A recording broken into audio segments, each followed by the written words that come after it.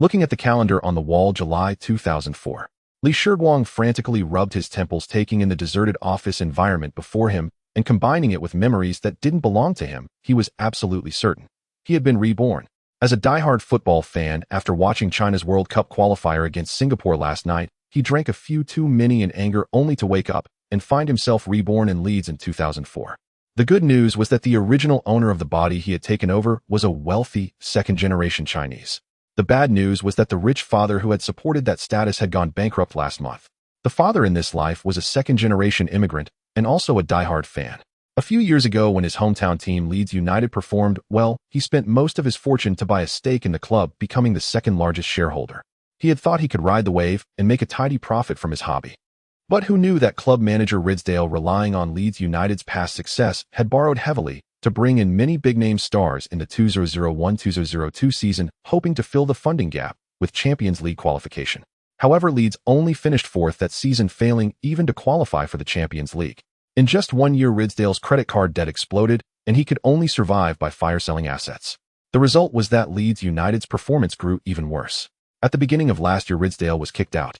The father bought his shares and took over as club manager, hoping to make a big move, but the towering debt left him unable to make any progress.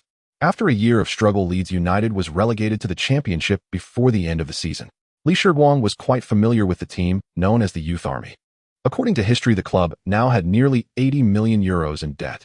This summer window to cut huge wage bills, not only would many first-team players be transferred or released, but even the club's home ground, Elland Road, would be sold. Afterwards, the cunning Bates, who had sold Chelsea to Abramovich, would buy Leeds at a very low price, but the stingy Bates would not invest further, and Leeds would embark on a 16-year journey back to the Premier League.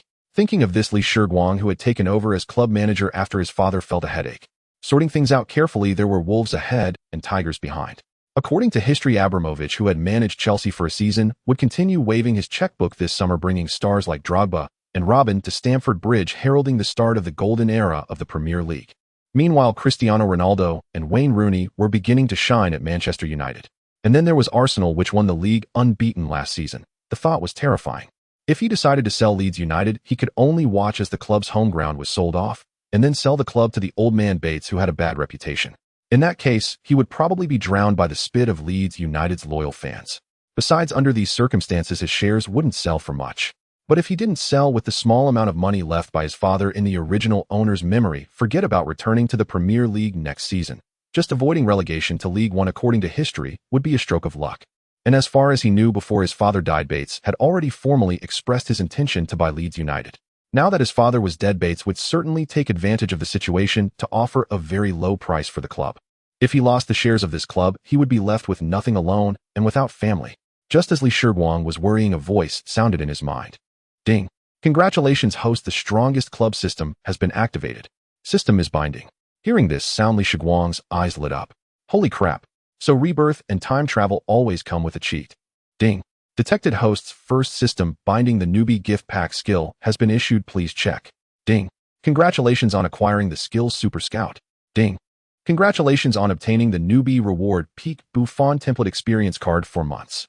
Hearing this voice, Li Shiguang, following the example of the protagonists in novels he had read in his previous life, focused his mind and began to call up the system. Sure enough, the next second, a translucent system panel appeared before his eyes. Host Li Shiguang. Own club Leeds United. Financial status: heavy debt, 80 million euros. Team morale low. Available funds, 20 million euros. Fixed skill: Super Scout can freely view detailed attributes of any player. Skill pack: Peak Buffon template experience card, 4 months, applicable to any player. Ding. Mission system has been activated. Ding. Mission triggered. First victory. Mission content: the current Leeds United team is in deep trouble. Please complete the team rebuild as soon as possible and win the first league match. Mission reward: gold treasure chest X1. Wow, quite detailed. As Li Shiguang muttered, his eyes subconsciously fell on a footballer poster on the wall, and the system panel refreshed. Ronaldinho. Age: 24. Attack, threat 96. Defensive strength 43. Body balance 76. Long pass accuracy 93. Short pass accuracy 99. Shooting accuracy 90. Dribbling accuracy 97. Shooting technique 97. Speed max speed 8091. Awareness 97. Leadership awareness 93. Injury tolerance C. Talent S. Current match status hot. Transfer value 50 million euros. Remaining peak years 3 years. Contract remaining 4 years. Potential no potential left to develop. Player evaluation top player in his position in world football currently. But his private life is chaotic, womanizing, drinking, using prohibited substances, and his performance can be affected by off-field incidents at any time. Comprehensive rating S. Seeing such a detailed player panel, Li Shiguang finally understood the role of the system and skills. So I can have the data of any player at any time. Then during the transfer window, I can make some moves. Li Shiguang was quick-minded. As a time traveler, he already had a certain understanding of football in this era. Now with the system's function, he immediately realized the business opportunity. From now on, he could grasp the detailed situation of every player with just a picture. Plus, with the Buffon template skill, he could turn low-cost players into treasures, then sell them in the transfer window for a higher transfer fee. As for how the player performed afterwards, or whether he turned out to be a bad deal for the next club that had nothing to do with his own club, this wasn't cold-bloodedness, nor was it fraud. Because after all, football was a business, and even more so a gamble. All those scouts hired by clubs were just betting on a player's future, and he could be ahead of everyone.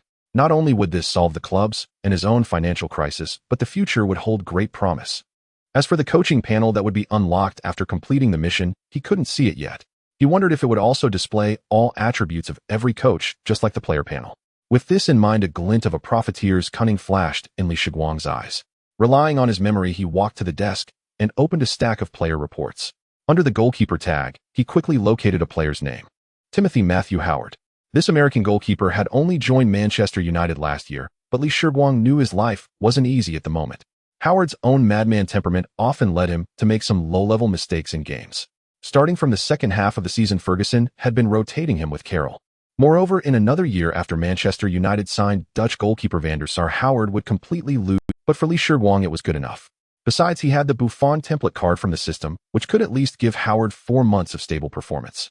And according to the system's introduction, signing Howard would only cost €3 million, a very low price. You're the one. Then Li Shiguang picked up the landline phone and dialed the number of the only assistant left in the club. Come with me to Manchester tomorrow and contact the agent of Manchester United goalkeeper Howard. In Howard's apartment in Manchester, Li Shiguang sat facing Howard. Timothy, I came here with great sincerity, and I believe you know that next season you will face even greater competition for the starting position at Manchester United. Leeds United can offer you a stable starting spot. After speaking, Li Shiguang picked up his teacup and activated the Super Scout on Howard. Howard's panel of Timothy Matthew Howard, age 24, attack, threat 33, defensive strength 73, physical balance 75, long pass accuracy 68, short pass accuracy 71, goalkeeping technique 70, jumping 73, reaction 75, agility 70. Injury resistance C, talent B, match condition extremely poor, transfer value 3 million, remaining prime period 6 months to 1 year, contract remaining 2 years, potential no further, potential player evaluation inconsistent, performs unpredictably. At this moment, due to the threat to his starting position, he was experiencing negative emotions and was in a state of self-doubt. Adjustable. Overall rating B. Li Shiguang pursed his lips. It was largely as he remembered. This famous butterfingered goalkeeper was indeed about to see his form plummet starting this year, and after 1 season, with Manchester United signing Van der Sar, he would completely lose his starting spot. But now was the perfect time to bring in Howard. Buy him at the lowest price, then directly apply the Gianluigi Buffon template on him. Perhaps later he could be sold for a good price, easing the current financial pressure. Hearing Li Shiguang's words, Howard furrowed his brows and sank into deep thought. Across from him, this unfamiliar Easterner, who claimed to be the manager of Leeds United, had come straight in and very directly expressed his wish to invite Howard to join Leeds and challenge the Premier League together next season. But Howard was also well aware of Leeds' current situation. A large number of key players had left a financial crisis. If it was merely a promise of a starting position, that was not enough to move him. Compared to the Championship, he still preferred to fight in the Premier League. With this in mind, Howard frowned and replied, Mr. Lee, I appreciate your invitation, but with Leeds' current situation, I think it will be very difficult to return to the Premier League next season.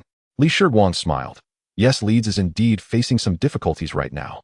But I have decided to inject an additional 20 million in investment. Besides you, we plan to bring in 3 to 4 more players to build a solid spine together.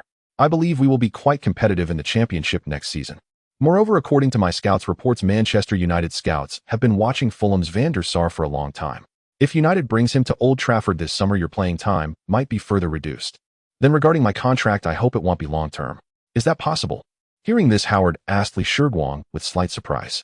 Seeing that Howard was already considering it, Li Shiguang seized the moment. No problem at all. He was signing him precisely to sell him later. Howard's request exactly suited Li Shiguang's plan. Once he used the skill card on him, Howard would inevitably put on a standout performance within 4 months, and then clubs would not fail to make offers. Hearing Li Shiguang's promise, Howard let out a long breath and replied, "All right then, Li. You can make an offer to Manchester United." Hearing this, Li Shiguang proactively extended his hand. "Then I wish us a pleasant cooperation." Howard's transfer went smoothly. Manchester United quickly accepted Li Shiguang's offer. Li Shiguang left the assistant to handle the remaining formalities and the next day set off for Leeds with Howard. In the manager's office at Elland Road, Leeds United's head coach Kevin Blackwell stared angrily at Li Shiguang. He knew Li Shiguang was a novice without any club management experience, but he never expected that Li Shiguang, without informing him at all, would sign a goalkeeper, and butterfingers Howard at that, and even promise him a starting position. At least in these two matters, bringing in players and determining the squad, this should be his right. Li, I can only accept him as a rotational goalkeeper in my squad. He's too unstable. If he's in the starting position, it would be a fatal blow to our defense. We need to bring in a truly reliable goalkeeper. What's more absurd is that you even wrote the guaranteed starting clause into the contract. Have you gone mad? Li Shiguang looked calmly at Blackwell. Kevin, you know we have no choice. The team needs to rebuild, and I only have 20 million in hand. That's not enough to spend too much on a goalkeeper. Howard is the best available at this price. In short, it was my money, my call. Seeing that he couldn't convince Li Shiguang, Blackwell had no choice but to leave. He had to go organize training immediately and let this new boss who knew nothing about football see Howard's performance and realize how foolish his signing was. Outside the training ground at that moment, a group of journalists and fans were watching Leeds United's first training session after the holiday break, and Blackwell, who had just arrived, was being interviewed by reporters. "Coach, is Leeds United's goal for next season merely to linger in the championship? I noticed you brought in Howard, who as far as I know had gradually become a substitute at Manchester United." Blackwell spread his hands. "Actually, I only learned about the Howard transfer just now in the manager's office." "Do you mean the deal was handled by Li? Was it not your buying request?" Hearing Blackwell's words, the reporter became instantly excited. This was big news. Leeds United's transfer operation had completely bypassed the head coach, which was unimaginable in English football. Blackwell looked regretful. "I didn't say that. Although Li has no experience in managing a football club, he still respects me as head coach." Before finalizing the deal, he asked his assistant to seek my opinion. The assistant just forgot. The reporter holding the microphone instantly gave an exaggerated eye roll. "Can you come up with a more ridiculous excuse?" Early the next morning, as soon as Li Shiguang flipped open the sports section of the Yorkshire Post, he saw a report taking up the entire page. The report revealed that Leeds United's head coach had disclosed how the new signing Howard's transfer was entirely handled by club general manager Li Shiguang, without the coach's involvement. The entire article basically condemned Li Shiguang for being a novice with no football club management experience, acting autocratically in recruitment when the club was facing huge difficulties, and what was worse, the foreign player he bought was a goalkeeper who had almost become a substitute. After reading the report, Li Shiguang turned on his computer and logged into the largest football forum in Leeds. Sure enough, the entire forum was full of posts attacking him. Fans were expressing their pessimism about the new season on the forum, and one post was even discussing who should replace him as club chairman after he stepped down. Li Shiguang couldn't help but let out a snort. "Damn, this Blackwell backstabbing me, huh? He'll have to find a way to get." As for the media and fans, once the league started, Howard, loaded with the Buffon template, would naturally shut them up. At the same moment in London, an elderly man with heavy round glasses and silver hair was sitting in his study carefully reading the Yorkshire Post. He was the former Chelsea owner Bates, who had once proposed to purchase Leeds United from Li Shiguang's father. After selling Chelsea, he did not give up on investing in football. Instead, he turned around and acquired West Bromwich, hoping to continue to showcase his prowess in the sport. As a shrewd football businessman who already owned a Premier League club, Bates had a keen sense of the financial crisis at Leeds United, realizing it was an excellent opportunity to acquire the club at a lower price. He was preparing to enter substantive negotiations, but the sudden death of Li Shiguang's father temporarily put everything on hold. His plan was to take over the club without rushing to invest heavily, maintaining the status quo for a while. He knew that in the future, British football market clubs like Leeds United with a large fan base would undoubtedly become popular investment targets. At that time, he planned to sell it again for a higher price, thus reaping substantial profits. But now, looking at the newspaper in his hand, Bates couldn't help but burst into laughter. "Ha ha, this Li is indeed someone who knows nothing about football." It seemed that the significant loss of key players had made him frantic, actually signing a notorious butterfingers. In Bates' eyes, this transfer operation was utterly foolish. However, for Bates, this made him abandon the idea of acquiring Leeds United before the season started. The championship is set to officially kick off next weekend, and with Leeds United's current lineup and low morale, it was impossible to achieve good results in the new season. "I can wait until later to act. It will be like picking up something for free." At this moment, Li Shiguang was fully focused on studying the system interface. Suddenly, he received a call from his assistant Alan. Boss, the bids you arranged earlier have been accepted by all clubs. I will arrange for personnel to discuss personal contracts with the players as soon as possible. Hearing this news, Li Shiguang breathed a sigh of relief. With the new season approaching, relying on just one goalkeeper would not achieve the goal of promotion. On the way to Manchester, Li Shiguang had already compiled a list and instructed club staff to send bids to the clubs of these players. They were Adebayor, Chiellini, Tevez, and Sneijder. These future stars currently had relatively low market values, but he knew they would showcase brilliant performances leading to skyrocketing prices. Then he could sell them off and completely resolve the club's financial crisis. After deducting Howard's transfer fee of €3 million, he still had a budget of €17 million left, which had to be meticulously managed until the winter transfer window opened. Thanks to the power of the system and his rebirth advantage, as long as he resolved the financial crisis and secured the first transfer funds, Li Shiguang could ensure his team was filled with future talents. Now Leeds United's offers had received responses, and he only needed to focus on negotiating personal contracts with the players. After resolving the players' issues, it would be time for the coach. Just thinking of Blackwell's smirking face made Li Shiguang feel nauseated. That old scoundrel dared to stab me in the back. Let him hang around for a couple more days, he'll definitely come up with a reason to get rid of him. August 7, 2004. Elland Road Stadium. Leeds United vs. Derby County. The first match of the new season for Leeds United was about to begin. Both teams' players were already warming up on the field. The live commentator Arigati was introducing the starting lineups for both teams. When he mentioned that Leeds United's starting goalkeeper was Howard, the fans erupted with huge boos. "We don't need a Butterfingers. Leeds United is finished. This Oriental man knows nothing about football. How could he sign a goalkeeper who can't even hold the ball? Oh my God, has Blackwell lost his mind? How could he put Howard in the starting lineup? My cousin works at the club. He heard that it had nothing to do with Blackwell. It was that damned Oriental who actually agreed to the requirement that Howard must start, even writing it into the contract. We can't let this Oriental man ruin Leeds United any further. Where is Bates? Isn't he supposed to be acquiring Leeds United? Why is there no action yet? Get this Oriental man out of Elland Road. Oh, Leeds United does not welcome him." The Derby County fans who had traveled from afar were laughing uproariously at the massive electronic screen in the stadium. Seeing Leeds United's starting lineup, a winning start seemed assured. Meanwhile, Bates, the subject of the Leeds United fans' discussions, was sitting in front of the television watching the match. When he heard that Howard was on the starting list, he also laughed in glee. In his view, Leeds United was doomed for this was good. The worse Leeds United's performance, the greater the advantage he had when proposing to acquire the club, and the more support he could gain from the fans. After the warm-up, the players returned to the locker room to listen to the coach's final tactical arrangements. Then, under the guidance of the referee, both teams entered the field. The Leeds United players had already heard the enormous boos from the fans in the players' tunnel. The turmoil during the transfer period had already made the players anxious. Now the massive boos and insults from Elland Road added immense pressure on them. Howard, who bore the brunt of the insults, lowered his head and took a deep breath, trying to calm the turmoil within himself, secretly thinking that once the match officially began, he must concentrate and absolutely cannot make silly mistakes like in previous training. At that moment, above their heads in the exclusive VIP box for Leeds United, Li Shiguang stood in front of the floor-to-ceiling window, calmly observing his team.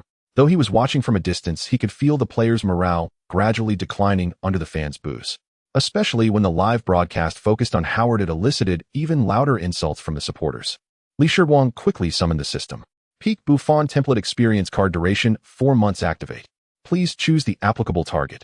Applicable target Timothy Matthew Howard. After about 2 to 3 seconds, a blue font appeared on the system panel. Template activated. Immediately afterward, Howard's new panel appeared before Li Shiguang. Timothy Matthew Howard, Peak Buffon template loaded. Remaining time 4 months. Age 24. Offensive threat 37. Defensive intensity 97. Physical balance 93. Long pass accuracy 90. Short pass accuracy 91. Goal line technique 98. Jump 92. Reaction 97. Agility 87. Injury tolerance, a transfer value 54. €1 million. Talent S. Match condition hot. Special skills 1. Excellent at saving penalty kicks. 2. Excellent at unknown saves. Overall evaluation S. The players from both teams walked onto Elland Road under the guidance of the referee. Ladies and gentlemen, welcome to Elland Road. Let's give some encouragement to the lads from Leeds United, shall we? On-site commentator Arigati also began to energize the atmosphere. However, the only response he received was a light patter of applause, as most home fans were still grumbling about Leeds United's starting lineup. At this moment, the forwards from both teams were already stationed near the center circle, waiting for the referee's whistle. Observing the rather tepid atmosphere, Shiguang furrowed his brows slightly. After all, among the current Leeds United squad aside from Howard, all the other players were either acquired from the free market or promoted from the youth team by Shiguang before his rebirth. If it weren't for the system, Shiguang really wouldn't be able to name a single one of them. But that is not important. Other new signings aside from Howard would gradually appear on the pitch, and the subsequent match descriptions would focus on these players. After Blackwell announced the starting lineup yesterday, Shiguang realized that only Howard made it into the first team, while the other new signings he brought in were relegated to the substitutes bench. Later, Shiguang personally went to ask Blackwell about it. Blackwell provided a solid reason, explaining that the players Shiguang had bought had only just joined the team and had barely trained together for a week. Thus, he had to start them on the bench and would adjust based on the game situation. Although he knew that Blackwell was dissatisfied with the lack of consultation regarding the signings, he also understood that the old man was still the head coach of Leeds United, and it wouldn't be appropriate for him to meddle too much in the team formation. Regardless, he needed to find a head coach during the winter window to replace Blackwell. Leeds United did not need a coach who contradicted the owner. With the referee's whistle, the first home match of the season for Leeds United officially kicked off. From the start, Derby County's players took advantage of their kickoff to launch a fierce attack against Leeds United. Derby County's head coach recognized that Leeds United was in a state of instability and low morale, so he instructed his players to quicken the pace right from the beginning, aiming to score as soon as possible.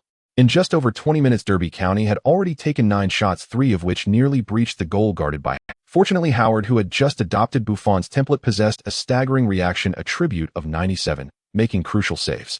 Seeing the current situation on the field, the already disgruntled fans could no longer hold back and began to hurl insults at Leeds United's players. "You bunch of useless fools. Can you even kick the ball past the halfway line? You're not even trying to play. Look at your defense, the entire back line keeps making mistakes. It's simply a joke. It's only been 20 minutes, and they've already had 9 shots. If you keep playing like this, you'll only end up playing in League One next season. Did you not see how dangerous that last shot was? If it weren't for Howard." Right, Howard's reaction was indeed quick. If it weren't for him, we would have already fallen behind. Amidst the cacophony of insults, some strange voices suddenly emerged. In the first 20 minutes, the best performer for Leeds United was undoubtedly Howard. Some fans who were not as emotionally charged had already noticed how remarkably improved Howard's state was since the game began. During warm-ups, Howard occasionally fumbled his saves. However, once the match started under the high-intensity bombardment from the opponents, Howard displayed remarkable stability. Aside from those few high-threat shots that he deflected out of the goal, he confidently secured all other attempts without any fumbles. At this moment, Derby County completed another long-range shot from outside the box, which Howard safely caught. Having just joined the team for a week and given his mediocre performance in previous training along with his reputation for being prone to mistakes, Leeds United's players did not hold high expectations for him. However, it is important to note that Buffon, as a dual captain for both the national team and club, inherently possesses strong mental attributes and leadership qualities. After completing several spectacular saves while embodying Buffon's template, Howard not only saw a rapid increase in his confidence, but also exhibited a hint of leadership qualities. Cradling the ball in one hand as he walked towards the small penalty area, he pressed down with his other hand and loudly shouted to his teammates, "Slow down. Don't let them dictate the pace, disrupt their rhythm of attack, so that we can find opportunities for counterattacks." Seemingly influenced by Howard, Leeds United's players voluntarily slowed down the pace, starting to make numerous backward passes in an attempt to penetrate Derby County's half through short passes. After nearly half an hour of relentless bombardment, the stamina of Derby County's players had rapidly declined. Thus, the latter part of the first half concluded in a relatively calm atmosphere. At this moment, Blackwell, who had just returned to the Leeds United locker room, was furious. Before the match, he had instructed Leeds United to employ a simple tactic of high balls attempting to break through the opponent's goal through headers or set pieces. Seeing that the team had regained their composure but did not execute the strategy he had laid out, he glared at the players and shouted, "What are you doing? Did you not understand what I said? Press forward, make long passes into the opponent's penalty area."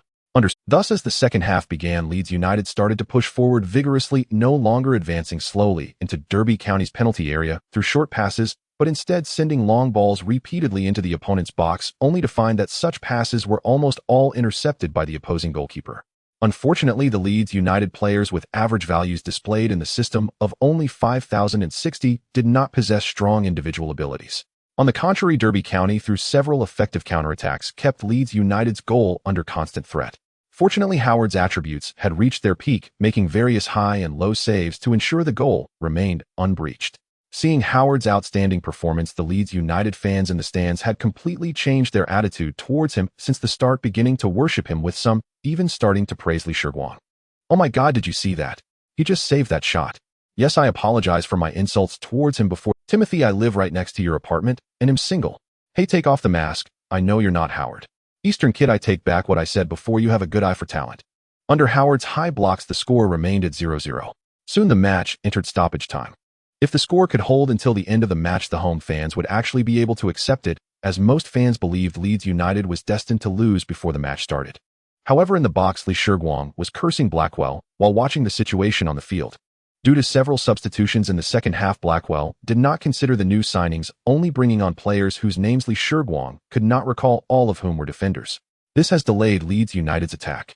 Shiguang was still hoping that Leeds United could win this match so that he could complete the novice task and see what good things the treasure chest could yield. In the 93rd minute, with just 1 minute remaining, Derby County earned their 11th corner of the match. Standing in front of the goal, Howard was already a bit out of breath. He had never played in such a high-intensity match. Previously, while playing in the Premier League for Manchester United, although the intensity was greater, his teammates were strong, and he rarely had to make more than 10 saves in a match. But in today's championship match, he had already made a dozen saves just on the goal line, not to mention all the times he had to rush out of the box to receive passes from defenders, which was extremely exhausting. Lost in thought, the referee's whistle brought Howard back to reality as he quickly focused on the corner area. This should be their last attacking opportunity. They must defend it. Immediately, Derby County's player took the corner. From Howard's perspective, the corner was not taken well, and he could easily secure it. So he lunged forward, jumped high, and caught the falling ball with both hands. "Throw it out quickly. There's still a chance for a counterattack." Shiguang couldn't help but shout anxiously.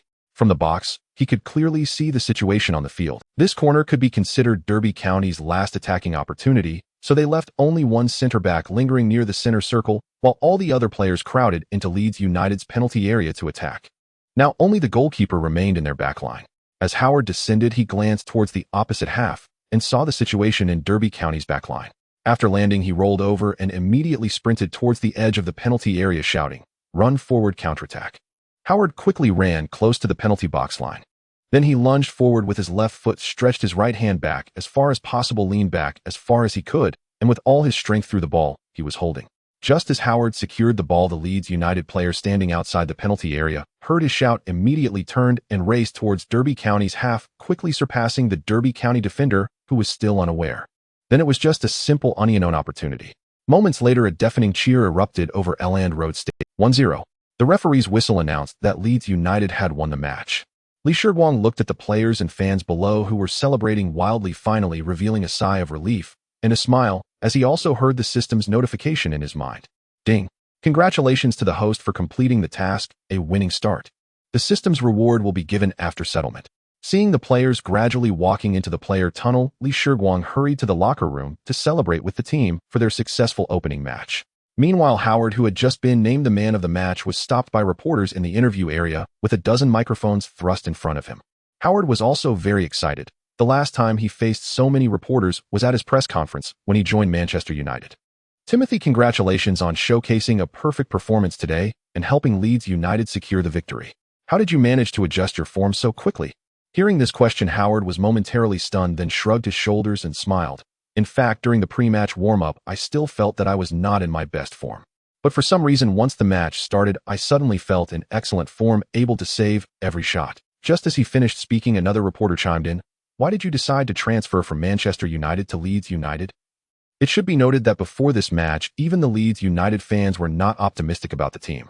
Shiguang just happened to walk behind the media, and when Howard looked up, he saw Shiguang smiling at him. "Wow, it's time to show loyalty." Without hesitation, he said, "I have to thank Lee. He personally came to explain his team-building plan and the goals for this season, which really moved me." He paused slightly, seeing that Shiguang's expression did not change. He continued, "And the most important point, everyone knows that I had almost lost my starting position at Manchester United. Lee offered me the starting position, as long as I stay healthy. He guaranteed that I would be a starter in every." Hearing Howard say this, a group of reporters couldn't help but marvel at how wise Shiguang's decision to urgently recruit Howard was. After speaking, Howard nodded slightly in Shiguang's direction. At this moment, the reporters noticed that Shiguang had come to stand behind them, so they quickly turned and thrust their microphones in front of him, firing various questions at Shiguang. The next day, at a bar outside Elland Road Stadium, the television was playing footage of the interviews after yesterday. At this moment, Li Shiguang on the screen was smiling and speaking confidently. This year, our goal is definitely to return to the Premier League. Of course, the season has just begun, but we have made a great start, haven't we? For the next 4 months, until the winter transfer window opens, Leeds United's goal is to remain unbeaten and win the halfway championship. Hearing Li Shiguang say this, the fans drinking laughed. Of course, having such goals is a good thing.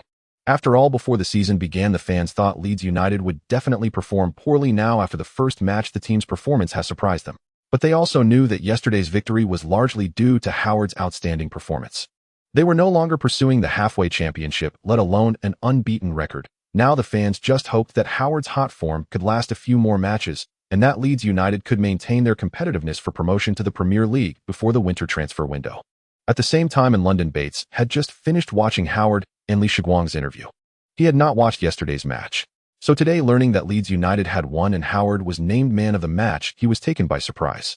In his perception, Howard had always been a player with unpredictable tendencies, but yesterday's stable performance and Li Shiguang's confident words on TV made him uneasy. Something is off. This situation is strange. I must see Howard's performance in person. If he plays like this again in the next match, I need to consider whether to buy Howard first. After all, given Leeds United's current financial situation, Li Shiguang could not possibly offer him a high salary. Then I could turn around and sell Howard, not only making a small profit, but also further undermining Leeds United's performance. As long as they cannot return to the Premier League this season, according to Leeds United's financial situation, I will definitely be able to acquire him at the lowest price after the season ends. Thinking of this, Bates picked up the phone next to him and called his assistant. Get me a ticket for the next Leeds United. Li Shiguang looked at the prompt from the system, feeling a surge of excitement in his heart. Fortunately, Leeds United had won the match at the last moment yesterday. Otherwise, he would have missed out on the system. Li Shiguang directly opened the treasure chest. He was very satisfied with the reward, a peak Drogba template experience card, 1 month. Although the duration was only 1 month, it was indeed the template of peak Drogba. In his memory, Drogba, during his prime, possessed extraordinary physical qualities, excellent ball control, and incredible shooting skills.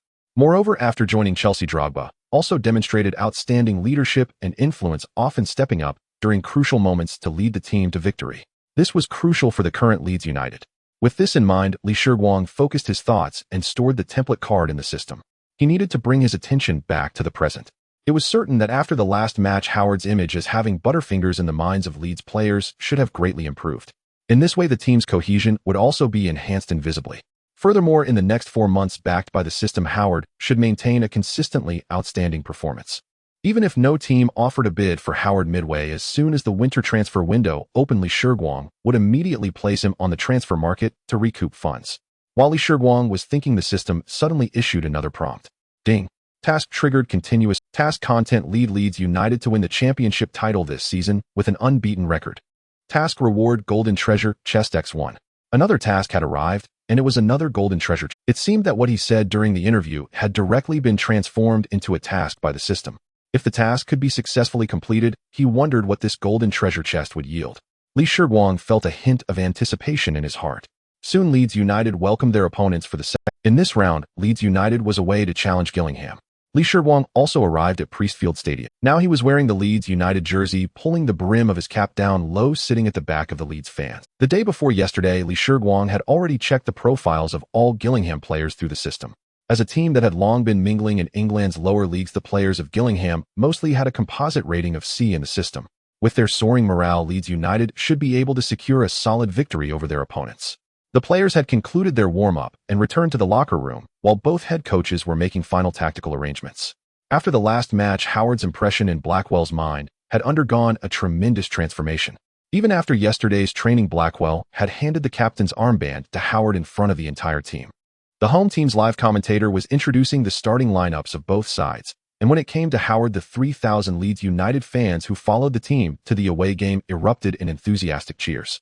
Bates was sitting at the top of the stadium. Next to him was Gillingham's chairman, Paul Scally. Hearing the cheers from the Leeds United fans, Bates shrugged at Paul Scally beside him and said, "Timothy is truly lucky." Just as he lost his position at Manchester United, he came to the championship and with just 1 match has won over the Leeds fans. Paul Scally turned to respond, "Kin, this isn't Elland Road. He will definitely be brought back to reality today." The match has not yet started, so the director kept switching the live footage, and the 2 old men chatting also appeared on the stadium's big screen at the right moment. Li Shiguang immediately spotted the white-bearded old man who had previously proposed to buy Leeds United. He had taken over Leeds United for over half a month, and during this time Bates had not contacted him through any channel. After winning the last match, he thought this old fox had given up on the idea of acquiring Leeds United. Why would he suddenly come to watch an away game for Leeds United? Li Shiguang found it a bit strange. This old man was not a diehard fan of football, was merely a tool for him to make money. If he still wanted to acquire Leeds United, he should have contacted me. At that moment the scene changed, and the players from both sides were following the referee out of the player tunnel. The moment Li Shiguang saw Howard, who was wearing the captain's armband, appear on the television screen, he understood. This old man. He was not here to watch the match, he was here to see Howard. He must want to see in person if Howard could maintain the form from the last match. But even if he saw it, what would it matter? He was not the owner of Leeds United. Oh, what did Howard's performance and the team's win or loss have to do with him? Unless... Li Shiguang slapped his thigh. He still wanted to acquire Leeds United. If anyone was the least willing to see Leeds United return to the Premier League, it would definitely be Bates. As long as Leeds United performed poorly, they would remain in the Championship after this season, or even get relegated. If that were the case, with the cash flow in my hands, I would inevitably have to choose the path of selling Leeds United, at which point he could acquire Leeds United at the lowest price. If Leeds United won this match, and Howard maintained his fiery form, this old man might very well contact Howard's agent before the winter transfer window, trying to buy Howard. If Howard left Leeds United in Bates' eyes relying solely on the other players, would absolutely be impossible to challenge for the Premier League. Selling Howard had originally been in my plans, but I didn't expect the first one to bite the bait would actually be Bates. With this thought, Li Shiguang couldn't help but smile softly, murmuring, if that's the case, I can definitely take a good bite out of this old fox. Priestfield Stadium. The match is about to end. As Li Shiguang expected, Howard continued his explosive form in this match, mercilessly stopping every shot that was on target. Leeds United pierced through the opponent's goal with 2 counterattacks in the second half, and one attack was initiated by Howard's powerful throwing. As Howard returned to the changing room, before he could celebrate the victory with his teammates, his phone sitting in the locker began to ring. Upon answering the call, he heard his agent's voice on the other end. Timothy, you need to step out for a moment, someone wants to meet you. As Howard stepped out of the changing room, phone in hand, he saw his agent waving to him from around the corner. He hung up and walked over. Turning the corner, he spotted the white-bearded old man standing next to his agent, and he felt as if he had seen him somewhere before. Seeing Howard approaching, Bates greeted him with a smile, extending his right hand. Hi Timothy, I'm Ken Bates. It's a pleasure to meet you. Upon hearing the old man's introduction, Howard suddenly realized that this man was Bates, the former owner of Chelsea. He recalled seeing him from a distance when he played at Stamford Bridge, which explained the familiarity he felt just now. But what could he want with me? Howard, puzzled, asked. It's a pleasure to meet you too, Mr. Bates. May I ask why you were looking for me? Is there something specific? He had just received the call from his agent while preparing to change clothes in the changing room, so he had walked out with his upper. Bates scrutinized Howard. Perhaps due to the victory, he had a rosy glow on his face. His well-defined muscles indicated he was a player with a high level of professionalism. Most importantly, it had been less than 5 minutes since the match ended, yet his demeanor did not resemble that of a player who had just finished a high-intensity game. Today, Leeds United had scored their goals through quick counterattacks. For most of the match, they had been under pressure from Gillingham, and Howard had made numerous saves. When he entered, he had also seen the players from Gillingham, and their goalkeeper was already panting heavily. Seeing Howard's excellent condition, Bates' eyes lit up. It seemed that Howard had not squandered his summer. Although his position at Manchester United was precarious, he had not given up and was still undergoing rigorous training. One must say this: Li Shiguang is truly fortunate, having unexpectedly stumbled upon a great opportunity. But no matter, this opportunity will soon belong to me. Bates had made up his mind to arrange for his subordinates to discuss a personal contract with Howard's agent after returning. Once an agreement was reached with the player, he would immediately make an offer to Li Shiguang. No matter what, he had to bring Howard to West Brom during the winter transfer window. After all, Howard was currently playing in the Championship. I don't believe he can resist the temptation of returning to the Premier League, especially since the season is still long, and whether Leeds can achieve promotion remains uncertain. As for Leeds United, if they were to collapse in performance after losing Howard, he would swoop in for a bargain then. Bates could already envision Li Shiguang's furious expression upon learning that Howard had been taken from him. Your father couldn't even manage to pull Leeds United out of the mire, and you think you can? Just wait for your team to be drained by me. Thinking of this, Bates proudly stroked his beard, his smile growing warmer as he said to Howard, It's nothing special, Timothy. Your performance today was fantastic, and I wanted to get to know you. Perhaps we may have a chance to collaborate in the future. What he didn't know was that just as he greeted Howard, Li Shiguang was rushing to the changing room, eager to celebrate the victory with the players. Li Shiguang did not interrupt their conversation, but quietly watched Bates from a distance, seeing how happy Bates was while chatting with Howard. He knew. The fish should be biting. It's time for me to make my move. This old fox won't know what hit him. Oh, Mr. Li, you are here as well. Are you here to supervise the battle? Li Shiguang was just about to greet Bates. Suddenly, a booming voice came from behind. Turning around, he saw a throng of reporters rushing toward the changing room, and the leading reporter was the one who had interviewed him last week. Once again, a dozen microphones were shoved in front of him. Congratulations, Mr. Li. Leeds United has achieved yet another victory. Can you share your feelings right now? Mr. Li, Leeds United performed exceptionally well today. Mr. Li, Howard delivered a world-class performance again today. With less than 4 months until the winter transfer window, if other teams make offers for him, will you accept? Mr. Li, there is actually a question on everyone's mind. We all know that Howard's performance at Manchester United was rather unstable. What made you insist on bringing him in under such circumstances? Yes, we all know that Leeds United's financial situation isn't very optimistic. Timothy is the first deal you've made since taking over the club. What were your considerations back then? These reporters were not going to give Li Shiguang much time to respond. In an instant, 4 or 5 questions were thrown at him, and everyone wanted to know how Li Shiguang evaluated this deal. Hearing the reporters' questions, Li Shiguang couldn't help but marvel at his luck. Wasn't this a case of a gnat meeting a pillow? He slightly turned toward Bates, allowing the old fox to see the smile on his face. Then he put away his smile, cleared his throat, and began. In fact, I've been a passionate football enthusiast since I was young, and from the moment my father became a shareholder of Leeds United, I became their most loyal fan. After my father passed away, I vowed at his funeral to fulfill his last wish and bring Leeds United back to the pinnacle of the Premier League. As he spoke, a hint of sadness appeared on Li Shiguang's face. The reporters beside him seemed to be affected by his emotions, and the previously noisy atmosphere suddenly fell into silence. Seeing that the mood had been adequately set, Li Shiguang continued, Actually, I've been following Timothy since before he joined Manchester United. I know he is an exceptionally talented goalkeeper. He just needs time to adapt to the football environment in England. In fact, I believe that the strength he is currently demonstrating does not match his price. The upcoming matches will prove everything. At this moment, Bates, who had walked behind the reporters, also heard Li Shiguang's words and felt a wave of frustration. Damn it, this kid really is lucky.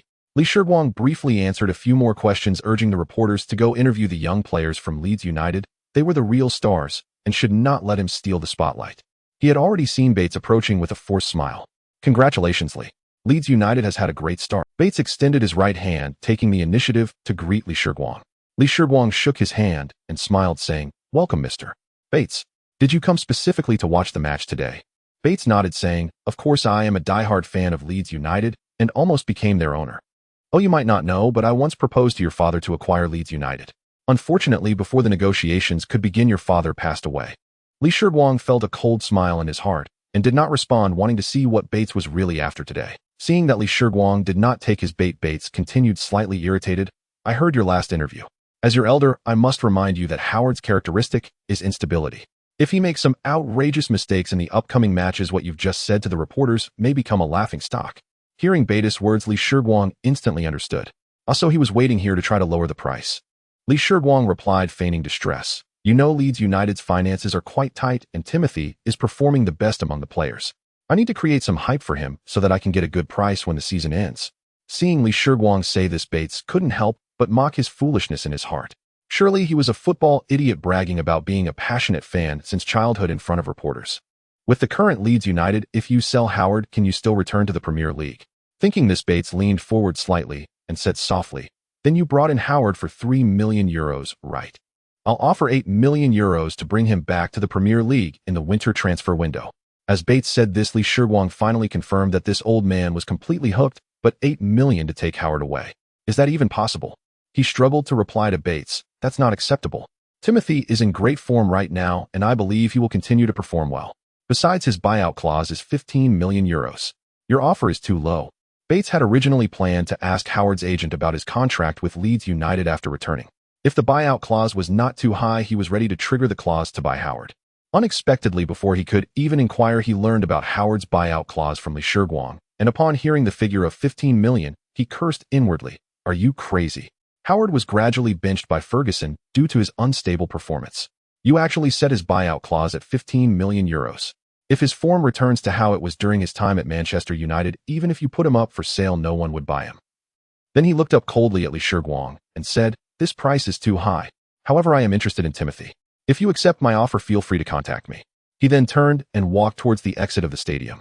Watching Betis back, the struggle on Li Shiguang's face was replaced by a sly smile. "Thinking of robbing me halfway? Is that even possible? 8 million, and you think you can take Howard? Wait 2 more months, and even 10 million you can forget about it. When the time comes, be prepared to open your wallet." He saved it. This is Howard's 7th penalty save since the start of the season. The score remains unchanged with Leeds United leading 10. There are 10 minutes left in the match. If nothing unexpected happens, Leeds United will secure another victory. Now in the 23rd round of the championship, Leeds United has remained unbeaten through a full 22 matches, and it seems that the miracle will continue. Air Gadi's wild screams echoed above Elland Road. Inspired by Air Gadi, the fans at the scene were also in high spirits. In the south stand of the stadium, the loyal Leeds United fans have raised a massive tifo, depicting Howard pointing forward and shouting loudly. For months ago, when Li Shiguang confidently stated in the media that Leeds United's goal was to be the halfway champions, most fans just laughed it off. At that time, Leeds United had only achieved 1 victory, and fans thought Li Shiguang was a bit too ambitious. Having dreams is good, but there is a significant difference between a dream and a delusion. However, as the league progressed, fans discovered that this Leeds United was entirely different from what they had previously. Howard's continuous stellar performances kept the goal secure, and to this day, he has only conceded for goal. The coach Blackwell, who Li Shiguang had previously found quite distasteful, has also changed his initial impression of Howard and has resolutely adopted a defensive counterattack strategy. The only thing that still displeased Li Shiguang was that aside from Howard, Blackwell had not given many opportunities to the other new signings, with only Adebayo and Tevez receiving a few chances to come off the bench. Looking at Howard, who just saved the penalty and was now uplifting the spirits of the Leeds United players.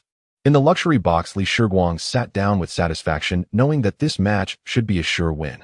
If so, as long as they could defeat Sunderland in the next match, the boasts he made in the media would become a reality, and the tasks issued by the system could also be completed. Regaining his focus, Li Shiguang picked up the laptop beside him and began browsing the emails sent by his. With the arrival of the winter transfer window, Leeds United had already received several offers for Howard, but among all the offers, Betis was the highest, having raised his bid for Howard to 10 million euros. Seeing this number, Li Shiguang felt there should still be room for a price increase, so he did not reply. After all, as far as he knew, Betis had not been doing well recently. West Bromwich had gone winless for 8 consecutive games. Approaching the Christmas schedule, they had only accumulated 15 points while conceding as many as 36 goals. West Brom's defense could only be described as riddled with holes. Li Shiguang knew that West Brom would ultimately finish the season in 18th place in the Premier League, narrowly avoiding relegation. But Betis was unaware of this. At this moment, Betis was in dire straits, having not invested much in strengthening the team after acquiring West Brom, believing that the current roster would at least achieve a mid-table finish in the Premier League. Who knew that midway through the season the team had been jumping around the relegation zone repeatedly. Recently, they had gone winless for 8 games, and the pressure from public opinion was increasing, with fans calling for his resignation on the official website. If he didn't make a few strong signings during the winter window, given the fierce competition in this year's Premier League, West Brom was very likely to be relegated at the end of the season, which he absolutely could not accept. Especially every time he saw the news of Leeds United winning again, he felt a surge of blood. He knew he had to take action. If his West Brom got relegated while Leeds United succeeded in promotion, it would mean all his efforts were in vain. Mainly Howard's performance over the past 2 months had completely captivated him, so in the most recent bid, he raised the price to 10 million euros, thinking that Li Shiguang would accept this offer. However, it had been a week since the email was sent, and Leeds United had yet to respond. He decided to personally go to Leeds next week to talk to Li Shiguang, no matter what he had to bring Howard to Hawthorns during this winter window. Tim Howard, the one true god of Leeds United. Real Madrid offered 14 million euros to acquire Howard. Leeds United has received offers from over 5 clubs for Howard. Surpassing Buffon, Howard breaks the record for penalty saves in half a season. Leeds United fans, can we keep Howard? Leeds United versus Sunderland. The battle for the halfway championship is about to ignite. A miraculous transfer lease prophecy may come true. On losing Howard, Leeds United. Looking at the news online, Li Shiguang was no longer surprised. Since the start of the season, Leeds United had made a high-profile claim with 5 consecutive victories. From that point on, the media changed its previous pessimistic tone. After every match, there were plenty of media outlets praising Leeds United. Reports on Howard's miraculous performances were particularly abundant, and he even appeared on the covers of several football magazines. Li Shiguang also managed to recoup some losses through Howard's image rights and jersey sales. After all, the team's monthly wages were not a small amount. He welcomed these news, as the bigger the storm, the more valuable the fish. With this in mind, Lee Shiguang called up the system interface. Host Lee Shiguang Club owned, Leeds United financial status heavily indebted, 80 million euros. Team status high morale available funds, 6 million euros fixed skill super scout. Can view any player's detailed attributes freely skill package peak Drogba template experience card. 1 month applicable to any player. The club interface has already seen some changes and the team status is now at full capacity. After making winter window signings, he only had over 1 million euros left, but now it had improved enough to support the club's healthy operations for the next 2 months. Once Howard is sold, he believed his cash flow for the season would be adequate. As for paying off debts that could wait, there was no rush. Surviving now would allow for future gains. Then he opened Howard's attribute interface, which had also seen some changes. The remaining time for the Buffon template was 8 days, perfectly covering the next match. Putting away the panel, Lee Shiguang picked up the phone beside him and dialed, reject West Brom's offer, then contact the media, and slipped them a little something saying that we have indeed received many offers for Howard, but he is not for sale unless a club's offer triggers his buyout clause, otherwise we will not consider selling him. That evening, the local evening newspaper in Leeds began publishing news about Howard's transfer. By the next day, major newspapers in England had mentioned that Leeds United had received numerous offers for Howard, including from several Premier League teams like West Brom. However, Leeds United's owner Lee Shiguang clearly stated in an interview that Howard is the key contributor to the club's excellent performance this season, and the club would not consider any offers that do not trigger his release clause. In the West Brom office, Bates stared at the computer screen with a grim expression as Lee Shiguang rejected his offer. He even turned around and publicly announced that West Brom had made an offer for Howard. But how dare he say that Leeds United would only accept offers that trigger the release clause? Did he think he was selling Buffon? Juventus did spend over 50 million euros to bring Buffon from Parma, but he is the world's #1 goalkeeper. Lee Shiguang bought Howard from Manchester United for only 3 million euros, and now he wants to sell him for 15 million euros after just 4 months. You might as well just go grab him. I'm not buying anymore. Thinking of this, Bates dejectedly closed the website, preparing to light a cigar to calm himself. Suddenly, his assistant rushed in, flinging the door open, and said, "Boss, you need to check the club's official website. Fans already know we've made an offer to Leeds United and are leaving messages asking about the transfer progress." Fuck that Lee Shiguang, he's really shameless. Bates knew that if he didn't secure Howard this time, he might drown in the fans' backlash. Saturday match day, Elland Road Stadium. On-site commentator Heir was shouting hoarsely to Leeds United's savior with a fantastic save. He once again held the ball securely in his arms. The match between Leeds United and Sunderland had now entered stoppage time in the second half, with the score still 0-0. Now, with 23 rounds completed, Leeds United stood at the top of the table with 20 wins and 3 draws, accumulating 63 points. Their opponent in this match, Sunderland, was just 2 points behind in second place. As long as Leeds United remains unbeaten in this match, they will secure the first half championship of the championship this season. Howard had just completed another spectacular save. Heir had lost count of how many times he had shouted those words at Elland Road this season. After his hoarse shout, he picked up the water cup beside him, took a big gulp, and then fixed his gaze on Howard, who had just kicked the ball long.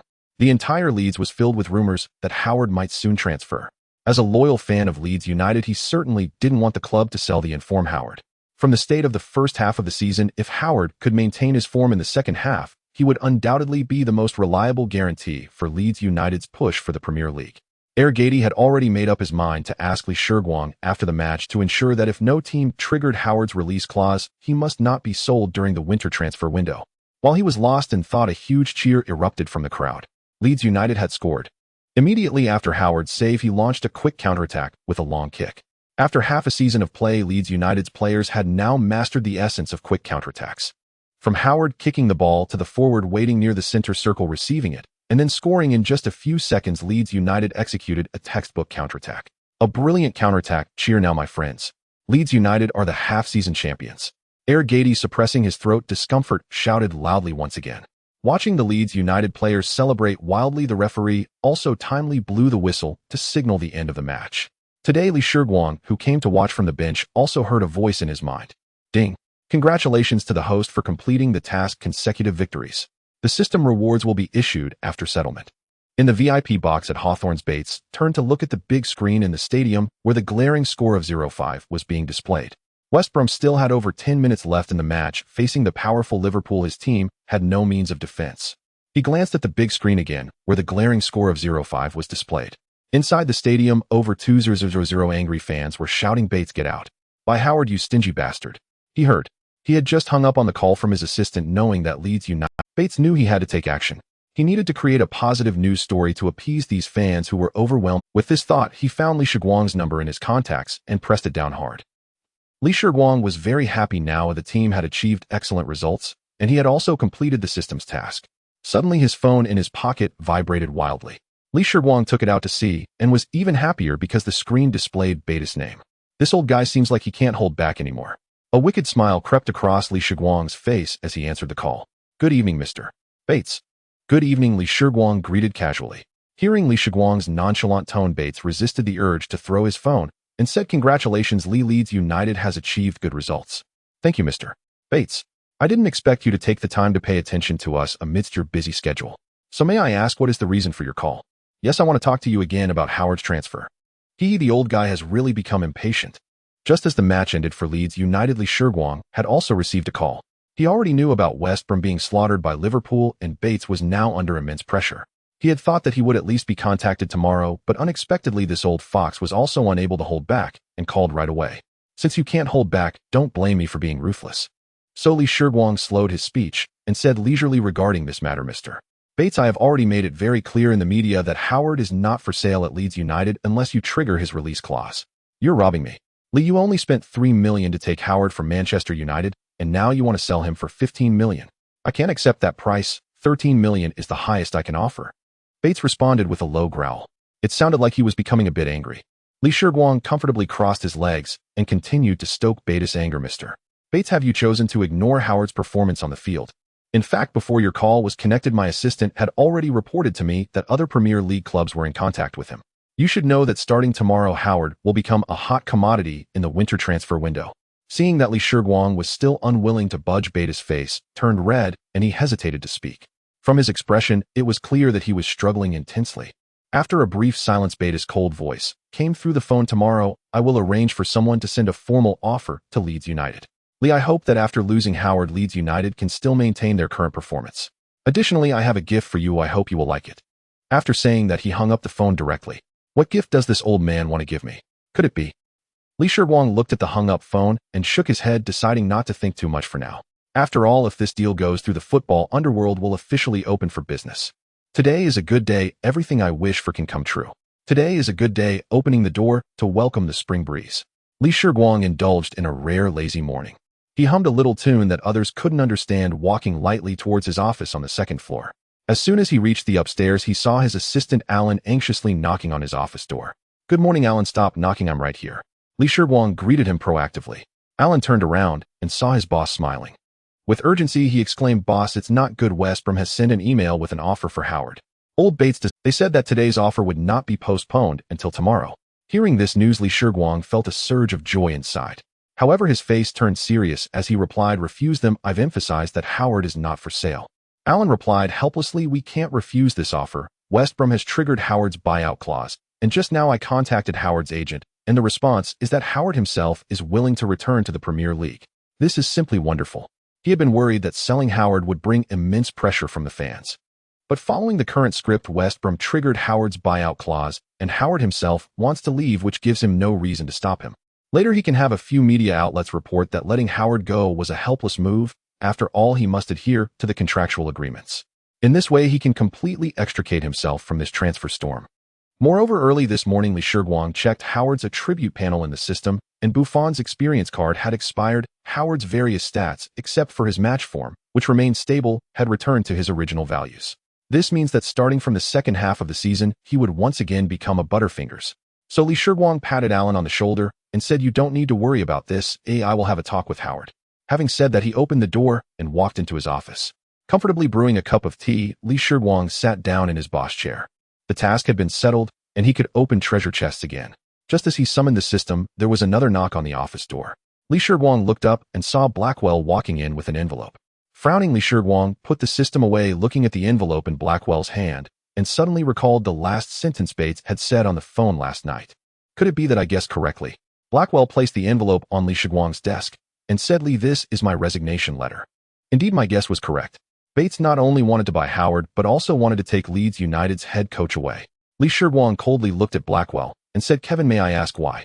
Blackwell replied calmly, because of money. West Brom has offered me an irresistible deal, and their owner Bates told me last night that today he would be making an offer to Leeds United. Whether I agree to his invitation or not, he will bring Howard to Hawthorn this winter window. Seeing that Shiguang did not respond, Blackwell continued to explain, "You know that Leeds United's success in the first half of the season is largely related to Howard's performance this season. If we lose him in the second half of the season." "I agree." Without waiting for Blackwell to finish, Shiguang calmly interrupted him. Looking at Blackwell's slightly astonished expression, Shiguang no longer waited for him to speak, stood up, smiled at Blackwell, and gestured to escort him out. "Good luck, Kevin." Seeing that the intense argument he imagined with Shiguang did not occur, Blackwell pursed his lips and turned to leave the office. After Blackwell left, Shiguang picked up his tea and began to contemplate. That Bates, his ambition knows no bounds. Do you think that by poaching Blackwell and Howard, Leeds United would falter? In Shiguang's mind, several famous coaches from the future suddenly emerged, such as the ones he particularly liked, Mourinho, Klopp, etc., who have not yet entered the major clubs to coach. He still has great opportunities to invite them to coach Leeds United. Shaking his head, Shiguang sat down again and summoned the system. The world is vast, but opening treasure chests is the most important. Let's deal with the coaching situation after opening the chests. Looking at the golden treasure chest in the panel, Shiguang rubbed his hands and directly opened it. "Congratulations, host, you have obtained the skill master level coach." Upon seeing this reward, Shiguang barely had time to think deeply before suddenly feeling an influx of various football tactics and training methods in his mind. "It seems that I have become a European royal now. Just when I was thinking about where to find a head coach, this is great. There's no need to search for a head coach now. With these ideas in my mind, I can completely act as the head coach of Leeds United." Currently, Leeds United's massive debts are still an objective reality. In Shiguang's plan, the €15 million he intends to squeeze from Bates will not be used to pay off the current debts. Apart from the normal operational costs of the club, he will also need to bring in some players to support the team's performance in the second half of the season. Once he becomes the head coach of the team, at least in terms of coaching salaries, he can save a significant amount of expense. After all, once the season ends, Shiguang's black shop will reopen, and by then he can wipe out Leeds United. Confirmed. West Brom's $20 million offer for Howard. $20 million. West Brom triggers Howard's buyout clause. Shocking. Blackwell and Howard join West Brom. Howard returns to the Premier League. Shiguang wishing Timothy and Kevin good luck. Leeds United suspected of internal discord. Head coach Blackwell may leave. The next morning, major football websites in England broke the shocking news. Shiguang browsed the news while thinking, this Bates really can't help himself. Last night, at Shiguang's suggestion, Leeds United replied to the email stating that as long as West Brom transfers $15 million, Leeds United can release him at any time. After learning that the dust had settled, Bates, under immense public pressure, couldn't wait to reveal the news of Howard's transfer to the media, and to make it even harder for Shiguang, he even leaked that Blackwell would soon be coaching West Brom. Meanwhile, over in Leeds, fans saw these news reports and flooded into Leeds United's official website to leave messages hoping the club would clarify. After all, in the fans' hearts, Shiguang would never be foolish enough to let the club's most valuable player go so easily. Tuesday, the hopes of Leeds United fans were utterly shattered. For earlier that morning, Bates held a high-profile press conference with Howard and Blackwell announcing their joining. Upon seeing the news on the media, Leeds United fans wailed in despair, flocking to the official website to vehemently criticize Shiguang for this transaction. Having just exited the Carrington Training Center, Shiguang, upon receiving a call from Alan, was not in a hurry. Instead, he smiled and asked him to tell the fans not to worry, that in a couple of days he would bring a new goalkeeper back to Leeds United. After deciding to take the position of head coach for Leeds United, Shiguang left Alan at the club to hold the fort, while he and the other staff members departed Leeds in different directions.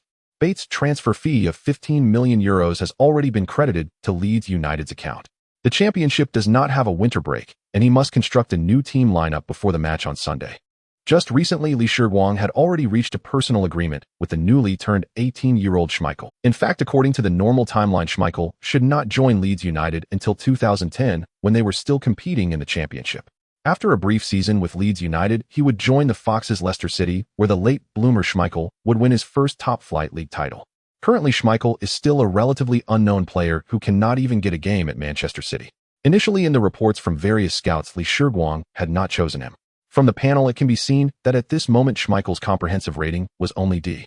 Without any other peak goalkeeper template experience cards, his overall ability was still too low, and according to the information he knew, it would be a full 10 years until Schmeichel reached his peak. However, after clarifying the master-level coaching skill, Li Shiguang decisively chose to make an offer. This skill not only filled Li Shiguang's mind with tactical ideas, but also had a powerful function, which was to significantly shorten the time for players to reach their peak through training. It is known that Schmeichel's talent has reached yet his current market value is only €5,000. After acquiring him, training him for a year and a half would surely allow for a lucrative resale. Thinking about his dream of running a black market, Li Shiguang decisively sent an email to Manchester City yesterday to request the purchase of Schmeichel. Manchester City was also quite agreeable. Leeds United's offer of €8,000 had surpassed Schmeichel's current market value. After finalizing the personal contract, Schmeichel would head to Leeds tomorrow. Upon returning to Leeds, Li Shiguang immediately convened a press conference. After all, regarding his assumption of the head coach position from Blackwell, he needed to provide the media and fans with an explanation in advance.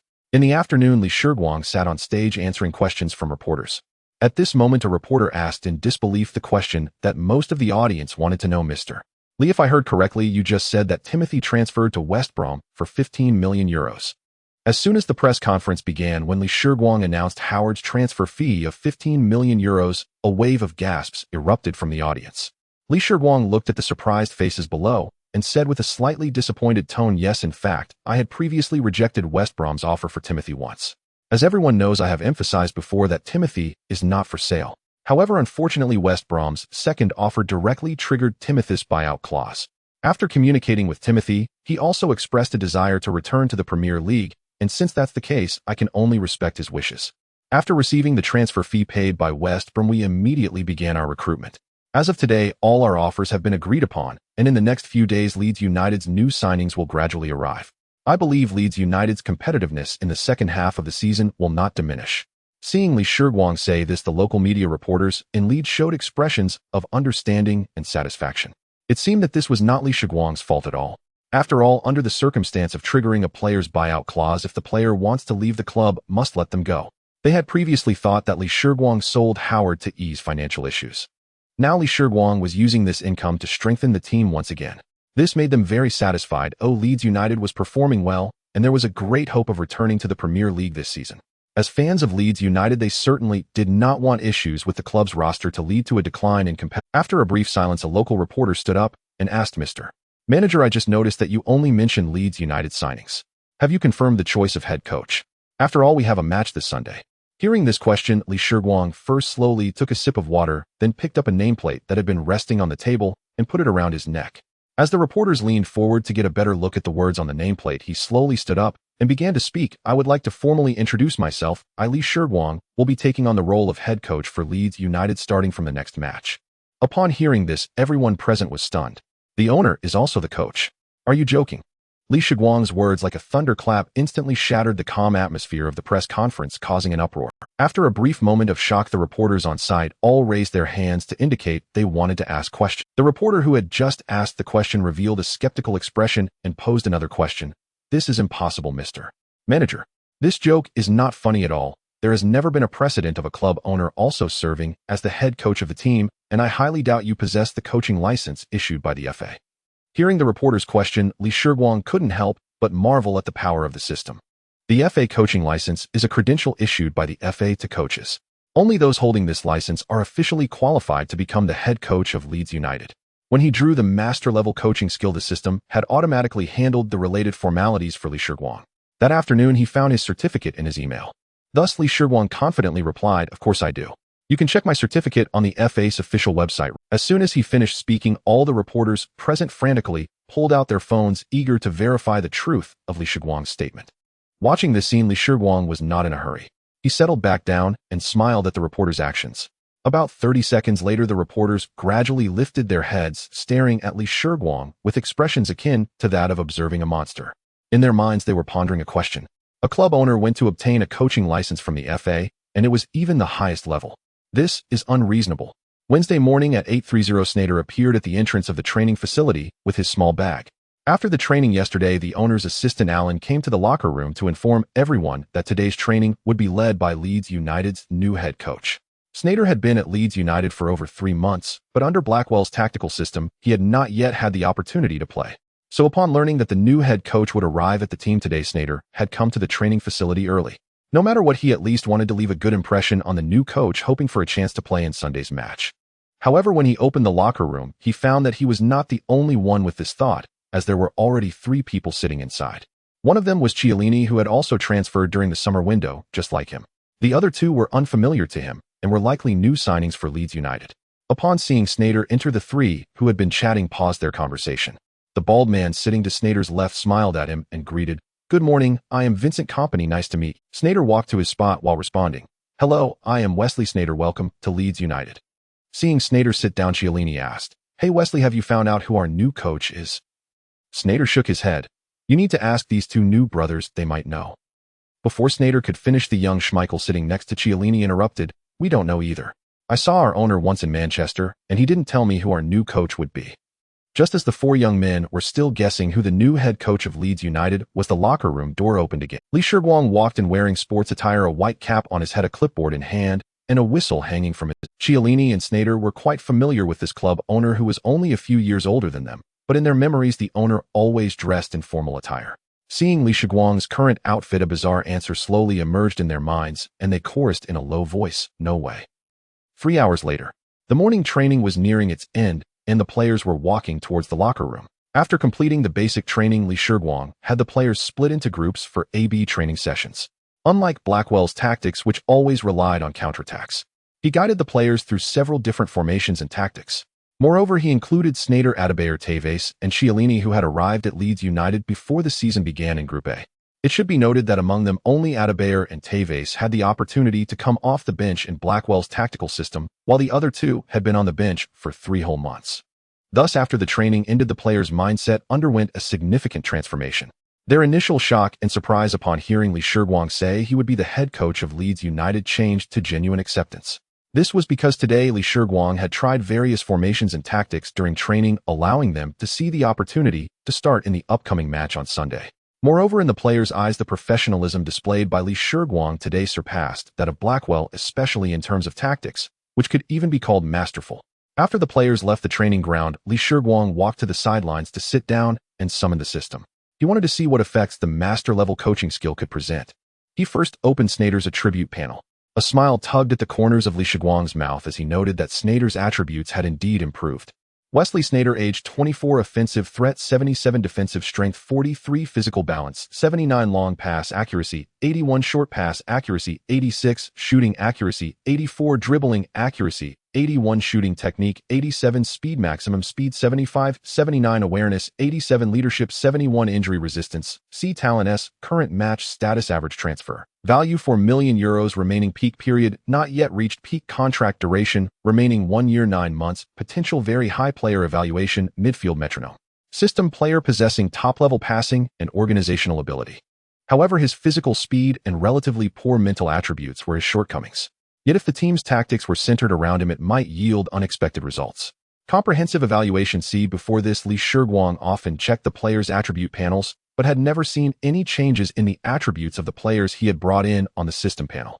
He thought it was because their playing time was too short, resulting in slow progress. However, after today's training session ended, he opened Sneijder's attribute panel and saw a lot of changes, making him internally curse Blackwell repeatedly. That old thief Blackwell. He truly ruined my plans. Fortunately, he left on his own. Otherwise, my scheme for the black market would have been indefinitely postponed. Li Shiguang browsed through the attributes of each player and saw that they had all improved to some extent. Truly, the skill produced by the system was powerful. Satisfied, Li Shiguang left the training ground in a hurry. Tonight, West Brom would host Tottenham. As for Howard's performance tonight, Li Shiguang was very much looking forward to it. It was 6 p.m. There was still an hour and a half until the match between West Bromwich Albion and Tottenham Hotspur would begin, but the Hawthorns was already buzzing with excitement.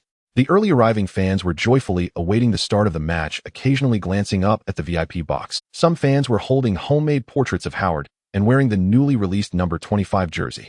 The first half of the season had undoubtedly disappointed the fans, with a feeble front line, a chaotic midfield, and a defense as weak as tofu, making each matchday experience for the home fans extremely frustrating. After a devastating defeat to Liverpool last week, West Brom had fallen into the relegation zone, which the fans found unacceptable. Fortunately, the penny-pinching owner Bates seemed to have recognized the severity of the problem. Within just 3 days since the winter transfer window opened, not only had they strengthened the attacking and midfield positions, but they had also splurged on the impressive Howard and brought in Leeds United's manager Blackwell.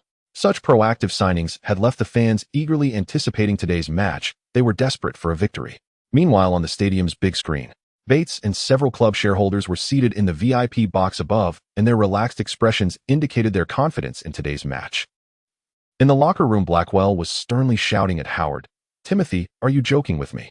Sitting opposite him, Howard, knowing he was in the wrong, hung his head and remained silent. Perhaps it was due to his unbeaten streak in the first half of the season or the dizzying rise in his market value. With today's match looming, he had gone out to a bar at a friend's invitation and returned to the club's apartment close to 3 a.m. And even when arriving at the training ground this morning, he still carried a faint scent of alcohol. Since there was a match in the evening, Blackwell had only conducted some light training with the players in the morning, and following his usual routine over the past few months, he hadn't paid much attention to Howard's training performance. However, during warm-ups, Howard committed several basic errors which caused Blackwell to feel a hint of unease. Initially, he thought Howard might be unwell, so he ended the warm-up early and sent Howard back to the locker room. After arranging for the assistant coach to continue warming up the other players, he returned to the locker room to inquire about Howard's situation. At first, Howard stammered that he was nervous because it was his debut match since his transfer. However, Blackwell did not believe it. He had not seen Howard nervous during his first match at Leeds United. After some pressing, it was revealed that Howard had actually gone clubbing last night.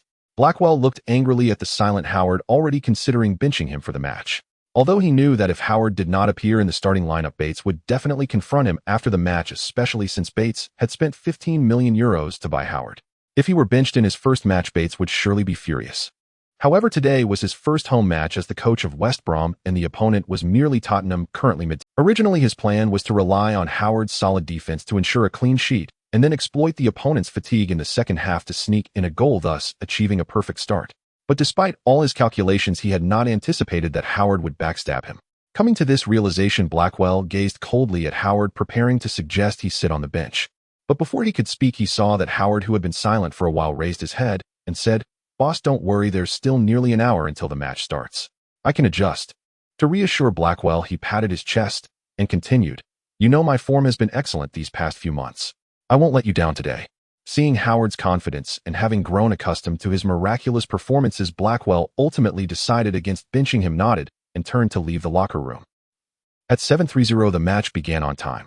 Led by the referee, the players lined up and emerged. The live broadcaster timely focused the camera on Howard, and his figure was instantly displayed on the big screen. Although it was already known that Howard would start in today's match, when his image appeared on the big screen, the eagerly awaiting fans erupted in tremendous cheers.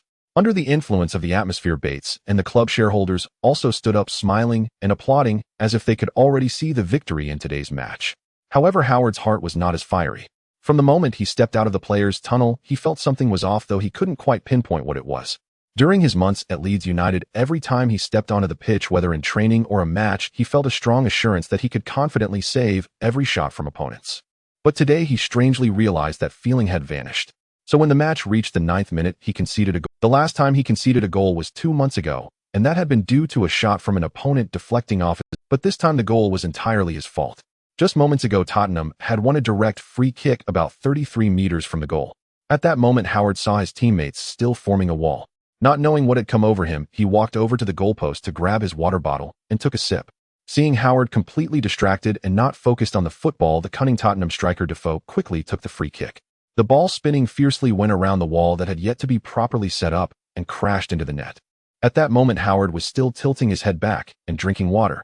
After Tottenham scored, the Hawthorns fell into an eerie silence, as if time had been paused. But the live broadcaster was quite astute, directly cutting to the scene of Howard drinking water on the big screen. Watching him hold his water cup, the West Brom fans, who had hailed Howard as their savior just 10 minutes prior, erupted with a slew of beautifully English exclamations. Meanwhile, at home watching the match, Shiguang was quickly wiping the tea table in front of him with a napkin, having just seen Howard standing on the goal line with a confused and surprised expression, unable to hold back. He sprayed the tea he had just sipped. "Brother, I knew you would flop, but I really didn't expect you to flop this badly." Now on the television screen, Howard's face no longer bore the confidence and arrogance he had displayed during the press conference. Instead, it was replaced by disappointment and astonishment after making such a blunder.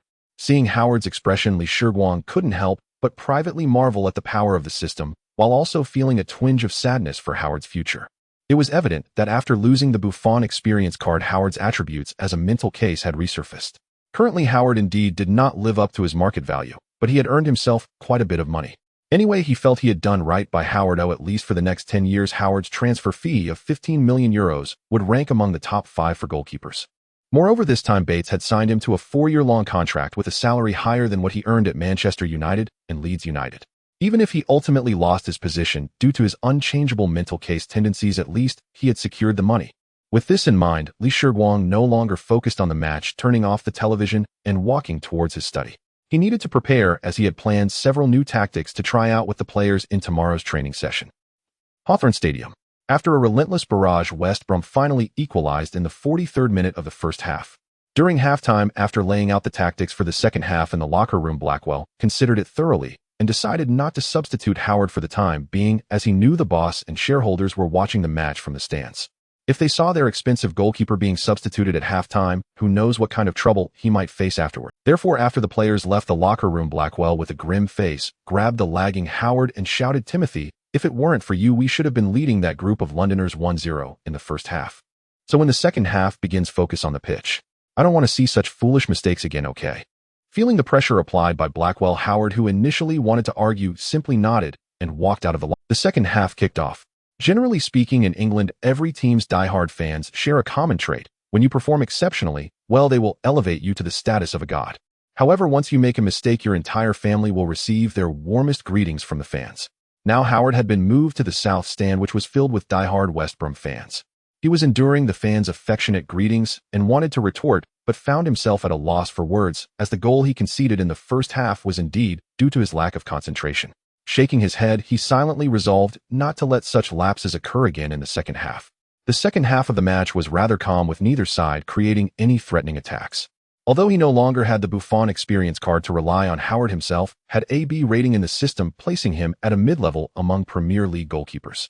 It was only his unique mental case and Butterfingers attributes that had drawn criticism during his time at Manchester United. As the match approached the 90-minute mark, the few shots from Tottenham in the second half were all saved by Howard, who was now intensely focused. Seeing Howard's performance return to normal, the fans in the stands ceased their jeers and began to applaud his spectacular saves. As the match was about to end with a score of 1-1, Blackwell on the sidelines and Bates in the stands both breathed a sigh of relief.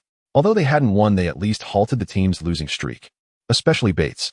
After West Brom conceded a goal in the first half, the shareholders beside him and the fans in the front row, after venting their frustrations at Howard, turned their gaze to the embarrassed Bates, as if asking, "Did you really buy such a thing for $15 million?" However, since the start of the second half, Howard's performance had been acceptable, and the few shots from Tottenham had all been denied by him, which made Bates perk up again, a smile returning to his face. In the 92nd minute, the match had reached its final moments, and a recent breakthrough by Aaron Lennon had earned Tottenham's forward Robbie Keane was standing next to the corner flag. Meanwhile, inside West Brom's penalty area, both teams were vying for position. Howard was familiar. He had faced Keane when he was still at Manchester United last season. For some reason, after the season ended, he ended up at relegated Leeds United. It was said that this bearded player performed exceptionally well at Leeds, frequently making world-class saves, and had not once committed the mistake of fumbling the ball, which is why West Brom, trapped in the relegation zone, had spent big to sign him as soon as the winter transfer window opened. However, in today's match, he did not feel that Howard's form was particularly good, because in the second half he had already made 2 saves against shots. These 2 threats were not very significant long-range shots, but Howard had still fumbled them. If it hadn't been for the fact that the shots were taken from outside the penalty area, he wouldn't have had time to rush forward for a follow-up, otherwise the score would no longer be 1-1. With this thought in mind, Keane quietly raised his head and glanced at Howard, who was currently instructing his teammates on marking Union, and suddenly had a bold idea. Just then, the referee blew the whistle, signaling that Keane could take the kick. In the eyes of over 2,000 spectators at Hawthorn Stadium, Keane took a deep breath, adjusted his posture, and stepped back with his right foot. Then, with a swift motion, his right foot struck the ball with precision, the instep making contact with the side and bottom of the ball. The ball flew towards the goal with a fierce inward spin. Soon Howard's figure appeared on the stadium's big screen. The fans at the scene, Blackwell on the sidelines and Bates and the shareholders in the upper stands, all turned their attention to Howard, who had already leaped high. From the moment he saw Keane take the corner, Howard had been silently calculating the ball's landing point with intense focus. Just a second later, he made his judgment on where it would land. Thus, he decisively charged out, aiming to snatch the ball from the air before anyone else could touch it, and initiate West Brom's final counterattack with a powerful throw. He had done similar things many times in the past 3 months at Leeds, making him a savior for the team. Today, if all went well, he would also become West Brom's savior. However, the world is a strange place. If everything seems to be going well, an unexpected incident is likely to occur. Just as Howard's outstretched arms were about to connect with the ball, the spinning ball suddenly changed direction in a bizarre manner, as if caught by a strong wind, slipping past Howard's grasp and before everyone's eyes, curling into the bottom left corner of the net. At the moment the ball crashed into the net, the previously boisterous Hawthorn Stadium suddenly fell into silence. Moments later, a whistle from the referee rang out clearer than ever. 1-2 West Brom lost to Tottenham at home, marking their 6th consecutive defeat. Bang!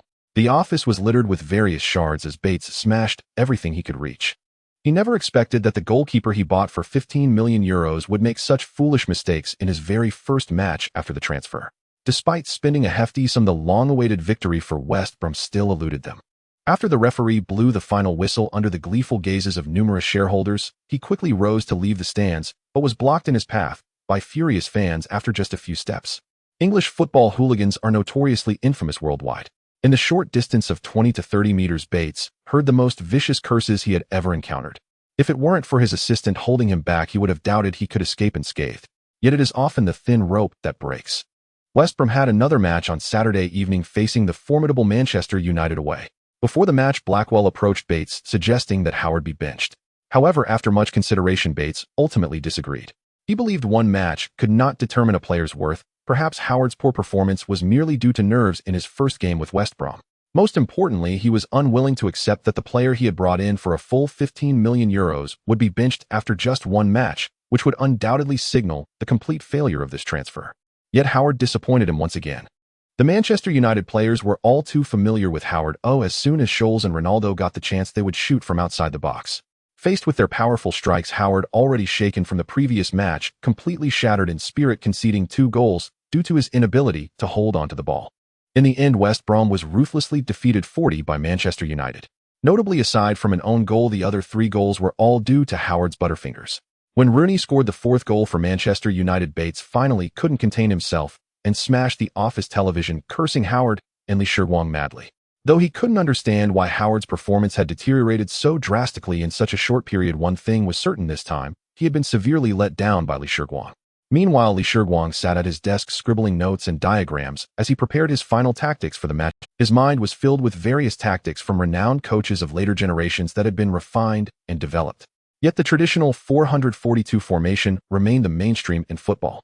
Moreover, in England's leagues, which emphasized physical confrontation and speed, the referees' standards tended to be relatively lenient. For instance, the current Manchester United, under Ferguson's guidance, Giggs and Cristiano Ronaldo as wingers relentlessly pressured the opposing fullbacks in every match. Meanwhile, Van Nistelrooy served as the pivot in the penalty area, taking shots whenever opportunities arose, and when there were none, he would fight for ball possession and pass to Rooney or Scholes lurking near the box to complete the shot. From the moment he decided to become the head coach of Leeds United, Shiguang began planning the style he wished to cultivate for his team. Through training and systematic planning, after the first training session, he ultimately decided to shape Leeds United into a heavy metal team akin to Klopp's Borussia Dortmund and Liverpool. In Klopp's tactics, there is a strong emphasis on high-intensity running and quick transitions. Thus, when the opposing team still holds possession, players will press forward, utilizing high pressing to force the opponent into mistakes. Once they regain possession, they can immediately launch a counterattack. Once the opponent advances into their half, they will create a situation of numerical superiority through intense running, pressuring the opponent into errors. If they succeed in reclaiming the ball, they will swiftly transition from defense to attack and aim for a goal. Therefore, Klopp's tactics are not only practical, but also visually more appealing compared to those of several other renowned coaches filled with passion. After careful consideration, Shiguang felt this was the most suitable tactic for the current Leeds United. After all, Leeds United is comprised entirely of young players. While they may lack experience, they perfectly fit the philosophy of heavy metal football, except for Sneijder. After several days of training, he discovered that Sneijder's stamina was indeed his Achilles heel, while other attributes were improving rapidly. This particular aspect showed no progress. However, that was not important. He had already arranged the starting lineup for tomorrow. In a league where the 442 formation is prevalent, he planned to use a 4231 formation. The lone striker at the forefront of the attack would undoubtedly be Adebayor.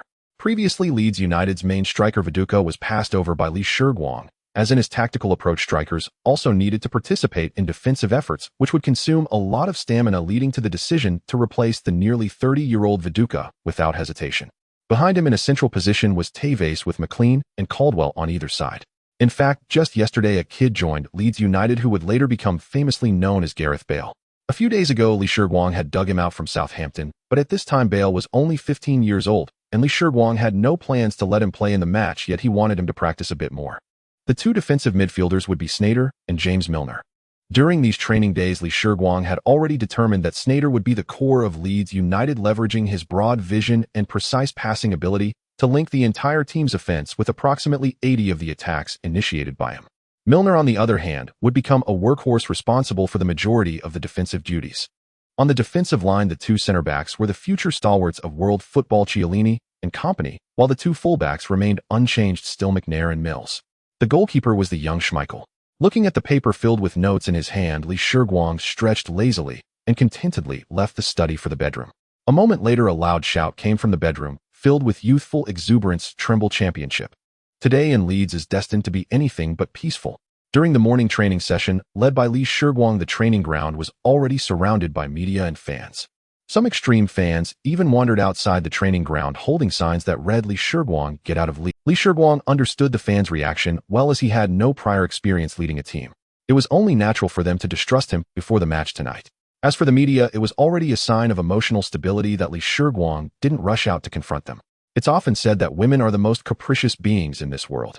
However, the overwhelming news coverage in Leeds these past few days made Lee Shiguang deeply reject that statement. In his heart, it was not women, but the media. Just after Lee Shiguang announced at the press conference that he would also serve as the head coach of Leeds United. The media that had previously praised Leeds United and Lee Shiguang quickly changed their tune, starting to belittle both him and the team. Some headlines were so outrageous that Lee Shiguang even thought about sending a lawyer's letter. Under the influence of these media outlets, some neutral fans who were waiting to see how the match would unfold also changed their minds, leaving comments on Leeds United's official website criticizing him for being an outsider. Fortunately, Lee Shiguang had been busy with club matters and training over the past few days and didn't have time to focus on the chaotic news. Occasionally, his assistant Alan would mention it in his ear, but Lee Shiguang would just smile it off. At 11:30, the morning training session concluded on time. The players gradually returned to the locker room. Shortly after, Lee Shiguang walked in with his blue clipboard. As he entered the locker room, which had been slightly noisy, fell silent instantly. The players all knew that Lee Shiguang was about to announce the starting lineup for today. Lee Shiguang pulled a whiteboard from the corner to the center of the locker room, drew 11 circles on it, and then looked at the young men in front of him. He smiled and said, "This is our formation for tonight, 4,231. We've practiced it for a few days now, and tonight I will test the results of your efforts." Before Lee Shiguang entered, Sneijder had been guessing with Viduka what kind of tactics the coach would arrange for tonight's match. They had indeed tried several formations under Lee Shiguang's guidance over the past few days. In Viduka's view, it was more likely that Lee Shiguang would stick to the previous formation, since this lineup had been used for the first half of the season with excellent results. However, Sneijder disagreed. He believed that Lee Shiguang was not a conservative coach. Moreover, during their tactical training sessions, Lee Shiguang had not arranged any practice for counterattacks, but rather emphasized the need for them to run. Of course, there was also the main reason he wanted to play. Yesterday, Lee Shiguang had clearly told him that in the 42-31 system, he would become the core of Leeds United, controlling the rhythm of the entire team and initiating attacks from his feet. So when Sneijder saw Lee Shiguang draw the 42-31 formation on the whiteboard, the tension in his heart finally eased. Then Lee Shiguang announced the starting lineup that had been determined yesterday, waved his hand to signal everyone to disperse, and left the locker room. At 7 o'clock, after finishing dinner, Bates was sitting on his sofa, savoring the wonderful taste of a cigar in his. Opposite him, the television was broadcasting scenes from Elland Road. The match between Leeds United and Wolverhampton was about to start in half an hour. Now on the screen, Lee Shiguang was directing the players as they warmed up before the match. Bates was in a terrible mood today. Since morning, the West Bromwich official website had been bombarded by angry fans, and the entrance to the club was filled with fans demanding his resignation. He didn't even dare to use the front door when leaving the office in the afternoon. So as soon as he finished eating, he eagerly sat in front of the television, wanting to see Lee Shiguang's embarrassment today. In his heart, he believed that Leeds United had no chance of winning. Not only was Lee Shiguang serving as the head coach, but a significant portion of the starting lineup today also consisted of players who hadn't played a single game in the first half of the season. With this situation, how could they possibly win? Thinking of the possibility that Lee Shiguang might face even more insults than himself tomorrow, the frustration he felt earlier was slightly alleviated. Meanwhile, in the locker room, Lee Shiguang was delivering his final speech before the match. He was very angry. At the pre-match press conference, all the media did not believe that Leeds United could achieve victory today. One reporter even directly asked him how many goals will be considered a success if we lose today. Furious, Shiguang ordered Allen to remember this reporter, declaring that he would not be allowed to attend any future press conferences for Leeds United. While he had just been warming up with the players, some extreme fans in the stands were openly insulting him. Even the loyal Leeds United fans in the South Stand looked at him with distrust. So now he was holding back his anger, which he needed to vent, and the best way to do that was to see his players triumph over today's opponents. If they could score a few more goals, that would be even better. Shiguang clapped his hands and pressed them down to signal the players to be quiet.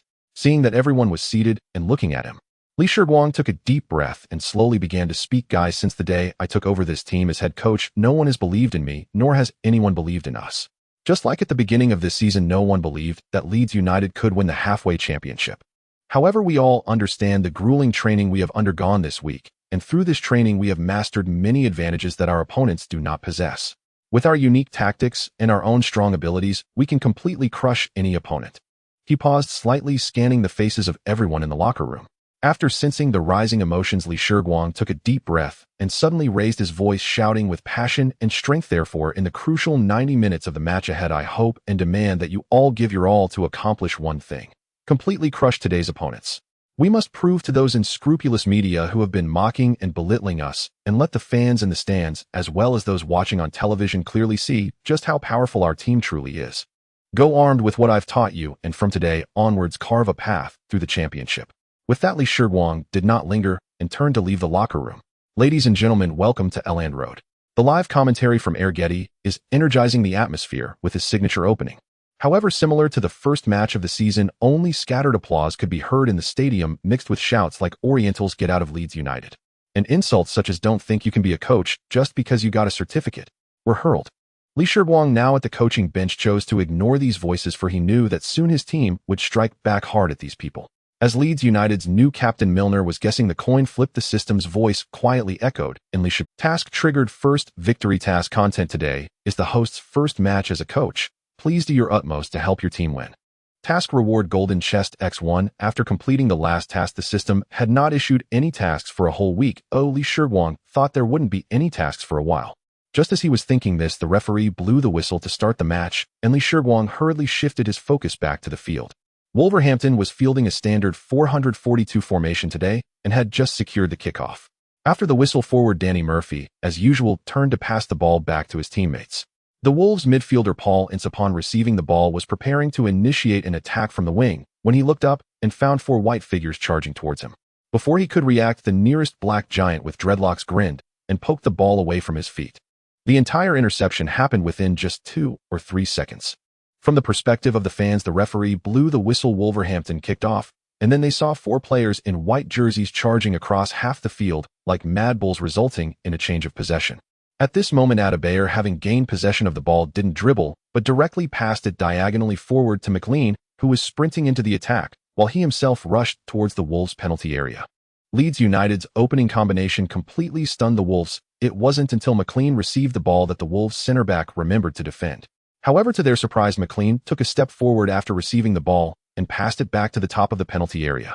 At this time, Adebayor had already entered the Wolves' penalty area with another center-back closely marking him, while no players from either team occupied the area at the arc.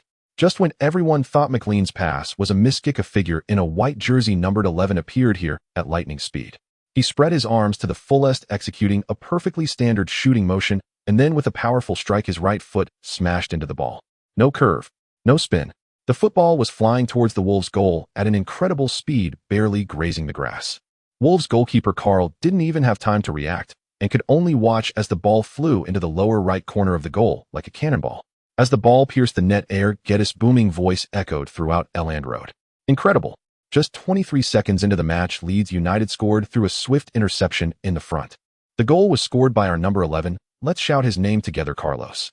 After a pause, Air Getty heard over 20,000 fans shout together Tevez. Tevez, ecstatic after scoring his first goal since joining Leeds United, rushed to the bench and hugged Shiguang tightly. Shiguang, blushing, patted Tevez on the back, repeatedly shouting, "What a beautiful shot, Carlos, absolutely stunning." Shiguang was very pleased because the players executed the tactics he had arranged before the match flawlessly. Previously, while studying the match videos of the Wolves, he discovered that once the Wolves secured the kickoff, the forward usually passed back to starting midfielder Paul Ince, but he was already 37 years old. Through the system, he saw that while Ince maintained an experience rating above 80, all his other stats had dropped, so he had specifically informed his forward players about this situation in the locker room. To his surprise, after winning the coin toss, the Wolves indeed chose to take the kickoff. Thus the scene just described unfolded. In the following minutes, the Wolves players also attempted to launch attacks against Leeds United's goal. However, their monotonous strategy of crossing from the flanks had little effect against the ironclad defenses of Kompany and Chiellini, who claimed almost every first ball. Instead, under Leeds United's high-pressure pressing, the Wolves players frequently made mistakes. Often before the ball even crossed half the field, Adebayor and Tevez were already closing in. It was still 2004. The tactics that Klopp would later become famous for had not yet appeared on the pitch, and the Wolves players had never encountered such a scenario. In their eyes, the few Leeds United players in the front seemed like mad dogs that hadn't eaten for days, while the football at their feet was a sizzling piece of roasted meat. The moment the ball reached their feet, within 2 seconds at least 2 opponents would swarm into press. As the match reached the 23rd minute, another Wolves midfielder, Bartley, spotted a gap and kicked the ball forward. However, just as he made this passing motion, Milner keenly sensed his intention and intercepted the ball directly on its path, then, without controlling it, passed it to Sneijder beside him. At this moment, to the spectators, the same scene seen at the beginning of the match reappeared. The instant Milner passed the ball, Adebayor and Tevez near the center circle had already turned and sprinted towards the Wolves' half. When Sneijder received the pass, he slightly raised his head to glance at the two white figures sprinting wildly, then powerfully struck the football with the outside of his right foot. After Sneijder kicked the ball, the Wolves players, who had just realized what was happening, turned to run back toward their goal, trying to intercept the ball before those two white figures. But Sneijder didn't give them that chance. His long pass accurately found Adebayor, who had already run outside the penalty. No offside. Facing goalkeeper Karl, the Togolese forward did not disappoint, Lee Shiguang delivering a powerful shot that easily sent the ball into the Wolves' net once again. Watching his team lead 20 before the first half was even halfway through, a thrilled Lee Shiguang could no longer hold back, turning to the stands and roaring, "Did you see that? This is my team. No one can make me leave." He then mimicked Klopp, fiercely punching the air 3 times. The fans in the stands had now fully accepted him. Each time Lee Shiguang threw a punch, they echoed with cheers. Seeing the fans' reaction, Lee Shiguang, having finished his punches, realized that from now on no one would dare to criticize him for being the head coach of Leeds United. After the Wolves kicked off again, Lee Shiguang pressed his hands down to signal the players to slow down the pace. After nearly 25 minutes of frantic running, the players were reaching their physical limits. With a 2-goal lead, it was time to slow the tempo. After Leeds United slowed down the pace, the Wolves attempted a counterattack, but their strategy of focusing on the flanks was too monotonous, resulting in virtually no threatening shots. The latter part of the first half ended relatively blandly. However, during halftime, the faraway Wolves fans continued to complain about Leeds United and Lee Shiguang. If I think it's just luck. I have yet to see an Eastern person who understands football. Right? I don't know what tactics the Leeds United coach has arranged. In the first half, the players ran around like mad dogs. How will they play in the second half? Don't worry, just watch. Leeds United will definitely collapse in the second half. Meanwhile, in the locker room, Lee Shiguang was passionately delivering a speech. "Well done, lads, you're doing great. But don't slack off, we still have 45 minutes, and we can score more. Look at those old guys opposite, they can barely run anymore, so take a good rest now. In 15 minutes, I want to see you break them apart. Tell me, can you do it?" Upon hearing Lee Shiguang refer to the Wolves players as old men, the heavy breathing in the locker room instantly turned into uproarious laughter. After Lee Shiguang finished speaking, Captain Milner also led the players in a loud response, "No problem. Let's watch us break apart this group of old men." In Lee Shiguang's view, the Wolves were completely unaccustomed to their high-press tactics. If the opposing coach did not make personnel adjustments at halftime, once Leeds United resumed their pressing in the second half, that aging defense wouldn't hold up for long. As the second half began, Leeds United returned to their frenzied pressing state from the first half. The Wolves coach was anxiously shouting from the sidelines, instructing his players to kick the ball forward and not to pass it back in their own half, as in just 10 minutes Leeds United had already completed 3 interceptions in the Wolves' half, leading to shots on goal, though none found the net. However, for the Wolves players, the situation was truly a dilemma. If they passed the ball back in their half, the moment they received it, several white-clad giants would surround them, organized and disciplined, directly blocking their passing routes, forcing them to kick the ball towards the goalkeeper. But if they kicked it long forward, their forwards wouldn't be able to win the ball either. The bald man in Leeds United's defense was winning nearly 90 of aerial duels today. They had seen several shots, but failed to score. Lee Shiguang rushed to the sidelines, angrily shouting at Adebayor and Tevez, "Emmanuel, did you leave your shooting boots in the locker room during halftime? You can't even score this. And Carlos, what did I just say? Get moving, don't just saunter around in the back." Meanwhile, the camera timely captured Lee Shiguang yelling on the sidelines and displayed it on the stadium's big screen. At this moment, the fans who found Shiguang increasingly likable began to praise him. Look at this young man, so handsome. I apologize for my previous comments. Yes, although the young man is indeed young, he is starting to look quite like a head coach now. Especially those female fans seeing Shiguang, who already had strong facial features, now in a sharp suit shouting with authority from the sidelines, couldn't help but swoon. Look at his chest muscles. I feel like his suit is about to burst. I think I'm in love with this man. His temper is so fierce. You better mean the kind of temper I understand. Oh my god, those punches earlier really hit my heart. Several young female fans were waving signs they somehow found with their addresses written on them. But Shiguang, who was fervently directing the players' attack, had no time to pay attention to these. In the 57th minute, the Wolves earned their first corner of the match. Under the coach's signal, they left two defenders in the back, while the other players rushed into Leeds United's penalty area. At this point in the match, it was their closest opportunity to Leeds United's goal. While everyone crowded into Leeds United's penalty area, Sneijder and Tevez slyly stood near the center circle. According to Shiguang's arrangement, they were not included in the defensive setup for the set piece, as both of them were around 1.7 meters tall and definitely at a disadvantage in aerial battles. With the referee's whistle, the Wolves took their corner, and Chiellini won the first header, directing the ball into the penalty. Seeing the ball cleared by Leeds United out of the penalty area, the Wolves players quickly began to retreat, and the two defenders left in their own half rushed towards Sneijder and Tevez. On Leeds United's side, Milner, who was loitering just outside the penalty area, received the ball cleared by Chiellini, and before the Wolves players could close in, passed the ball to the left. McNair, receiving the pass on the left, immediately advanced with the ball. The Leeds United players instantly transitioned from defense to attack, sprinting forward. There were no defenders in front of McNair, and the two remaining Wolves defenders were trailing Sneijder and Tevez and did not come close to him. As McNair approached the edge of the penalty area, the defender marking Tevez made a defensive gesture towards the defender next to Sneijder and then abandoned Tevez to rush towards McNair. Ings, with great experience, blocked McNair's inside cutting direction while also positioning himself in line with his passing route. Seeing this situation, McNair gritted his teeth, took a step toward the baseline with the ball, then directly bypassed Ings without the ball, chased down the soccer ball, and delivered a cross.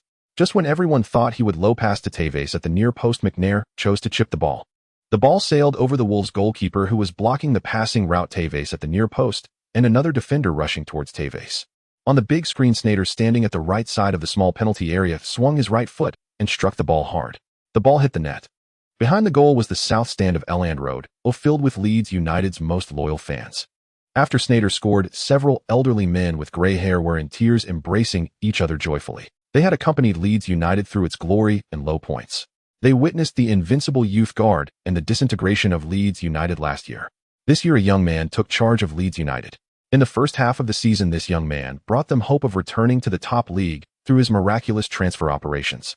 As the second half began, this young man personally led the team to a resounding victory. After Sneijder scored the third goal, the Wolves players finally had their spirit shattered and could no longer organize effective counterattacks. In the 91st minute, as the referee blew the whistle, signaling the end of the match, the atmosphere in Elland Road reached its peak. After the match, Sneijder was awarded man of the match for his outstanding performance, contributing 1 assist. Shiguang also took him to the press conference. The Wolves coach had just finished his interview and left the venue with a face full of helplessness. Seeing Shiguang and his team enter, the reporters immediately turned their focus to today's victors. Naturally, their attitude was completely different from when they interviewed Shiguang before the match. As soon as Shiguang sat down, a reporter spoke up. Unbelievably, today, Leeds United brought something new to the championship scene. Congratulations on your big win. The reporters around also began to laugh and congratulated Shiguang and Sneijder. Seeing everyone's attitude change, Shiguang blinked and teasingly replied, "Thank you, everyone. Actually, I emphasized before the match that although our lineup had some changes this week, these changes are all positive." As it turns out, I wasn't lying. Hearing Shiguang say this, the majority of reporters who had previously doubted him wore awkward smiles. Without waiting for the reporters to continue questioning, Shiguang firmly stated again, "I believe everyone saw Leeds United's performance today. I have said before that our goal this season is to return to the Premier League. This has never changed." After finishing, he stood up, pointed to Sneijder, indicating the reporters to interview him, and then left the venue. After the match ended, he had already heard the notification of task completion. Opening the treasure chest was now what he wanted to do most. The next day, all the front pages of the sports sections in major newspapers featured Leeds United's significant victory from the previous night, along with opinions from some professional football analysts regarding the tactics displayed by Leeds United in that match. As a local media outlet, the Yorkshire Post dedicated an entire page to report on Leeds United's triumph from the night before. After the press conference, the Yorkshire Post conducted a brief interview with Sneijder. In the interview, Sneijder mentioned that after Lee Shiguang took over as head coach last week, they had almost abandoned the defensive counterattacking style previously employed by Blackwell during training. Instead, they practiced multiple tactical systems, and the first goal of today's match was entirely a result of the tactical arrangements made by Lee Shiguang prior to the game. When asked about his preference between the tactical systems of different coaches, Sneijder answered without hesitation, "Although I respect Kevin, I must say that I believe Lee's tactics are more suitable for Leeds United at this time."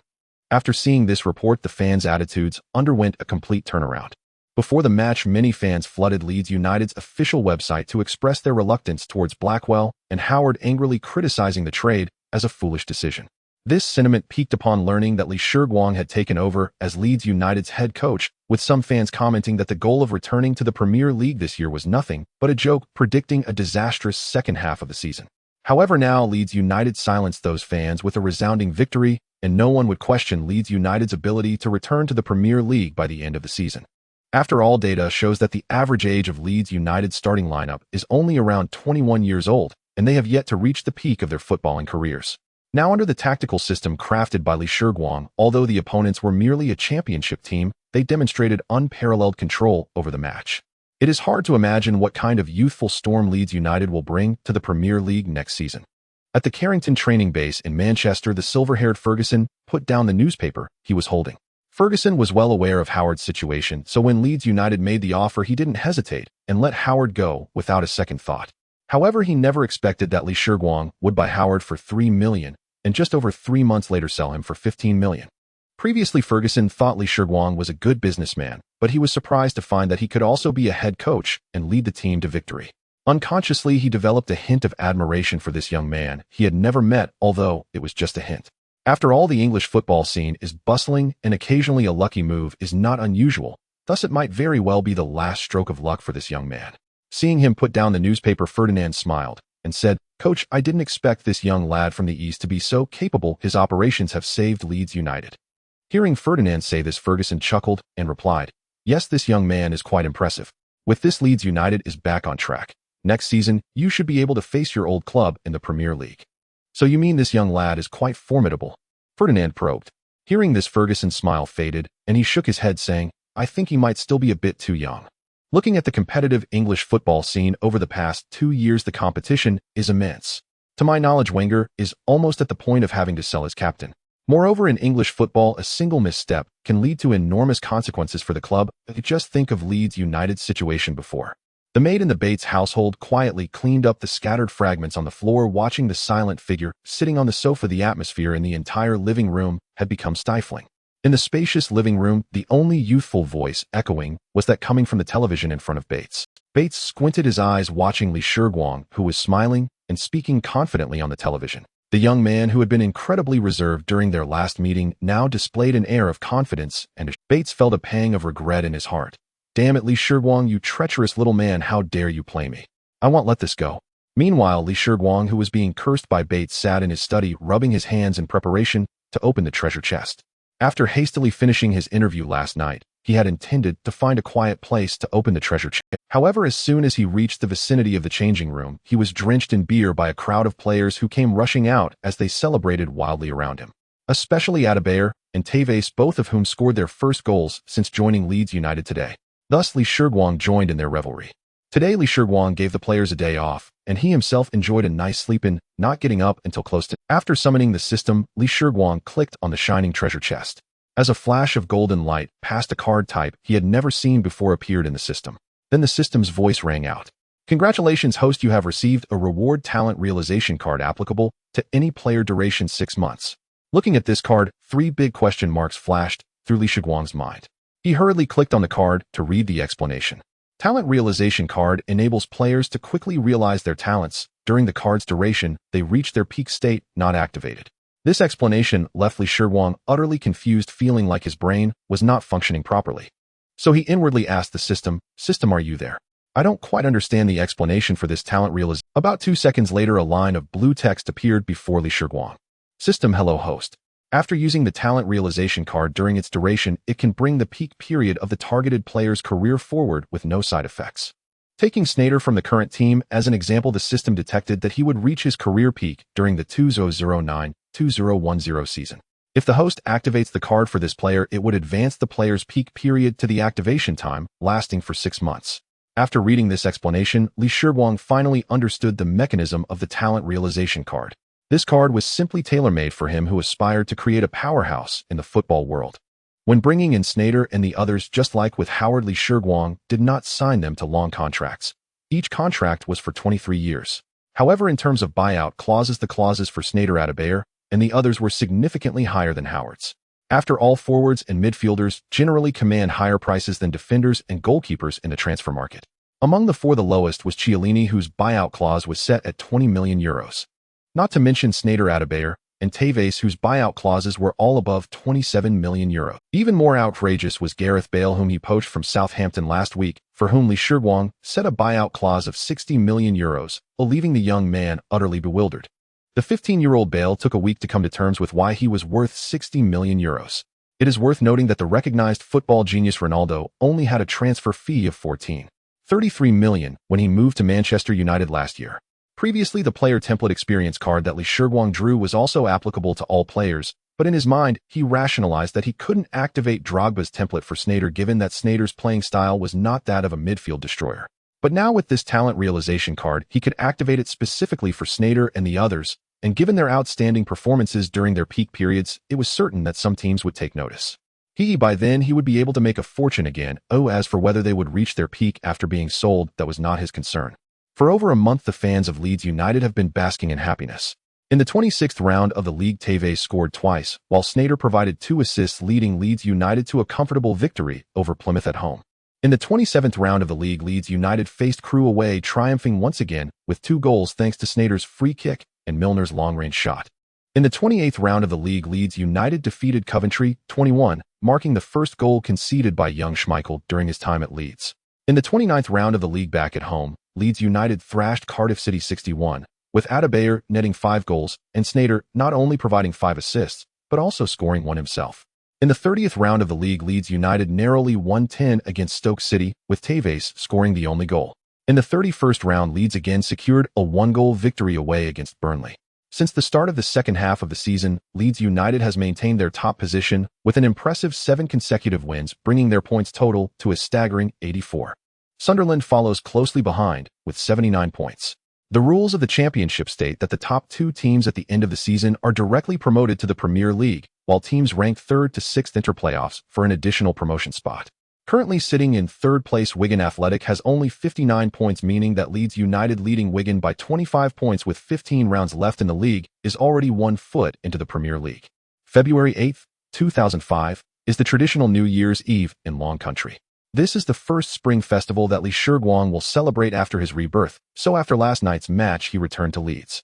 Shiguang had his assistant Alan invite the most famous Chinese chef in Leeds to his home to prepare a New Year's Eve dinner. It was a rare occasion to relax during the spring festival, and he planned to enjoy an authentic Chinese meal. After waking from his afternoon nap, Shiguang was reflecting on his gains over the past month. In 6 matches, the system had assigned a total of 3 tasks, all yielding golden treasure chests. He successfully obtained 3 talent redemption cards, and along with the ones he had from before, he now held 4, none of which he had used yet. After 6 consecutive victories over the past month, Leeds United had become the darling of both the media. After each match, numerous articles praising Leeds United appeared in newspapers, and Shiguang had become synonymous with the term genius coach in the media. As the head coach of the team, Shiguang was quite aware of his squad situation. First, the bench was underutilized, with the players receiving overall ratings ranging from D to D in the system. Then among his starting lineup, although the majority were talented, even after Shiguang's training, they only hovered around a C rating, with the highest Sneijder merely reaching a B rating. Moreover, he discovered a concerning issue. As the players' attribute points increased their training progress, this thwarted his plan to save the peak Didier Drogba template experience card and the talent redemption cards for critical moments. After all, in his plan, he intended to sell 34 players at the end of the season to clear the club's current debts. However, if the current progress continued, these players' market values would surely not meet Shiguang's expectations. Lastly, the most pressing issue was that since Shiguang took over the team, Leeds United had been executing a high-pressing strategy. It is well known that this strategy, employed by the likes of Klopp, demands a great deal from the players' physical reserves. Leeds United's starting lineup is young and energetic, so the earlier matches did not reveal any significant issues. However, in the last two matches, despite winning, the 10 scoreline indicated many problems, the most apparent being that the players' stamina was failing to keep up, a situation that was reflected in the system panel. When Shiguang recently opened the system to check player attributes, aside from young Schmeichel, the match condition of the other starting players had changed from fiery hot to merely average. Shiguang was now faced with two choices. First, he could abandon the high-pressing strategy in future matches, opting instead for Mourinho's pragmatic defensive counterattacks, parking the bus in every game. However, this would likely make Leeds United's style of play unattractive, and the players he planned to sell, Adebayor and Tevez, might not have many opportunities to shine, thus affecting their market values.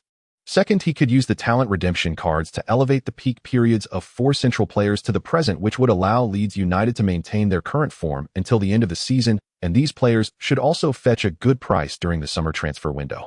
The answer was evident. With this in mind, Shiguang decisively selected to activate the talent redemption cards next to the names of Adebayor, Tevez, Sneijder, and Milner. As for why he did not choose Kompany and Chiellini, it was simply because they were too expensive. This season, the highest-priced defender Lucio was only valued at €12 million, and this market price was too far from Shiguang's mental price point.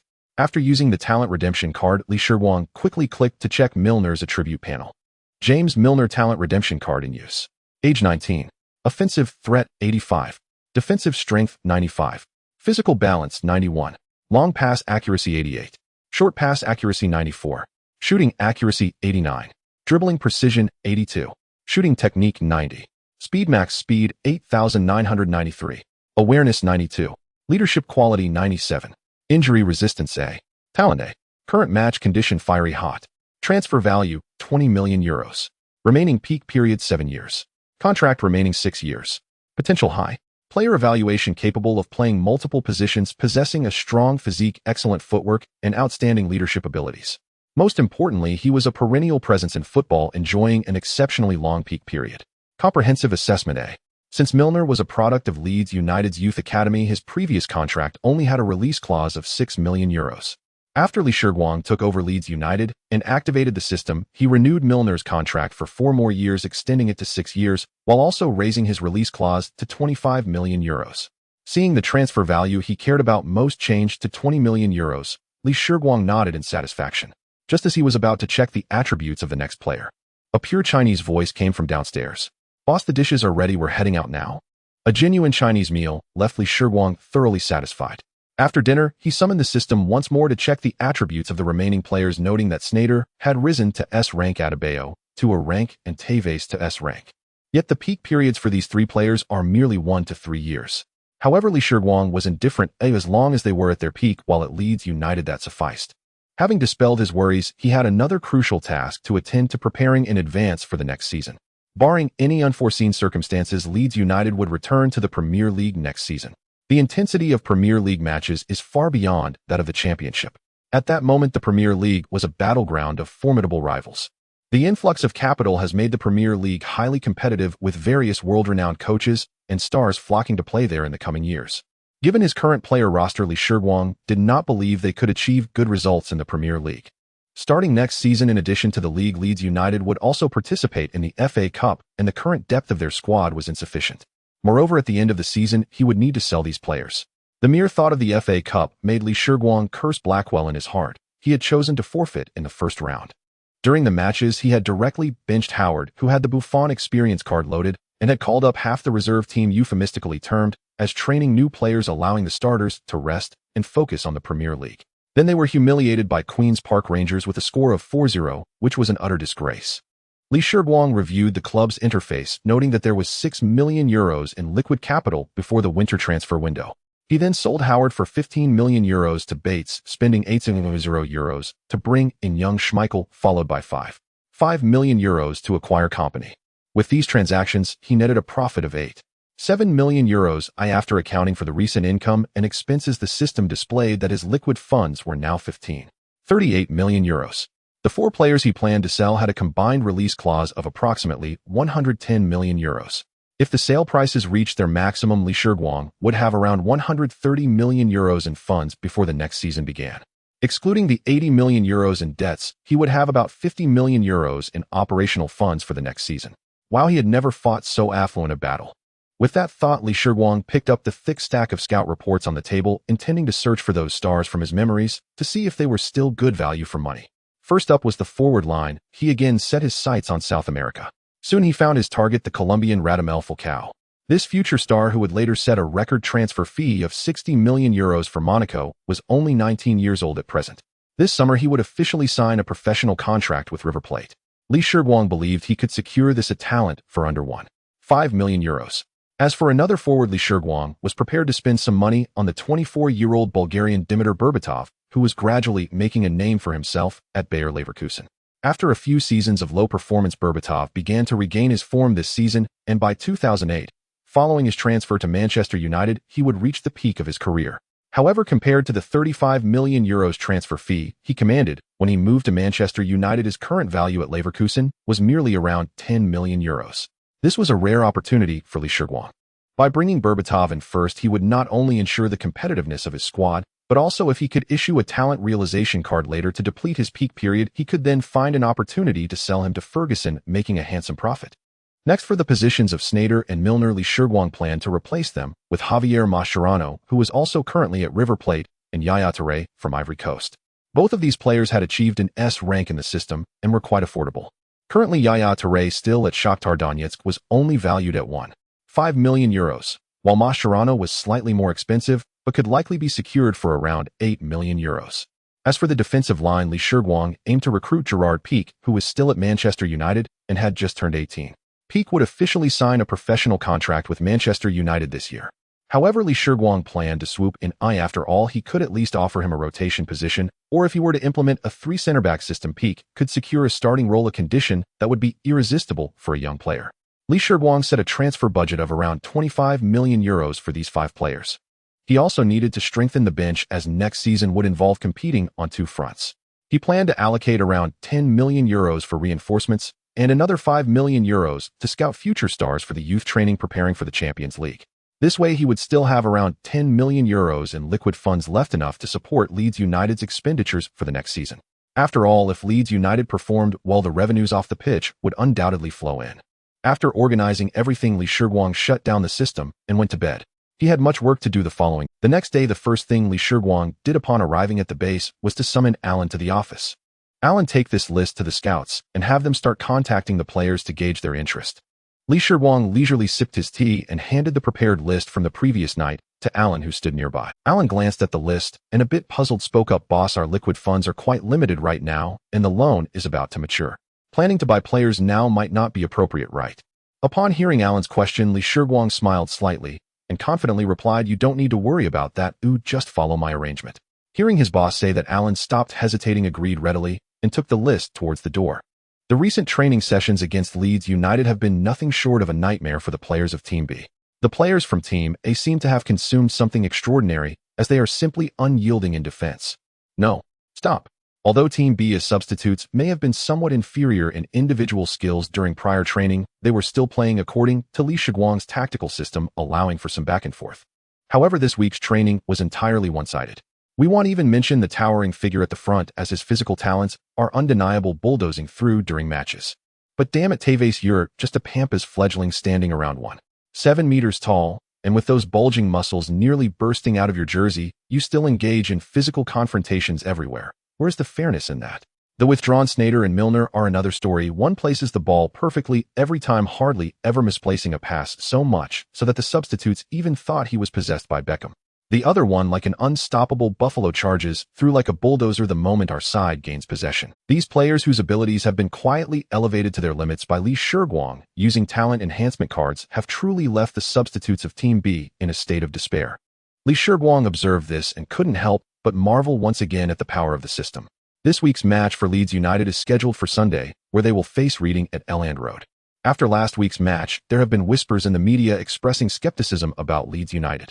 This is because in the last 2 matches, Leeds United only managed narrow victories of 10, and in the latter stages of those games, the players displayed varying degrees of fatigue. The most noticeable was Sneijder, who spent the last 20 minutes of the match merely strolling around the midfield, with his passing accuracy evidently declining. In fact, after Leeds United's 3 consecutive victories, many media outlets invited several football legends to analyze the performance and tactical reserves of Leeds United's players. These football legends unanimously highlighted one issue: the tactics employed by Shiguang do not perfectly match the current squad of Leeds United. Indeed, Leeds United has the youngest average age in the championship, which gives their players a certain physical advantage over others. However, Shiguang's high-pressing tactics are also quite physically demanding, as evidenced by the average running distance of Leeds United players being around 10 kilometers per match. Moreover, Leeds United's bench depth is insufficient to support Shiguang's rotation of players, so from the last two matches it was clear that Leeds United was facing issues the players were struggling to keep up. On the morning of the match, the Times reported that after the match ended yesterday, Manchester United's head coach, Sir Ferguson, explicitly addressed this issue during an interview. In the interview, he expressed that regarding tomorrow's match between Leeds United and Reading, he favored Reading. One reason being that the championship has entered its second half of the season, and every match for Reading is crucial. They need to fight for a playoff spot, while Leeds United is nearly halfway into the Premier League, thus their competitive intensity is certainly lower than that of Reading. The second reason is that Ferguson also believes that the players of Leeds United are experiencing issues with their physical reserves. If Shiguang does not alter his tactics for this match, it is very likely that Leeds United will face their first defeat of the season. Shiguang also noticed this report. He had to admit that a reputation does not come without merit. As a legendary coach who led Manchester United for 27 years, Ferguson's insight is indeed keen, though within just 2 matches he identified the predicament Leeds United was currently facing. However, one thing that Ferguson and the media will never guess is that I have a system. Just look at the energized players on the field filled with laughter. Shiguang secretly thought to himself that Leeds United is not as fragile as you imagine. You will understand that in tonight's match. Reading is currently ranked 7th in the league, just 3 points behind 6th place West Ham, and with 15 rounds remaining in the championship, they must pursue victory in every match. In the away team's locker room, the Reading players who had finished their warm-up were gathered around their seats. Head coach Steve Coppell had just concluded his tactical briefing and was preparing to deliver his pre-match speech. He signaled to his assistant coach to move the whiteboard to the corner, clapped his hands vigorously, and began, "Quiet down, kids, listen to me." Then looked around at his players and raised his voice, saying, "I need a victory, and I believe you do too. Look at the league table. We are only 3 points away from West Ham. I believe that you, like me, do not want to continue playing in this damn championship next year, right?" The players yelled back enthusiastically, "Yes. To hell with the championship, I want to play in the Premier League." Coppell nodded in satisfaction. Leeds United is faltering. A look at their last 2 matches. They can't keep up anymore. Today, let's end their ridiculous, unbeaten streak. Let us fight like warriors, and for the next 90 minutes, I want you to shred that bunch of sons of bitches on the other side. I want you to turn the noisy Elland Road into a library.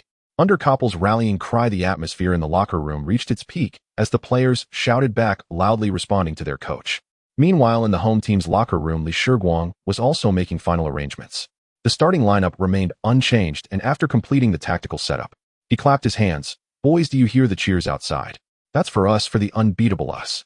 I know there have been many different voices this week, voices that doubt us, but it's okay. I believe in you, and you must believe in yourselves. In the championship, we are the strongest. Now go, just follow the plan I've laid out." With that, without waiting for the players' response, Shiguang waved his hand, signaling the players to head to the tunnel and wait to enter the field. "Ladies and gentlemen, welcome back to Elland Road." The unchanging opening line of Earl Giddy echoed once again over the stadium. "Let's cheer. The players are about to enter the field." As soon as the words were spoken, the players from both teams walked out of the player tunnel under the lead of the on-field referee. 5 minutes later, the main referee blew the whistle to signal the start of the match. Adebayo, standing at the center circle, immediately passed the ball back to Sneijder upon hearing the whistle. Sneijder did not stop the ball. Before the Reading players could approach him, he distributed the ball to Caldwell on the right. However, the first attack after the kickoff ended when Caldwell was intercepted as he pushed towards the Reading goal line. In the following 20 minutes, Leeds United did not employ their usual high-pressing strategy in defense and essentially found themselves pinned back in their own half by the aggressive assault from Reading. This was all observed by Reading's coach Coper, who had been directing from the sidelines. As expected, Leeds United's stamina was clearly an issue. Casting a glance at Shiguang, who was scribbling on a board with his head down, Coper couldn't help but smirk coldly. After all, he was still a young coach lacking some tactical depth. How could he cope with the demands of a long season? Meanwhile, in a villa in London, Arsenal's coach Arsene Wenger was also discussing his views on the match with his assistant. Last week, a scout from Arsenal had sent a report to his email featuring the very player currently on the screen. Just now, the assistant coach questioned Wenger, "Professor, as the match progresses, Leeds United has not organized a single threatening attack. Is it true what Sir Ferguson said, that Leeds' issues stem from their physical conditioning?"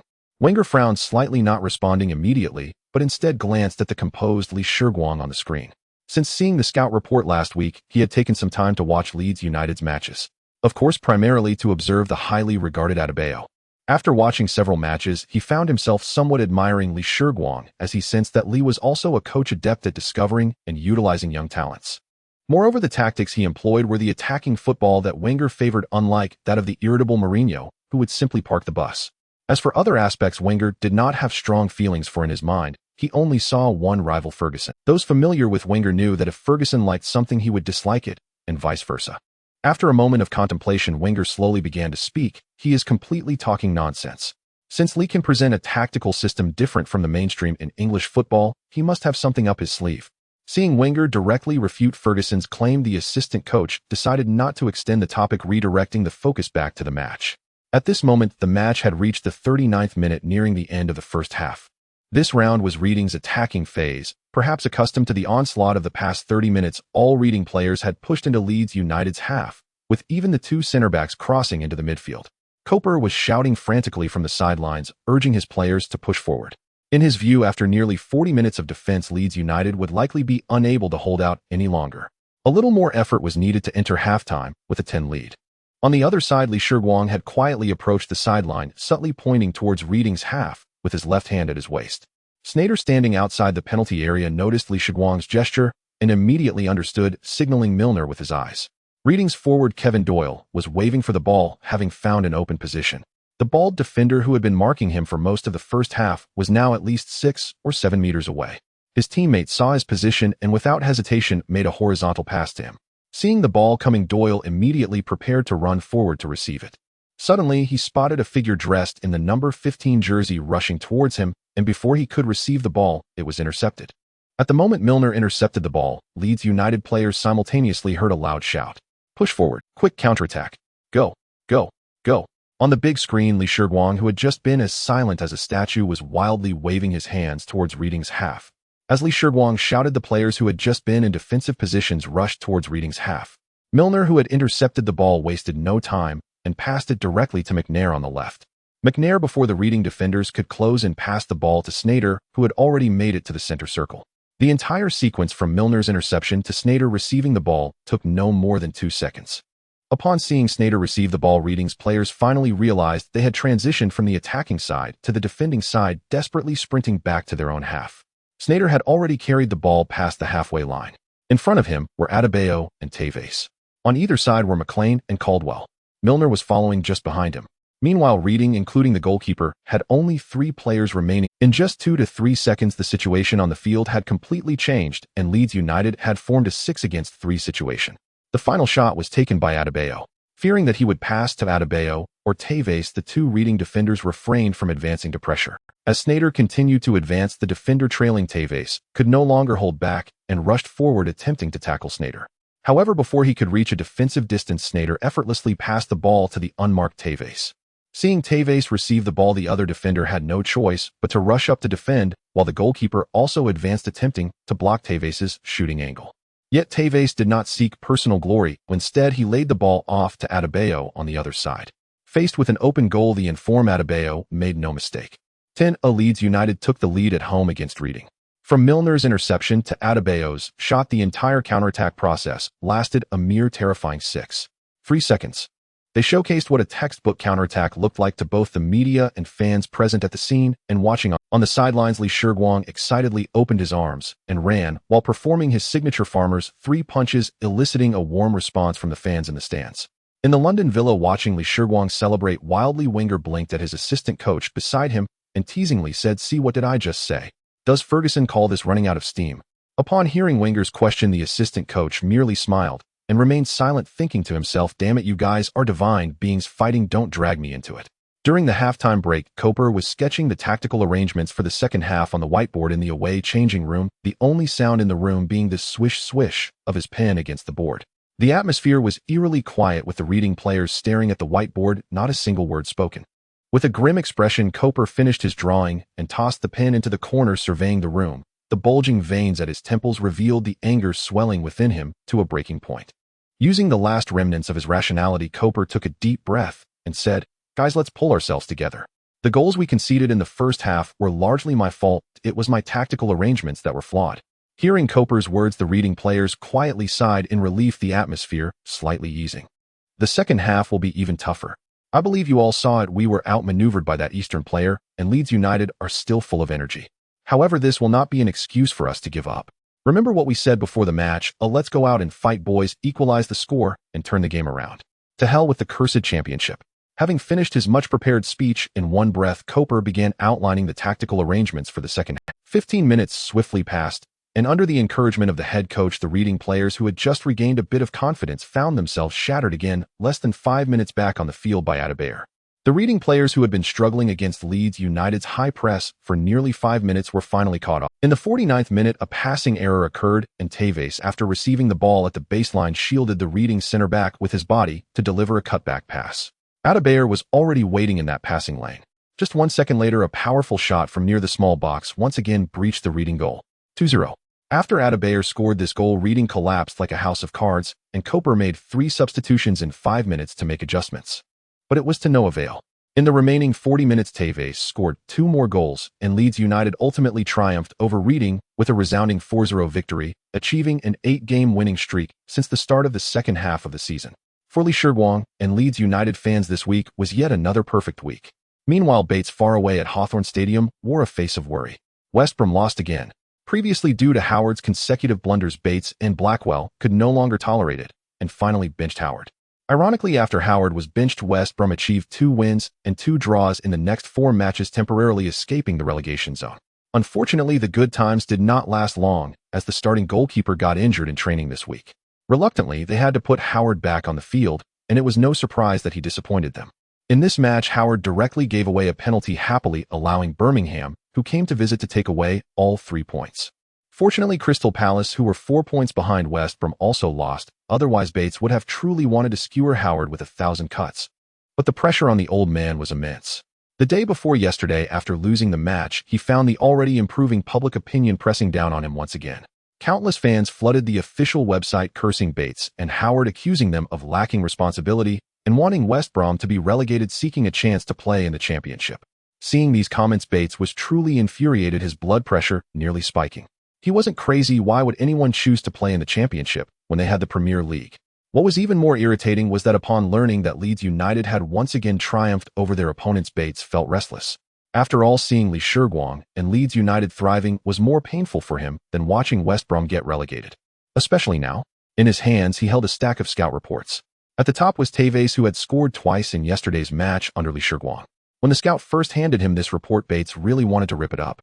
After all, he had just been played by Shiguang. He had no trust in the players under Shiguang at this point.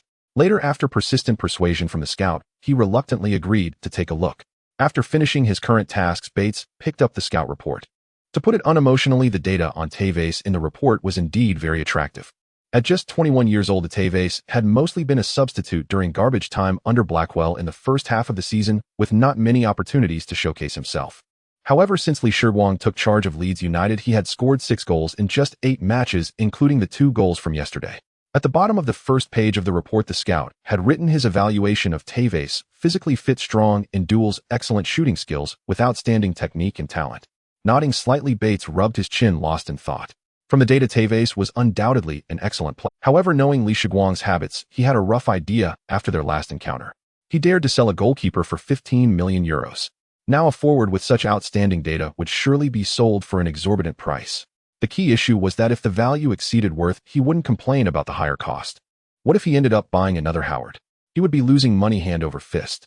Thinking of this, Bates picked up the phone next to him and dialed the head of West Brom's scouting department. The report your department just submitted is about that Argentine from Leeds United. You can try to privately contact the player to see his willingness.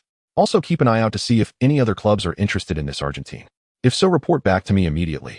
After hanging up the phone, Bates began to calculate again. He was indeed scared of being played, so this time, even if he wanted to buy, he planned to wait until the very end to enter the battlefield. If other clubs were also monitoring Tevez during this time, it would most likely prove that he wouldn't be making a... While Bates was still hesitating whether to make an offer, Shiguang was sitting in the office while Alan was reporting to him. Boss, today we have received 5 offers, 2 for Adebayor, 2 for Tevez, and 1 for Sneijder. Upon hearing Alan's words, Shiguang smirked maliciously, reminiscent of the last time he sold Howard. Reject them, just say these players are non-transferable for Leeds United. As April arrived, the English Championship was on the verge of commencing its 41st round of competition. In this round, Leeds United would face the challenge of Derby County at home. In the previous 8 matches, Leeds United achieved a record of 4 wins and 4 draws, now sitting atop the championship table with a total of 100 points. Sunderland, currently in second place after 3 consecutive draws, has also bagged 5 straight victories, narrowing the points gap, with Leeds United to just 3 points, totaling 97. Derby County, with 86 points, has surpassed Wigan Athletic, previously ranked 3rd, and now sits in. With 5 rounds remaining in the league, if Leeds United manages to secure 3 points in this match, they will confirm their promotion to the Premier League. Therefore, in the previous 2 rounds, Shiguang arranged for the starters to take turns resting, ensuring they were well prepared for this week's match. During this time, aside from leading the team in matches, Shiguang has not been idle. Early this morning, just after arriving at the office, he took advantage of the time before training started to contemplate previous plans. First was the planned recruitment. The first response came from Yaya Touré. On the second day after the staff arrived in Donetsk, they called to say they had reached a preliminary contract agreement with FC Metalurg Donetsk. Before departing, Shiguang had set the maximum price for Touré at €1.6 million, but during negotiations they managed to lower the price to €1.45 million and subsequently finalized the personal contract with Touré according to Shiguang's stipulations for 3 years with a buyout clause of €43 million. The second response came from the scout he sent to Argentina, who reported in mid-March that after arriving in Argentina, they had observed 2 matches featuring Falcao and Mascherano. As Shiguang had said, both players were indeed highly talented and their current abilities had reached a level suitable for entering Europe. Although it was uncertain whether they could establish themselves in the Premier League, he believed that under Shiguang's coaching they would quickly adapt to the football environment in England. Then Shiguang also informed them over the phone that they could make an offer to River Plate, aiming to reach a preliminary contract at the lowest possible price. After hanging up the phone, Shiguang couldn't help but scoff, internally lamenting that it seemed the tradition of flattery was not limited to the East Europeans could do it too. Yesterday, they had already sent Shiguang a template for the preliminary contract, and River Plate had agreed to sell Falcao and Mascherano for €3.5 million and €6 million respectively. In terms of personal contracts, following Shiguang's old practice, they were all set for 3 years. Falcao's buyout clause was €47.5 million, while Mascherano reached €59 million. Like Bale, the 2 young players were baffled as to why their new boss believed they were worth such prices. The recruitment of these 3 planned players was quickly settled. The only difficulty was with Berbatov. This season at Bayer Leverkusen, Berbatov had already scored 14 goals. After receiving Leeds United's offer of €10 million, Thomas Hitzelsperger, who had just taken over as head coach following Skib's resignation, immediately expressed to the club's management that Berbatov was the most crucial player in his team and must not be lost. Seeing Hitzelsperger's resolute attitude, Bayer Leverkusen's management rejected Leeds United's offer. In their view, Berbatov's form was improving and more top clubs would surely pay attention to him, allowing them to sell him for a higher price later. Seeing that Leverkusen had directly rejected his offer, Shiguang remained unflustered.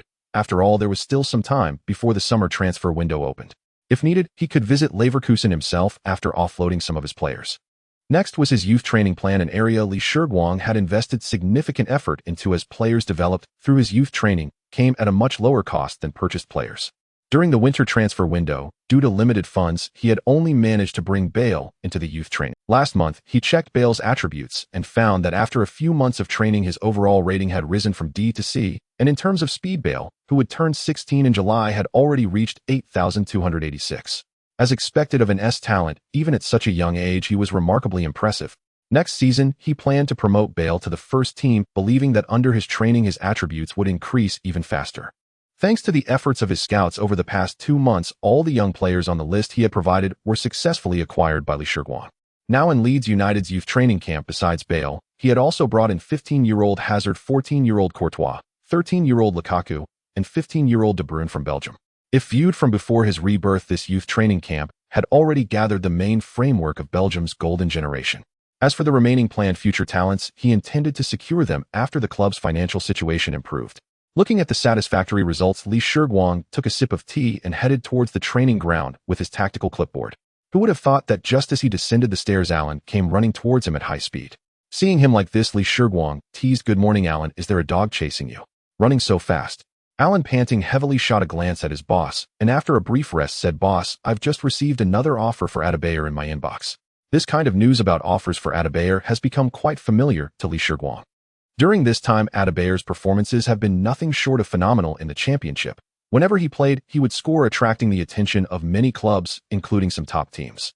Glancing at Alan, Lee Shiguang said with annoyance, "It's not the first time we've received an offer for him. Why are you in such a hurry? Didn't I say before that as long as his buyout clause isn't triggered, we will decline all offers?" Alan paused for a moment and replied, "But this time the offer is from Arsenal, and they have raised the bid to 20 million euros. Hearing Alan say this, Lee Shiguang felt a surge of joy. With some time still left until the summer transfer window, he hadn't expected Arsenal to make a move so soon. Given this price, it seemed Wenger was quite eager to bring Adebayor to Highbury. But then he thought, I know Arsenal has been financially constrained in recent years due to the construction of their new stadium, but as a big club, can they really not afford 9 million euros? Adebayor's buyout clause was set at 29 million euros, and Arsenal's offer of 20 million euros was still far below Lee Shiguang's psychological price. Thinking of this, the corners of Lee Shiguang's mouth curled into a wicked smile once again. "So you want to negotiate with me, huh? Well, I won't let you off easily."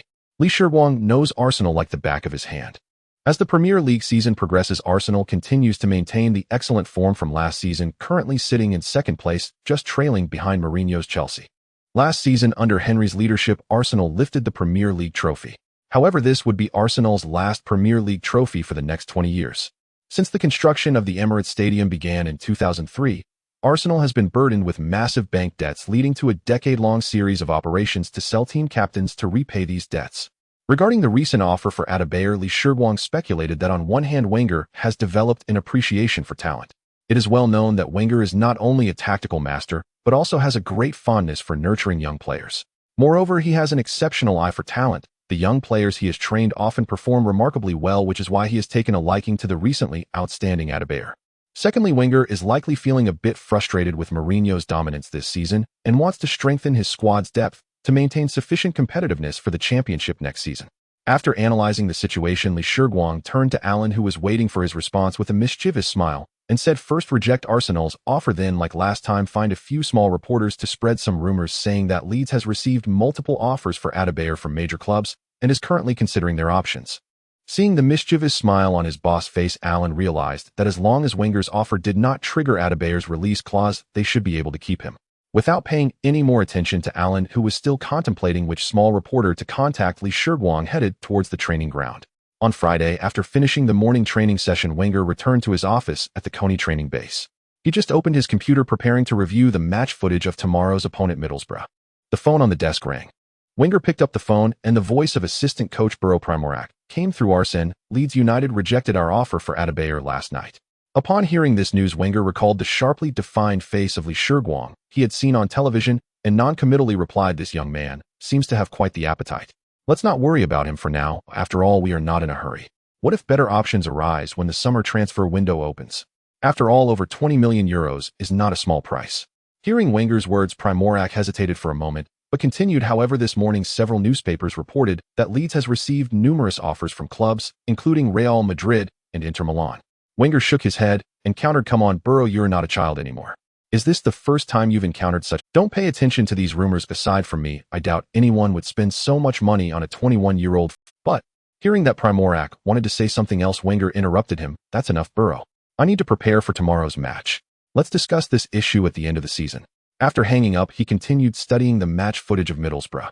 At Highbury Stadium, the atmosphere was extremely lively. The commentary echoed above the stadium. 10. Arsenal finally takes the lead. Thierry Henry, the king, he saved Arsenal, who had been under siege for nearly 90 minutes, finally scoring a goal under the leadership of Ladies and gentlemen, we remain strong contenders for the Premier League title. We have not fallen behind.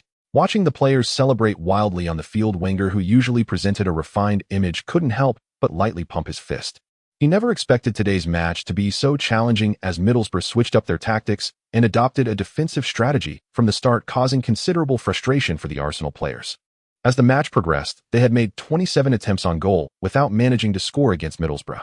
It was only just now that, seizing the opportunity from a corner kick that had been saved by the goalkeeper, Henry broke through the defenses of 3 Middlesbrough players and charged forward to score the decisive goal. However, less than a minute after Middlesbrough restarted the game, Wenger's expression changed suddenly. He saw Henry, who had not been in possession of the ball, suddenly sitting on the grass. Seeing Henry's painful expression, Wenger's heart sank, and he began to pray to God. After Vieira kicked the ball out of bounds, Arsenal's team doctor immediately entered the field. After a brief examination, he signaled to Wenger to make a substitution. After the match ended, Wenger hurriedly concluded the press conference. He needed to check on Henry's condition. The league was entering its most intense phase, and in his heart, Henry absolutely could not be injured. However, fortune did not favor him. After anxiously waiting in the locker room for 20 minutes, Primorac, who had already taken Henry to the hospital, delivered the bad news. Henry had torn his hamstring, and his season was definitely over. As for whether he would recover in time for the next season, that remained uncertain. In an instant, Wenger's already furrowed brow darkened even further. On Sunday morning, Shiguang received this news at the training ground. In his memory, Henry's entire career had been quite smooth with very few injuries. It seemed that it was only after moving to Barcelona that he had suffered a significant injury, though he wasn't sure if it was a torn hamstring. However, this news would likely be a favorable development for him. With Henry out for the remainder of the matches and Arsenal trailing by 5 points with 4 rounds left in the league, they were unlikely to repeat their previous trajectory and defend their title, having to place their championship hopes for next season. Given the uncertainty of when Henry might recover, Wenger would have no choice but to seek reinforcements. From Shiguang's understanding of Wenger, this refined man would most likely opt for the young Adebayor in terms of new signings. Since that's the case, let me add some fuel to the fire. With that thought, he waved to Alan, who was recording data nearby. It is 7 p.m. on a Sunday. The spotlight match of the 41st round of the English Championship will kick off in half an hour at Elland Road. The teams facing off are Leeds United ranked 1st and Derby County ranked 3rd. Shiguang is giving his routine speech in the locker room. He claps his hands and hands the tactical board to Milner, who is closest to him. Then he speaks, "Come on lads, look at me." Seeing the players turn their attention to him, Shiguang jokes, "In just over 10 minutes we will face the most important match of the season so far. I'm sure everyone knows that if we can defeat our opponents today, we will return to the Premier League with 5 rounds to spare. Do you remember how many people doubted us before the season started? Fans, media, opponents. Nobody believed we would achieve what we have today, and the doubts we have faced along the way have become the driving force behind our progress. Now lads, go fight." As he says this, a hint of ferocity appears on Shiguang's handsome face, his tone rising again as he shouts, "Warriors of Leeds United, run, fight, and show those outside the locker room just how powerful you are. Tear apart our opponents." With his speech coming to an end, the atmosphere in the locker room reaches a climax, every player shouting with flushed faces. Seeing that his objective has been achieved, Shiguang signals the players to get ready. At 7:05 p.m., led by the referee, both teams walk out of the players' tunnel on time. Elland Road is packed today with the fans in high spirits. 10 months ago, Leeds United was relegated from the Premier League to the Championship. These fans watched their team decline from its peak, feeling both heartbroken and helpless as they looked at the financial report showing over €80 million in debt. They knew very well that Leeds United would not return to its peak anytime soon. However, it seemed that the fall of Leeds United was merely a little joke played by God. Suddenly, a young Oriental man took over the club, and with the mere signing of Howard, he stopped the decline of Leeds United, leading them to win the halfway title. Just when everyone thought Leeds United had come back to life. In the winter transfer window, head coach Blackwell and Howard both left, which caused the fans' hearts to tighten again. Some even ran to criticize Shiguang for losing his mind and selling the team's hero. But they forgot that the true hero of the team was Shiguang, who brought Howard to Leeds United. However, this young man did not pay attention to the extreme fans. He withstood the pressure, took on the role of head coach, and with a patched-up squad, he smashed through the championship. Now they have completely become followers of Shiguang, and they all understand that no matter how Leeds United's squad changes, as long as Shiguang is around, the century-old Leeds United will not collapse. This can be seen from the enormous tifo of Shiguang waving his fist and roaring fluttering in the south stand. At 7:30 p.m., the referee blew the whistle to start the match. Leeds United, kicking off first, quickly got into the rhythm and organized an attack. There was a significant gap in strength between the two teams, compounded by Leeds United's soaring morale. In the first 20 minutes after the match began, Derby County had a meager 37% possession rate. For the rest of the time, they were almost continually under pressure in their own half by Leeds United. Shiguang didn't employ any tactics of hiding strength or secretly maneuvering. He stood on the sidelines directing the players' attacks from the very beginning. The players of Derby County were struggling on the field. Although they knew the chances of winning this match were slim, encouraged by their coach, they still rallied their spirits, hoping they might just win. Who would have thought that the situation after the kickoff would be completely different from what they imagined? The pack of mad dogs from Leeds United had no intention of boiling them slowly. They aimed to take them down in one go. In the 23rd minute, Sneijder received a pass from Milner near the center circle, and before the Derby County defenders could close in, accurately delivered the ball to the side of the large penalty area on Derby County's right. Adebayor immediately leaned into the defender behind him, and after receiving the ball, he used his body to push off the opponent and turned then made a horizontal pass. Tevez at the front post also wanted to spin and shoot after receiving the ball, but was quickly closed down by two Derby County defenders. He glanced around, and then passed the ball back to the center of the large penalty area. Then a white figure appeared in the path of the ball. Sneijder, having run into position, showed no hesitation. Unmarked, he struck the ball directly, and 1 second later it thundered into the Derby County net. The Derby County goalkeeper, blocked from view by Tevez and his own defenders, made no reaction at all, watching helplessly as the ball spun behind him. Leeds United ended the first half with a score of 1-0. After the halftime adjustments, Leeds United returned to the field even more aggressively, giving Derby County no opportunities.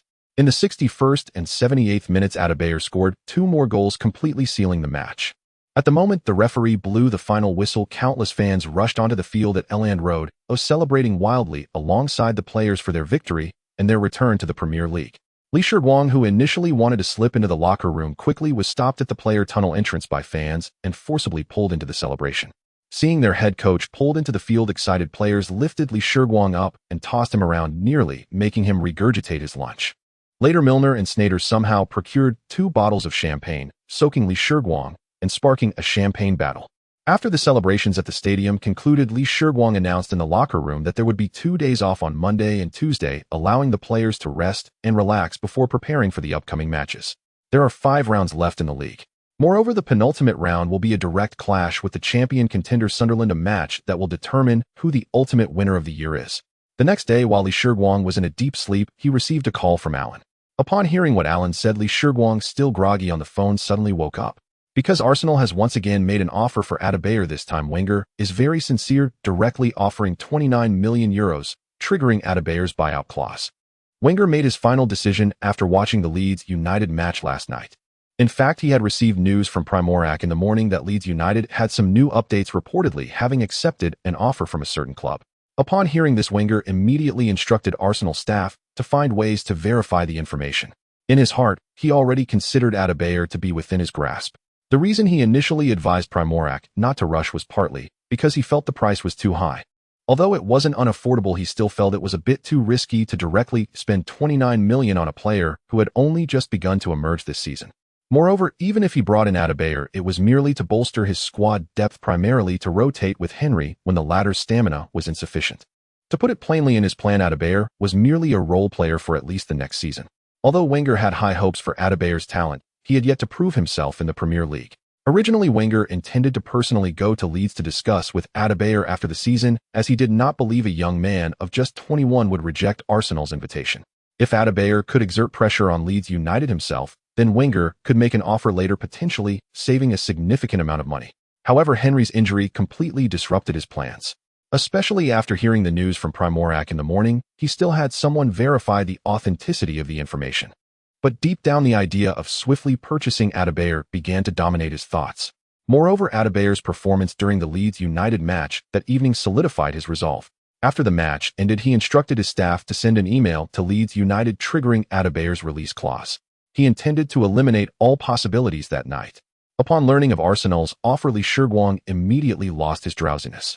After a quick wash, he didn't even bother to eat and rushed to the club. While most coaches would react with rejection at the first news of their star forward receiving an offer, Shiguang was eager for more offers to come in. Upon arriving at the club, Shiguang immediately issued an order to respond to Arsenal, insisting that the matter be settled today and that the intent contract be signed first. At 4 p.m., with the intent contract from Arsenal faxed over, Shiguang finally let out a sigh of relief. Selling Howard in the first half of the season was to address an urgent need, as Leeds United was on the verge of financial collapse. When he bought Howard, it was partly to make a quick profit. The other reason was to pull a fast one on Bates, as he knew that if Leeds United turned their fortunes around, Bates' acquisition plan would fall through, so Bates would definitely buy Howard to undermine Leeds United. All of this was actually part of Shiguang's plan. However, as someone determined to build a brand for his black shop, Shiguang would not let every player he sold be a dud, otherwise who would keep coming to Leeds United to make purchases. Although Adebayor's talent realization card would expire at Arsenal next season, after training with Shiguang his attributes would rapidly enhance, and even if he didn't perform explosively at Leeds United, he wouldn't be lacking either. Moreover, with Wenger's level, Shiguang believed that Adebayor would steadily improve under him. The same goes for the other players he planned to sell. If he successfully sold them, they wouldn't be performing poorly. In this way, word of mouth would establish the brand concept that products from Leeds United are of premium quality. Li Shiguang became more excited as he thought about it, and hurriedly opened his email. Previously, Alan had mentioned that there were several other offers sent to his email, so he needed to check quickly. Upon opening his inbox, he was greeted by 7 emails, which Li Shiguang opened one by one and examined carefully. The first 2 were offers from Liverpool and Sevilla for Milner, with Liverpool offering 12 million and Sevilla 13.5 million. When Li Shiguang renewed Milner's contract, the buyout clause was set at 25 million, but he knew that selling the now 19-year-old Milner at that price would be quite difficult. According to the system, Milner's current transfer value was only 20 million. However, Li Shiguang understood that Milner could be considered a staple in football, and he possessed the potential to be a versatile player on the field. He could play anywhere except for center forward and goalkeeper. Thus, his psychological price range for Milner was between 18 million and 22 million. Both offers were too low. Li Shiguang glanced at them and immediately skipped over. Following that were 3 offers for Sneijder. Interestingly, the first was from Real Madrid, who had originally planned to buy Sneijder in 2007. It must be said that Real Madrid lived up to its reputation, offering 28 million, considering that Sneijder's buyout clause was only 29 million. This bid felt like a direct punch to Li Shiguang's throat. Meanwhile, Inter Milan and Barcelona were much stingier, both offering around 20 million, which Li Shiguang chose to skip over. After a brief contemplation, Li Shiguang decided to negotiate with Real Madrid. If they refused to revise their offer, he would let Sneijder go for 28 million. After all, they were a major client, and they weren't short on cash. Building a good relationship might lead to further profitable dealings in the future. The last 2 offers were quite interesting. One was from Manchester United, and the other from West Bromwich, both wanting to buy Tevez. Manchester United's offer was fairly standard, seeking to acquire the Argentine for 25 million, not far from Tevez's buyout clause of 28 million. However, Betis' bizarre offer of 16 million caught Li Shiguang completely off guard. During this time, he occasionally kept an eye on West Bromwich's situation and knew that Betis was struggling, having been severely impacted by Howard. With 4 rounds of matches left in the Premier League, West Bromwich was only 4 points ahead of third from bottom Crystal Palace, putting immense pressure on Betis. Could it be that even at this point, this old fool still wants to undermine Leeds United by poaching players? Logically, it doesn't make sense. He just spent 15 million to buy Howard, so he shouldn't have much money left, right? How could he still offer 21 million for Tevez? Li Shiguang muttered to himself. After saying that, a thought suddenly popped into Li Shiguang's mind. So he called for Alan and instructed him to arrange for someone to investigate whether West Bromwich had any plans to sell their existing players recently. Li Shiguang wanted to verify his suspicions. Indeed, it was as Li Shiguang had thought. At this moment, Betis had over 9 million euros in cash. Moreover, Betis knew that it was now quite difficult for him to undermine Leeds United through poaching players. Currently, he only wanted to maintain his own territory. This season was almost over, and he just needed to strive for relegation. However, if West Brom continued to perform poorly next season, his position as club manager would be at risk, which was something he absolutely could not accept. Therefore, after learning that many clubs, including Manchester United, were making offers to Leeds United for Tevez, he decided to act. Even if it meant selling everything he had, he was determined to bring Tevez in. With a strong forward next season, West Brom should still have some competitiveness. In that case, his position could be secured. Meanwhile, Li Shiguang, waiting for a response to confirm his suspicions, was not idle. He first arranged for someone to reply to the offers from Liverpool and Sevilla, indicating that he was not satisfied with their bids. If they genuinely wanted to buy Milner, they should increase their offer. He then asked Alan to draft a response to Real Madrid. He instructed Alan to negotiate a bit with Real Madrid, and if they insisted on the current price, to report back to him. Finally, he personally replied to West Brom's email with a simple message: the price was too low and he would not sell. As for Manchester United, he had not responded for now. He was waiting for his assumptions to be confirmed. If it was indeed as he suspected, he had a small plan he wanted Manchester United to cooperate with. This week, he gave the team 2 days off, so on Tuesday, Li Shiguang stayed home all day to rest. On Wednesday morning, while he was training with the players, Alan found him. The investigation results were indeed as he had thought. Betis was currently under immense pressure. Due to West Brom's poor performance in the second half of the season, lingering on the edge of relegation, combined with the failed signing of Howard, he had faced a lot of criticism both internally and externally. In the last 2 weeks, calls for his resignation had been growing louder. Alan had contacted one of West Brom's shareholders through an intermediary to gather some internal information. West Brom had very little funding available. They spent 15 million euros in the winter transfer window to bring in Howard, and with the poor results this half-season, the club's ticket and peripheral revenues had plummeted, leaving them with only about 9 million euros to spend. The offer made to Leeds United a few days ago had not been approved at the shareholders' meeting, so Betis was likely just testing the waters.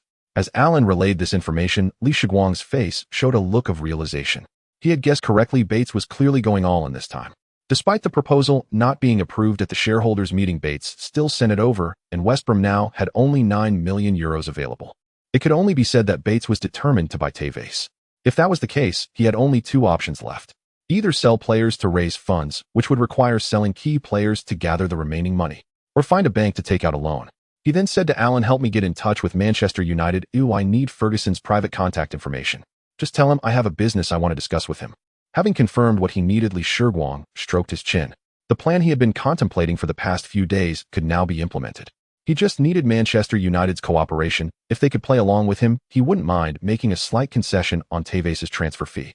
In the following 2 weeks, since they were facing teams ranked at the bottom of the championship, Shiguang allowed most of the main players to rest, conserving energy for the crucial battle against Sunderland in the second-to-last round.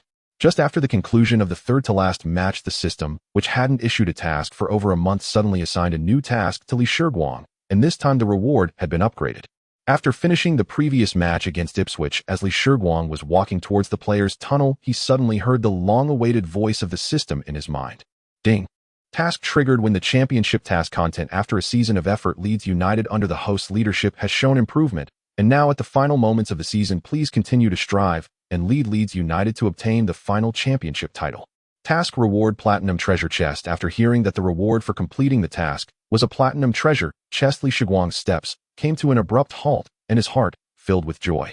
The rewards from the previous golden treasure chests had been quite practical, and he still had a peak Drogba template experience card saved up for emergencies.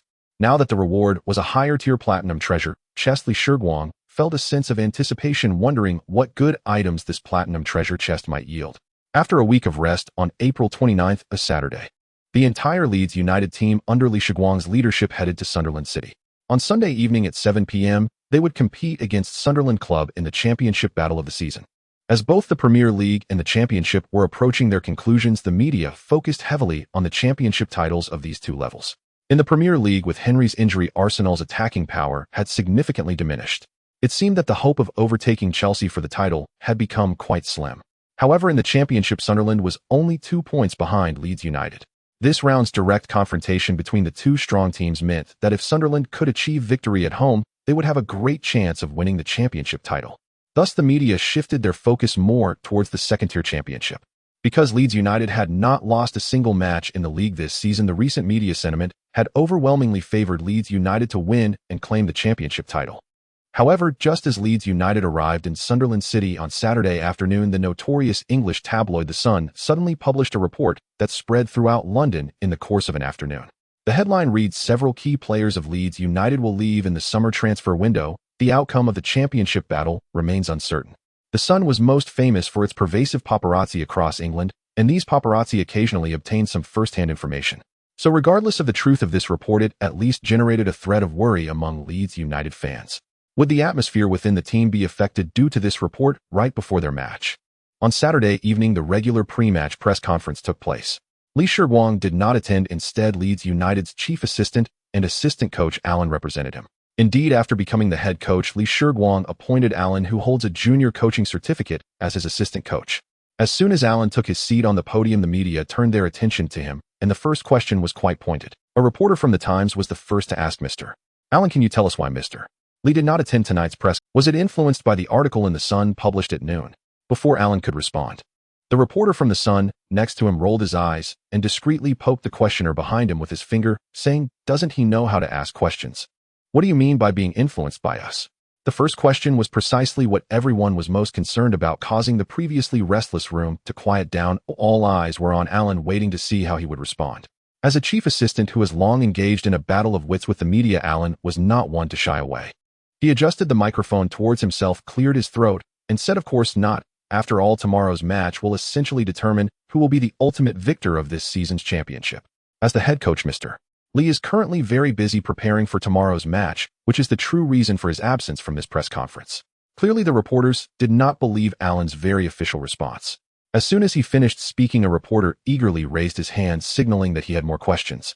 However, Alan ignored these reporters and continued, "As for the report from The Sun mentioned by the reporter just now, I can only say that it is completely unfounded, as it is The Sun, and those who understand know." He even smiled and nodded at the reporter from The Sun. Seeing Alan's insinuation, the reporter from The Sun could not sit still and stood up to ask, "But Mr. Alan, as far as I know, Leeds United has indeed received many offers from various teams during this time, and it seems that the targets are all key players in the team. This contradicts what you just said. Hearing this question, the other reporters once again turned their attention to Alan. This was the question everyone was genuinely concerned about. Because everyone knows that Leeds United is still burdened with significant debt. So at the end of the season, if Shiguang has no intention of selling his shares, then selling the key players who have performed well this season to pay off debts is the only option. However, the season has not yet ended and tomorrow is the championship battle. The news of all key players potentially leaving at this time would undoubtedly greatly affect the internal atmosphere of Leeds United. Moreover, Shiguang, who has not missed a single pre-match press conference in the past few months, just happened to not attend today due to preparations for tomorrow's match, which is very intriguing. Alan understood well that this press conference could not avoid this question. Thus, he slightly shifted his expression to a more serious tone and replied, "Sir, regarding your question and your paper's report, I can only respond to one point. We have indeed received offers for our players, but they are merely offers. Before the season ends, we have not engaged in substantive negotiations with any club. Therefore, what your paper claims about key players leaving in the summer transfer window is indeed unfounded." After saying this, Alan did not provide further explanation and directly stood up to leave the venue. Upon hearing Alan's response, the reporters' faces displayed excited expressions as they began to conceive headlines for tomorrow's front pages, such as Leeds United receives numerous bids for Adebayor, or the revival road of the young guards encounters setbacks, which would likely appear in major newspapers tomorrow. Just as Alan returned to the hotel, he was summoned to Shiguang's room, who was indeed busy preparing for. Seeing Alan enter, Shiguang put down his glass of red wine and gestured for Alan to sit down.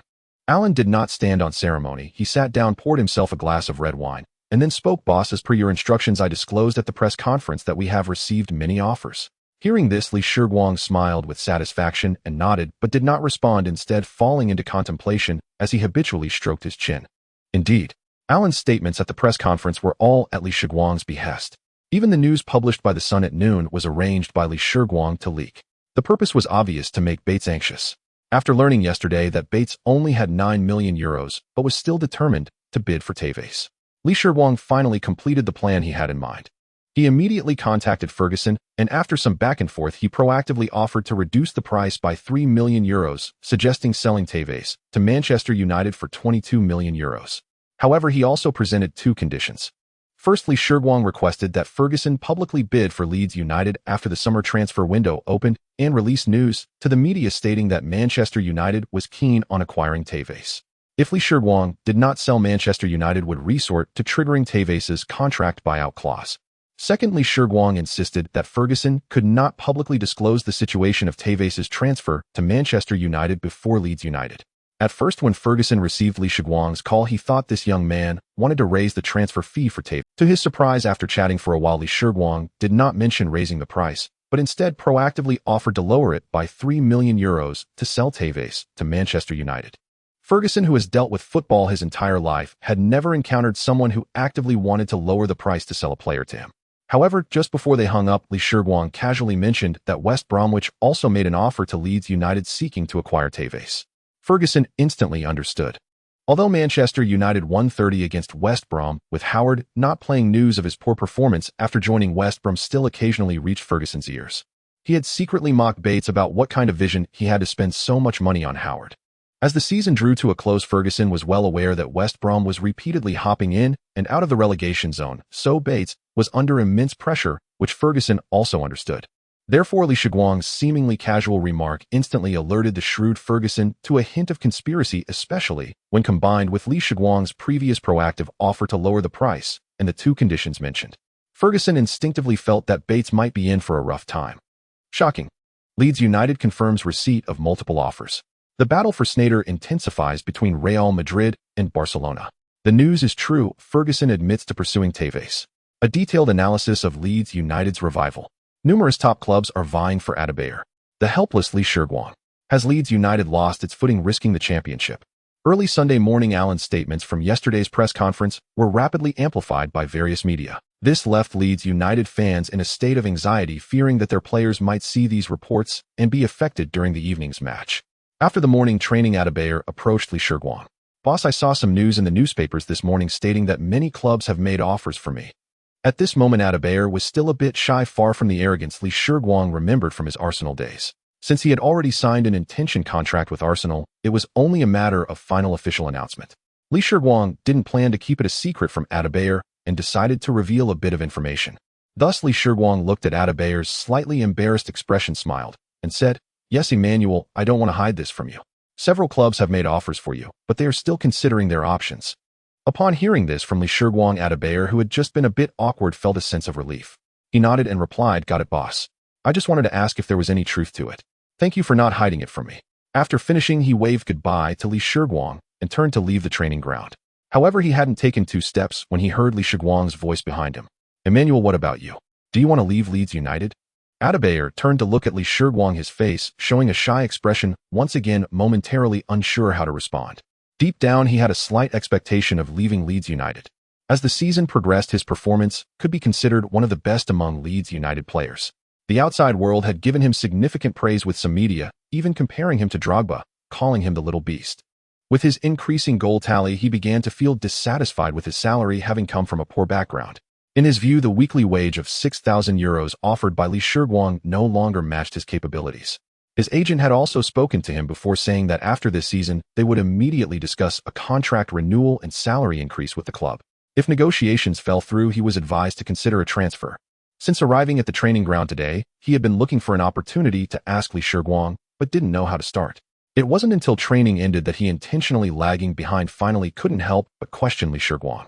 Before Adebayor could gather his thoughts on how to respond to his earlier question, Li Shiguang continued, "Regardless of whether you want to leave Leeds United, Emmanuel, as a professional player, the most important thing you need to focus on now is winning tonight's match, preferably scoring a few more goals.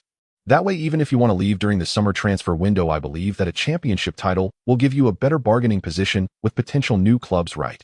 Li Shiguang's words struck at Adebayor's weak spot. He thought to himself the boss was right. As long as they secured the championship title, if he wanted to leave in the summer window, he would have more leverage in negotiations with new clubs. Even if he didn't leave, he believed that during salary negotiations the boss wouldn't shortchange him. Thus, Adebayor nodded vigorously at Li Shiguang and happily left the training ground. However, in Li Shiguang's eyes, his few words today had watered the seed of greed in Adebayor's heart. Hopefully next season Wenger and Arsenal will meet his salary demands. In the conference room of West Bromwich Albion, if you were a non-smoker, you would definitely be scared out of the room by the surrounding smoke upon entering. Li Shiguang's rejection of West Bromwich's offer via email had caused Bates sleepless nights these past few days. On one hand, he feared that Li Shiguang was employing the same tactics again to extract more money from him. On the other hand, he feared being outpaced by other clubs, losing out on Tevez. Especially this morning, he saw the media report that Ferguson admitted to pursuing Tevez, leaving him no time to verify the accuracy of the news.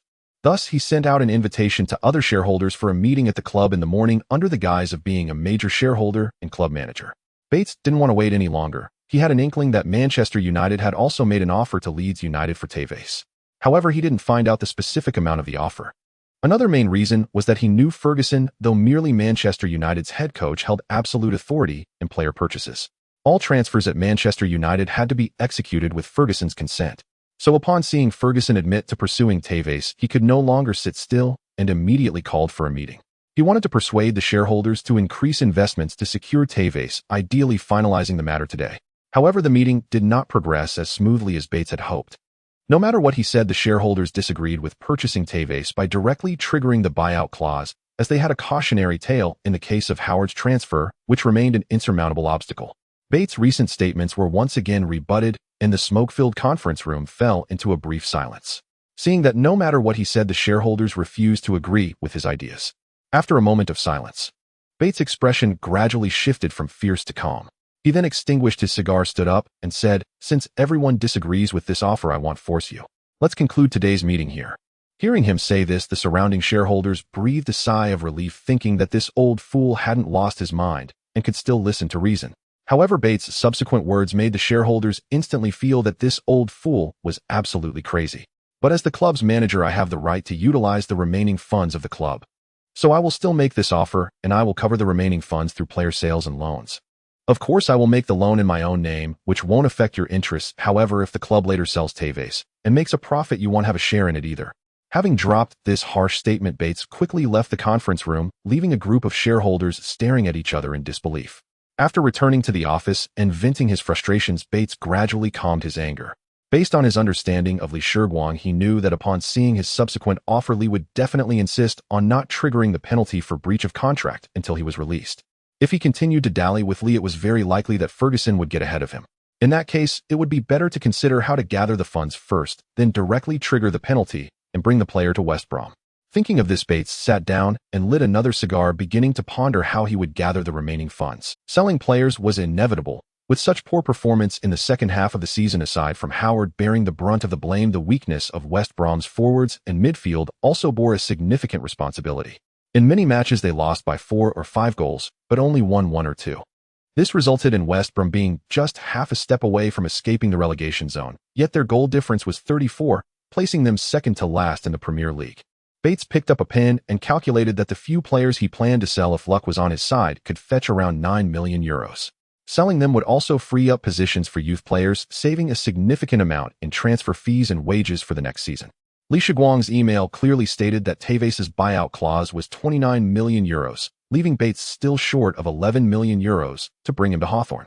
Considering this, Bates' brow furrowed even deeper, and he kept bringing the cigar to his mouth. 5 minutes. Bates put down his cigar, his expression relaxing, but compared to before it was even more serious. Just like the quick money he earned from Howard before, Bates was determined to make a quick profit from Tevez as well. Thus he made a very important decision, one that was also a gamble. As a major shareholder of West Brom, Bates currently owned 23 of the club's shares valued at approximately €12 million. He planned to use this portion of shares to secure a short-term mortgage. Once the loan was approved, the funds for purchasing Tevez would be sufficient. However, before that he needed to keep Li Shiguang stable and prevent him from selling Tevez too early. He then opened his computer, preparing to draft an email to express his intention to purchase to Li. Bates believed that despite the previous unpleasantness with Li, football was also a business. If his offer was high enough, there was no reason for Li to decline earning more money. At 7 p.m. at the Stadium of Light in Sunderland, which could accommodate over 6,000 spectators, the stadium was already packed. "Hey, Emmanuel, looking good. Seems like you're in great form today. Your accuracy is impressive. Good pass." "Exactly, James. You must learn to utilize your body during challenges." With less than half an hour to go, the match between Sunderland and Leeds United was about to start. As the warm-up just concluded, the players were returning to the locker room one by one. At the entrance of the player tunnel, Li Shiguang was high-fiving each player and encouraging them with words. Then he followed them back to the locker room. Li Shiguang stood in the center of the locker room, watching the players change into their jerseys. Today was different from usual before a match. He did not fill the whiteboard with tactical diagrams, nor did he signal the players to listen to his pre-match speech. Instead, he quietly watched the players prepare for the match. Once everyone was ready, Li Shiguang clapped his hands and placed his right palm facing down in front of him. As everyone looked at their coach in confusion, Captain Milner approached and placed his hand on top of Li Shiguang's right. Then every player came over. Moments later, Li Shiguang shouted in the locker room, "Leeds United." The players followed him and shouted together, "Champions." 20 minutes later, both teams entered the Stadium of Light under the lead of the referee. With the players' entrance, the atmosphere in the venue reached a climax, and Sunderland fans exerted significant pressure on the visiting team. As the commentator introduced the starting lineup, the home team players received warm cheers, whereas the visiting Leeds United faced boos. Watching the players set up and stand firm on the field, Li Shiguang, standing on the sidelines, changed from his previous calm demeanor before the match and was loudly encouraging the players. At the same time, he was also deeply moved inside. 10 months ago, he was just an ordinary fan of the future. Even the championship, a second-tier league, seemed out of reach, let alone leading a team in a match. Just sitting in the stands to watch was already a distant dream. Who would have thought that a single hangover would completely change the trajectory of his life? Not only did he acquire a system, but he also personally led a team to compete for the league championship just 10 months later. This made Li Shiguang extremely excited inside. Although he had the system's assistance, it was impossible to say he was completely unperturbed. Every fan must have fantasized about whether they could one day stand on a proper field in front of thousands of cheering fans lifting a trophy. Li Shiguang was lucky he had this opportunity, and there was a strong possibility that tonight he would lift his first trophy as both club manager and coach of Leeds United. This made the usually calm Li Shiguang unable to contain his inner excitement and anticipation. But he secretly reminded himself that today was just the beginning of his journey in this era, a long march of 1,000 miles. After today, aside from building the most formidable black shop in Europe, he also aimed to lead Leeds United back to the pinnacle of the Premier League, win the Champions League, and conquer everything they could. Inside Li Shiguang, a voice was shouting, "Leeds United and I will become legends in the world of football." Beep. The referee's whistle sliced through the air like a sword, sharp and piercing, pulling Li Shiguang's thoughts back to the football field. as Adebayor passed the ball back to Milner. The official commencement. Generally speaking, both teams tend to be cautious at the beginning of important matches. However, once the match commenced, the pace of attack and defense from both teams shifted rapidly, making it hard to discern that this was a game that would determine the league champion. In the 5th minute of the match, the situation on the field changed. The Sunderland players maintained a very disciplined formation, showing no signs of weakness, while Leeds United patiently circulated the ball in their own half, searching for opportunities to advance. Suddenly, Sneijder, positioned behind the center circle, waved for the ball, and Chiellini promptly made a direct pass, sending the ball his way. Receiving the ball, Sneijder did not even take a moment to observe. He simply booted the ball towards Sunderland's right backfield, where Caldwell was already sprinting towards Sunderland's baseline. Despite this sudden change of play from Leeds United, Sunderland did not panic. Their defenders quickly covered the gap, ultimately clearing the ball out of play.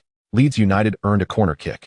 Sneijder took the corner, and Kompany leaped high at the far post, using his bald head to smash the ball into Sunderland's goal. Vincent Kompany. He finally scored his first goal after joining Leeds United just before the end of the season, and in such a crucial match, Leeds United took the lead within just 5 minutes. It must be said this was a wonderful start. Since Leeds United was playing away this round, Heir, Getty, the official commentator for Leeds United, could only commentate the match from the television in the studio. After Kompany's goal, he leapt up in excitement, shouting wildly at the viewers in front of the screen. In stark contrast to his excitement were the home fans in the bright lights stadium. The moment the ball hit the net, the once noisy stadium fell silent for 2 seconds, followed by an overwhelming chorus of jeers directed at the Leeds United players. At that moment, many Leeds United fans had already begun celebrating in front of their televisions, as this season, Leeds United had never scored first, only to be overturned by their opponents. But the world of football is filled with mysteries. In the 27th minute, Sunderland earned a free kick in the attacking half, and midfielder McMahon took it swiftly, equalizing the score to 1-1. In the 41st minute, a glaring error by Chiellini in the penalty area allowed Sunderland to earn a penalty kick, and then McMahon scored again, sending Sunderland into halftime with a 2-1 lead. In the away dressing room, Shiguang was glowering at his players. The 2 goals scored outside of open play made him extremely angry. In his view, the string of victories and intense desire to compete for the championship had thrown his players' mentality off balance, making them anxious and overly cautious. The penalty given by Chiellini was the best example. He could have held his position and allowed the opponent to carry the ball out of bounds before dealing with it, but his anxious mindset led him to choose to kick in the penalty area, resulting in the current situation. The Leeds United players sitting on the bench seemed unable to believe they were already trailing, looking at Shiguang with dazed expressions. Shiguang slammed the clipboard he was holding down onto the ground and roared, "Wake up! Wake up!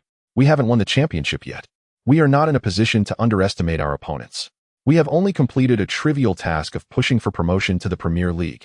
I want the final league championship. Don't look at me like a coward. Look at yourselves. You played like a pile of trash in the last 40 minutes. Do you even know that? If we lose this match today and forfeit the championship we've worked for all year, believe me, we will be mercilessly criticized by countless fans and media from the moment we return to Leeds. Now put away those childlike, confused expressions on your faces, get your spirits up, take a good 10-minute rest, and then go out and fight like men. Can you do that?" By the time he shouted the last sentence, Shiguang's throat had turned hoarse. "Yes, boss, we won't let you down." Seeing Shiguang so hoarse, the captain Milner also took the lead in responding to him. After halftime, both sides returned to the battle. As the second half began, Leeds United once again implemented their high-pressing tactics. As soon as Sunderland players gained possession, 2 or 3 white figures would pounce on them. In the 69th minute, during a Leeds United attacking play, Milner passed the ball to Tevez, who was making a run along the flank. Facing Sunderland's 2 players closing in for the defense, Tevez suddenly accelerated, slipping past before the door could close. Then he sprinted all the way towards Sunderland's penalty area with the ball. Seeing Tevez had entered his shooting range, Sunderland's defenders did not dare to slack off. Immediately, a centre-back rushed up to block his shot, but Tevez made a quick stop, and before the defender could pounce, lofted the ball towards the left side of Sunderland's far post. Adebayor was already waiting there.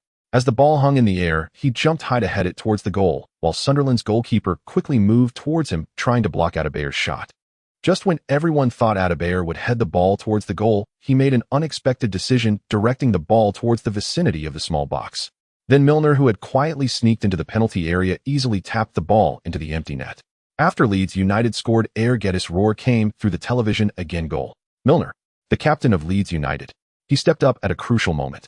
He scored from Adebayor's pass into Sunderland's goal. 2-2. Leeds United has equalized. After the restart, Sunderland's players appeared noticeably anxious. Leeds United could accept a draw, they could not, as only victory would preserve their hopes of winning the championship. However, with Milner's goal, the morale of the entire Leeds United team was lifted once again. Under Lee Shiguang's guidance, they temporarily abandoned the high-pressing strategy and retreated into their half, employing zonal marking to thwart Sunderland's attacks. Lee Shiguang knew that Sunderland could only hold on for a few more minutes. With such high intensity running, their stamina would wear down. What Leeds United needed to do now was wait for a chance to deliver a fatal blow. As he expected, in the 83rd minute, Sunderland made a passing error in Leeds United's half, which Milner seized accurately. He completed a brilliant interception by blocking the passing lane, then, without stopping, made a direct pass to Tevez, who had successfully evaded the offside trap. Tevez faced the goalkeeper Union and scored effortlessly, making it 3-2. Leeds United had finally... After Tevez's goal, Lee Shiguang on the sidelines could no longer hide his excitement, and amidst heir Geddes cheers, the Farmers' three fists made a comeback. The players of Sunderland looked bewilderedly at the Leeds United players, who were celebrating wildly. They never anticipated that after taking the lead, they would be overtaken again by Leeds United in the second half. Shortly after Sunderland resumed play, the fourth official raised the board on the sidelines, indicating 5 minutes of stoppage time. In the stands, the more than 5,000 Leeds United fans who had traveled to Sunderland were now chanting and celebrating, their cheers finally overshadowing those of the home supporters. Including stoppage time, the home team was no more than 10 minutes away from claiming the championship of this season. On the sidelines, Lee Shiguang, having regained his composure, continuously reminded his players to focus on defense, emphasizing that they must not slacken at this critical moment. Fortunately, the players were very focused, but despite Sunderland's desperate attempts to attack, they could not penetrate Leeds United's defense through ground passes. As stoppage time began, Sunderland attempted to breach Leeds United's goal with aerial bombardments, but the excellent performance of Little Schmeichel rendered their efforts futile. In the 95th minute, as the referee's whistle blew, the cheers of the players on the field and the jubilant shouts of Leeds United fans nearly drowned out the final two whistles that Lee Shiguang could barely hear. Sitting in the broadcasting booth, heir Geddes covered his face with both hands, trembling all over, his voice quivering, yet crystal clear. The match is over. Leeds United's boys didn't let us down. They have shown us the most perfect season in Leeds United's history. Congratulations to Leeds United, they have exceeded their goals this year. Not only did they return to the Premier League, but they also won the championship title for the 2004-2005 season. At this moment, the substitutes and staff of Leeds United had already rushed onto the field, and Allen had somehow procured a bottle of champagne, chasing after Tevez, who scored the winning goal, spraying it everywhere. Lee Shiguang managed to stabilize his emotions and gentlemanly approached Sunderland's bench to shake hands with their... Just as he was about to step onto the pitch to join the players' celebration, a voice from the system echoed in his mind. Ding! Congratulations, host, you have completed the task, won the championship. The system rewards will be issued after settlement. Lee Shiguang smiled earnestly. His goal for the season had been fully realized. Leeds United not only survived, but also returned to the Premier League and claimed the championship title. He was very much looking forward to what good things this platinum treasure chest would yield. Early the next morning, Lee Shiguang returned to Leeds with the entire team, bringing back the championship trophy that had been awarded to Leeds United the previous day. This was the first trophy Lee Shiguang had won since taking charge of Leeds United. After next week's final round of the championship, Leeds United would hold a grand city parade with the trophy.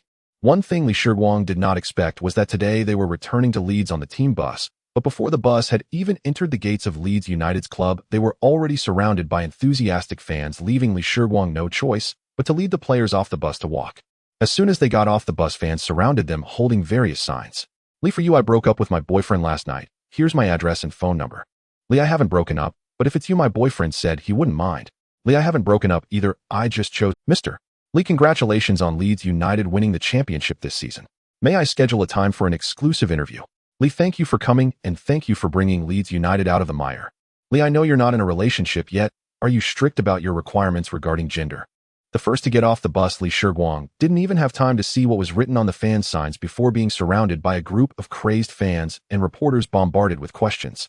Seeing this scene, Milner, who was following behind him, quickly withdrew his already prepared right foot that was about to step out and retreated back into the bus, signaling the driver to hurry and close the door.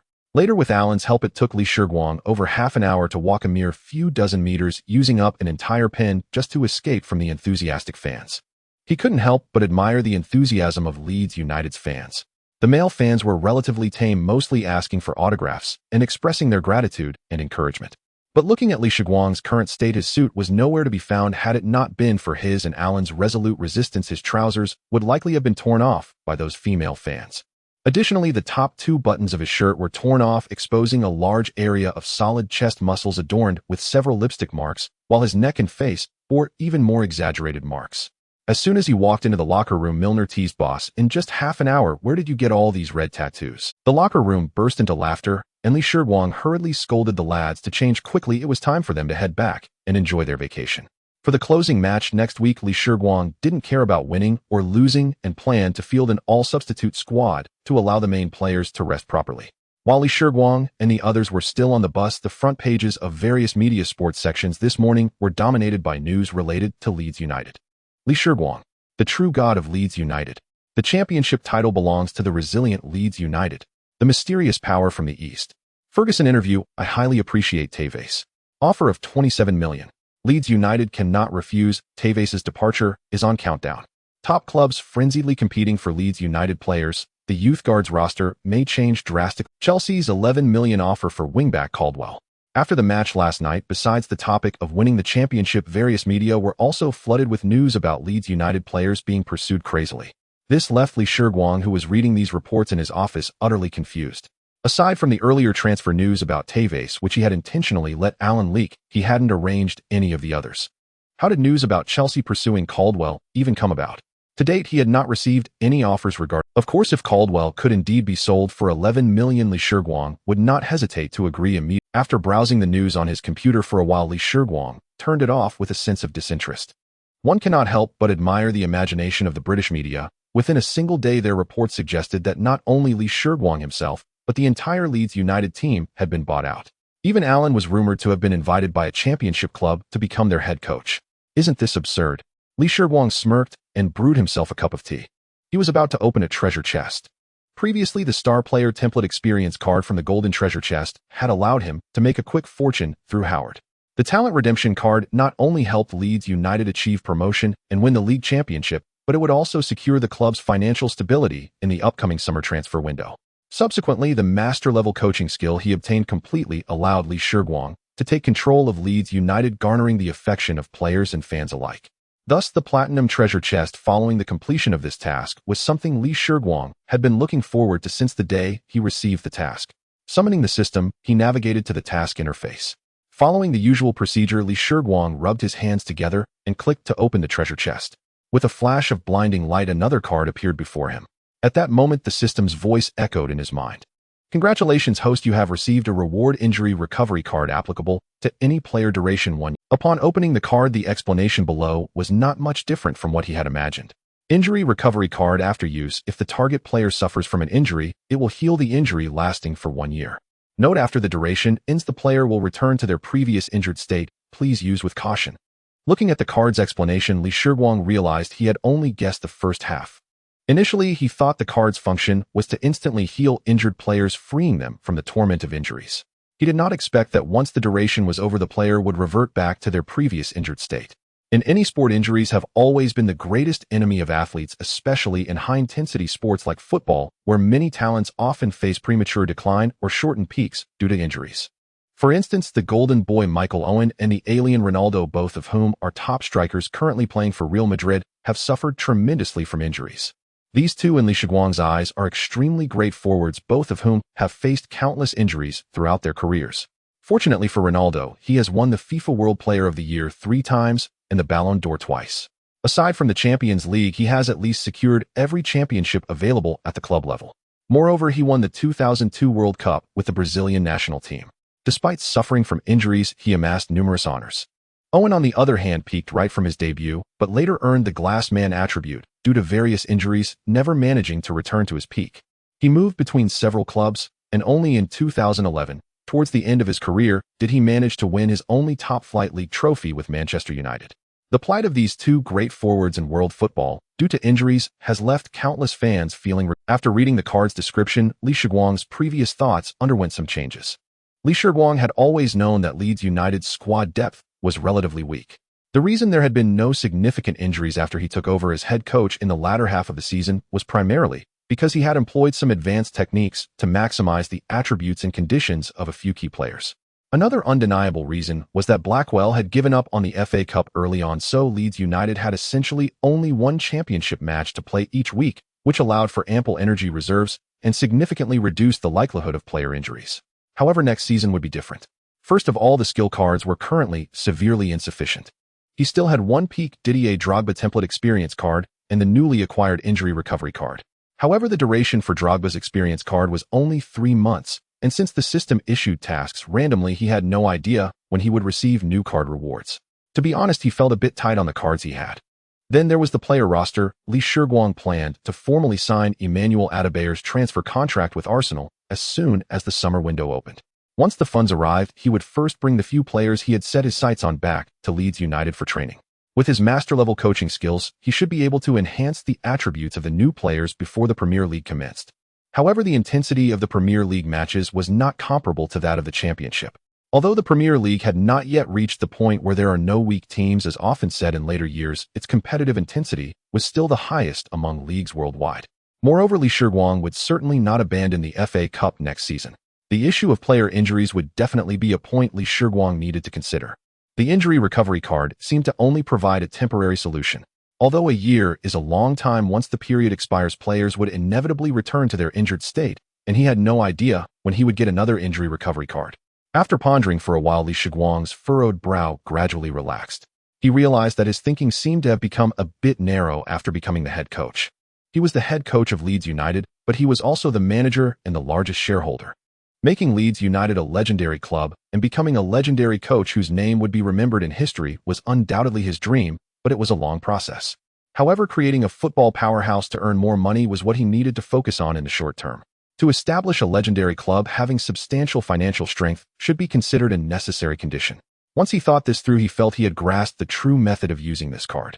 Previously, the transfer deals he handled either involved players like Howard who were underperforming where he bought them and used template cards to enhance their attributes for quick profits, or young players like Sneijder.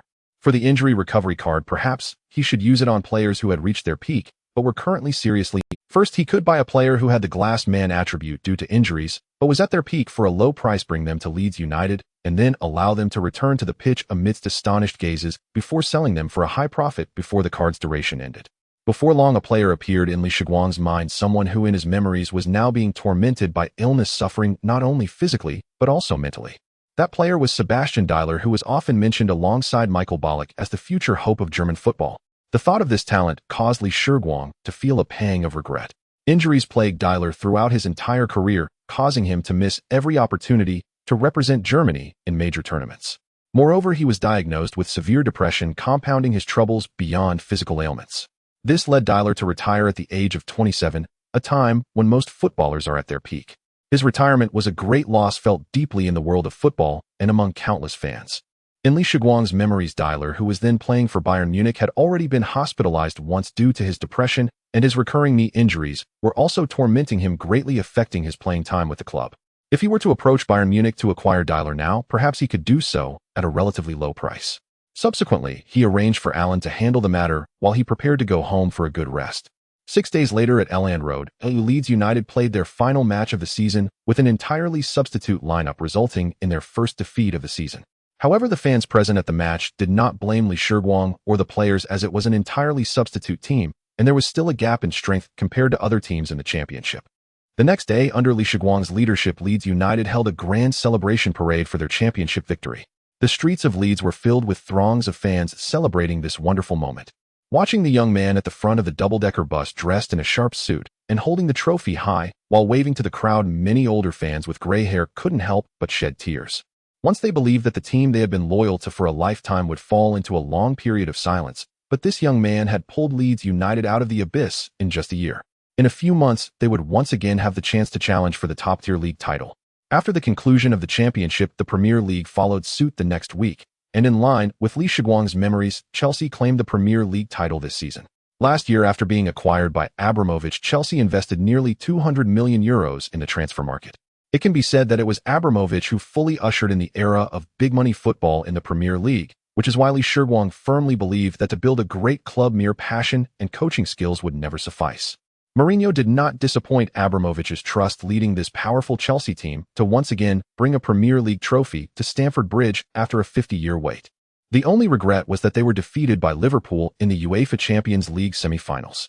With the conclusion of the top 5 leagues, the world's focus turned to the upcoming Champions League final, in Istanbul, Turkey. Li Shiguang had already arranged for Alan to purchase tickets for the Champions League final well in advance. Before his rebirth, he was a diehard AC Milan fan, and his greatest wish was to watch an AC Milan match live. Though he knew that the eventual loser of the match would be AC Milan, and in a terribly humiliating way, he still chose to attend this match, known as the Miracle of Istanbul, harboring a glimmer of hope. After all the wings of the butterfly that had been reborn as him had already changed the fate of Leeds United, perhaps they could also alter AC Milan's destiny. The Champions League final was scheduled for May 25th, and Li Shiguang arrived in Turkey a week early. It had been almost a year since his rebirth, and as a wealthy second generation, he had never truly traveled for leisure. In his past life, he had never been to Europe, but over the past 10 months traveling with Leeds United for away matches, he had already seen a large part of England. However, he had never set foot outside of England. So after the team was given time off, he reserved a week for himself to arrive early in Turkey to explore. The Ritz-Carlton hotel booked by Alan for Li Shiguang was located in the heart of Istanbul, right next to Taksim Square, where the city's most bustling commercial street was filled with various Turkish delicacies and souvenirs. After nearly 10 months of eating fried chicken and chips in England, Li Shiguang was finally able to properly adjust his lifestyle. Fortunately, the busy training routine had dulled Li Shiguang's craving for food, as he usually just grabbed meals casually at the club. It must be said that England is indeed a food desert. After coming to Istanbul for a few days, the diverse kebabs and various specialty desserts of Turkey rekindled Li Shiguang's pursuit of culinary delights. Now holding a skewer of kebab approximately 50 centimeters long, Li Shiguang leisurely strolled through the famous Grand Bazaar in Istanbul. A shop selling uniquely Turkish carpets and scarves caught his attention, and he planned to buy some to take back for the club. Upon entering, he noticed the owner was answering a boy's question, so he began to browse on his own. After browsing for a while, and seeing that they were still communicating, Li Shiguang put down what he was holding, intending to look around other shops before returning to make his purchase. Although the owner had been conversing with the boy, he had also diverted some attention to Li Shiguang. Seeing him about to leave, the owner abandoned the boy to ask Li Shiguang, "Hello, customer, have you not found anything satisfactory?" Upon finally being acknowledged by the owner, Li Shiguang halted his steps and replied, "No, I'm quite satisfied. I have my eye on a few scarves, but since I saw you were still chatting with this gentleman, I thought I'd check out other stores first before coming back to buy." As Li Shiguang responded, the boy, who had been facing away from him, turned around to observe him. It seemed he rarely saw someone with a similar appearance in Istanbul, and as Li Shiguang answered the owner's question, the boy stared intently at him. This surprised Li Shiguang, as it was the first time he encountered someone of East Asian descent while wandering alone since his rebirth. Unsure if the other person was Chinese, he simply smiled politely and prepared to leave. Just as Li Shiguang was about to turn away, the boy suddenly spoke up in fluent Chinese, "Are you Chinese?"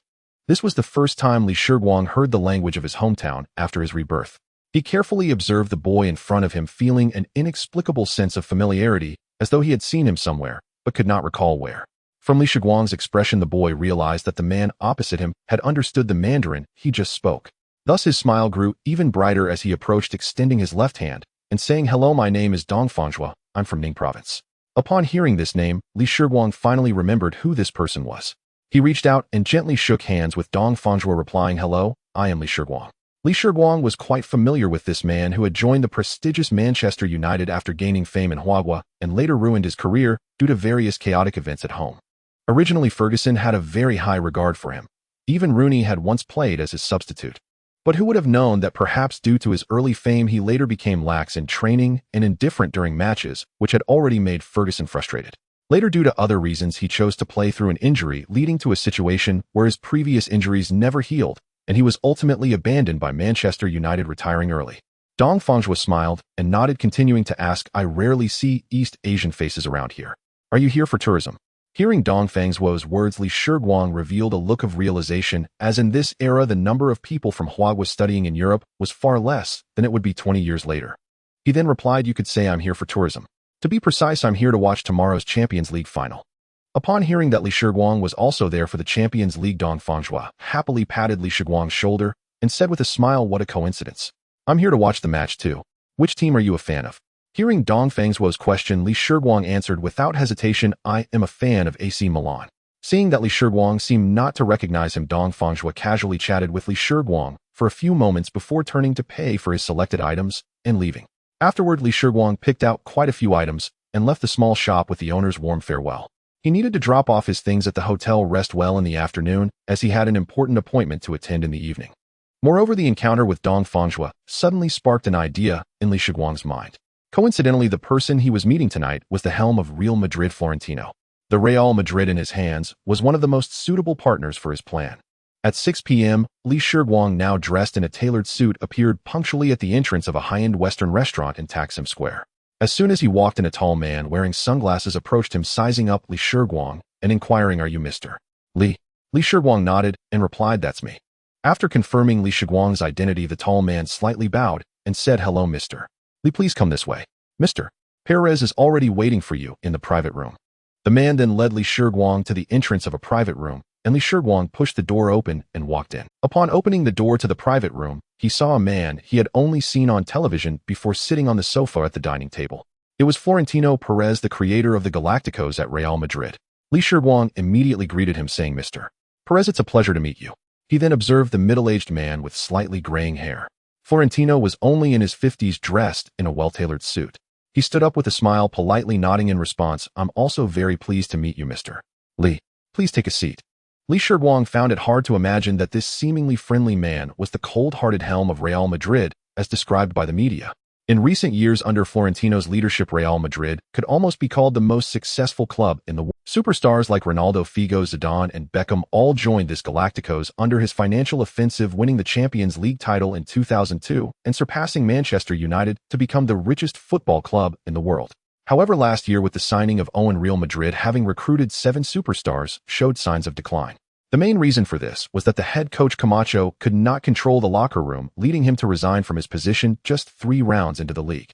Subsequently, Raymond, who took over the management of Real Madrid, also left during the winter transfer window.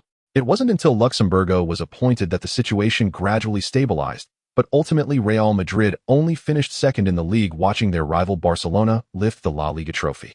Seeing the current situation of Real Madrid, Florentino sent an offer to Leeds United regarding Sneijder before the season ended, intending to continue his financial strategy to rebuild the team during the summer transfer window. Previously, Li Shiguang had not explicitly rejected Florentino's offer in his reply email, but wanted to consider it. Upon learning that Li Shiguang was coming to Turkey to watch the Champions League final, Florentino arranged for a meeting with him through Alan. After some small talk, Florentino directly initiated the main topic of the day, asking Li Shiguang, "Mr. Li, regarding Sneijder's transfer, you did not clearly reject Real Madrid in your last email, so today I would like to personally understand your thoughts." Seeing they were getting to the point, Li Shiguang adjusted his posture, sitting up straight, and replied, "Mr. Pérez, your last offer was quite satisfactory to me. The reason I didn't give you a clear response was not that I wanted to discuss Sneijder's price further, but rather to meet you in person to see if we have space for cooperation." Upon hearing this, a look of confusion appeared on Florentino's face while he thought to himself, what could a team that just got promoted to the Premier League and still owes tens of millions in debt have in common with Real Madrid? Seeing the puzzled expression on Florentino's face, Li Shiguang smiled slightly and continued, "Mr. Pérez, I wonder if the young players in Real Madrid's youth training team would be interested in playing in the first team matches." Upon hearing Li Shiguang's question, Florentino's expression deepened in confusion. Since he took office, he has consistently adhered to a policy of acquiring 1 superstar each year, so in recent years the main squad of Real Madrid has been predominantly composed of well-known stars. Before meeting Li Shiguang, Florentino had briefly studied the transfer policy Li had implemented over the past year, so he knew that Li was very fond of using young players. However, the youth academy players were mostly just 16 or 17 years old, playing in youth leagues. Did Li really want those players? Listening to Li Shiguang's words, it seemed he wanted those young players to play in the Premier League. Florentino took a sip of tea before voicing his doubts. "Mr. Li, if I'm not mistaken, do you intend to buy these young players to play in the Premier League?" Li Shiguang nodded with a smile and began to elaborate on his thoughts. "Exactly, Mr. Pérez. As you know, Leeds United has returned to the Premier League, and next season our schedule will be even more demanding. Therefore, I think our current squad depth is still a bit too thin. However, the funds I currently have are indeed insufficient for large-scale signings, so I propose that we can embark on a win-win collaboration. I have a preliminary idea, which is to let Leeds United select some young players from Real Madrid's youth academy or substitutes from the first team, allowing me to bring these players to the Premier League at a relatively low price. Meanwhile, Leeds United will ensure that these players receive playing time in top-tier leagues or cup matches, serving to develop young talents. Moreover, we can sign these players on 3-year contracts. If during the contract period Leeds United wishes to sell these players, we will notify you immediately, and Real Madrid will enjoy the right of first refusal. What do you think of this proposal?" After listening to Li Shiguang's words, Florentino felt a surge of excitement. In recent years, although his transfer policy had brought significant achievements to Real Madrid, it had also compressed the playing time of players emerging from the academy. Moreover, a more critical point was that star players occupied too much playing time, leading to persistent rumors about the locker room, which had begun to affect the team's balance. Because of these two issues, after the league ended, he specifically organized a coaching staff meeting to study the matter, but ultimately they could not devise a good solution. Shiguang's proposal perfectly addressed the problems currently facing Real Madrid. Additionally, Florentino considered another point. Since Leeds United won the championship, Shiguang has been hailed as the second winger by the media, as he led Leeds with an average age of just over 20, and these players only began to shine after being discovered by him, indicating that he indeed has a knack for coaching young talents. If the players Shiguang chose from his ranks could truly make an impact in the Premier League, it would not be a loss to buy them back later. After all, they are just academy players, and with only 2-year contracts, it is unlikely that Shiguang would sign exorbitant buyout clauses. Having realized these 2 points, Florentino felt that Shiguang's proposal was indeed worth considering. Mr. Lee, from my personal perspective, I am very fond of your proposal. However, as you know, the club is not solely determined by me. I need to return to Madrid and discuss it with the management before giving you a definitive answer. Of course, Mr. Perez, I am not in a hurry. After all, the summer window has not officially started, and we both have plenty of time to discuss the recent proposal. The recent proposal was merely a spur-of-the-moment idea from this afternoon. If it can be executed, that would be great, but if not, neither I nor Leeds United would suffer any losses, so I am not pressing Florentino for a quick response. Then Shiguang shifted the topic to Sneijder's transfer, adhering to his previous strategy of fostering a good relationship with this major client. So, he did not haggle over the price, and quickly agreed to Florentino's offer of 28 million to acquire Sneijder. Having settled the important business, both parties entered a pleasant dining experience. Upon learning that Shiguang had only purchased a regular ticket for the match, Florentino warmly invited him to his private box for the next day's game. Shiguang gladly accepted, as watching the match while sipping red wine would certainly be more enjoyable. The next day, Shiguang did not venture out for leisure. After sleeping until around 1 p.m., he worked out in the hotel gym for a while after lunch, then returned to his room to shower and change before preparing to head out. After arriving at the stadium with Florentino and standing in the VIP box watching the tens of thousands of fans below and the players warming up, Shiguang felt a surge of excitement within. This was the first Champions League match he was watching live, and it was the final. Before long, Florentino approached with 2 glasses of red wine, handing one to Shiguang and asking Mr. Lee, which team do you support more in tonight's match? Shiguang answered without hesitation, in fact, besides Leeds United, AC Milan is my second favorite team. Florentino was somewhat puzzled. He had thought that Shiguang, as the coach of Leeds United, would support Liverpool, another English team. So does that mean you believe AC Milan will win? However, Shiguang shook his head, but I think Liverpool will emerge victorious in tonight's match. This only further confused Florentino. You little rascal, are you playing both sides with me? First you say you like AC Milan, then you turn around and support Liverpool for the win. It seemed he noticed Florentino's confusion. Shiguang set down his wine glass and smiled, saying, Mr. Perez, although I personally prefer AC Milan, you must not forget that I am the owner and coach of Leeds United, and in such an important match, I must support the English team.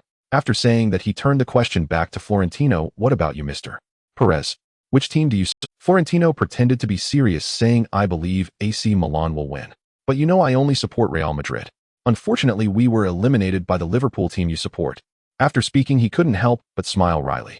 Indeed, his superstar policy had brought enormous economic benefits to Real Madrid, but as the stars aged, the club's performance in European competitions over the past 2 years had not been very good.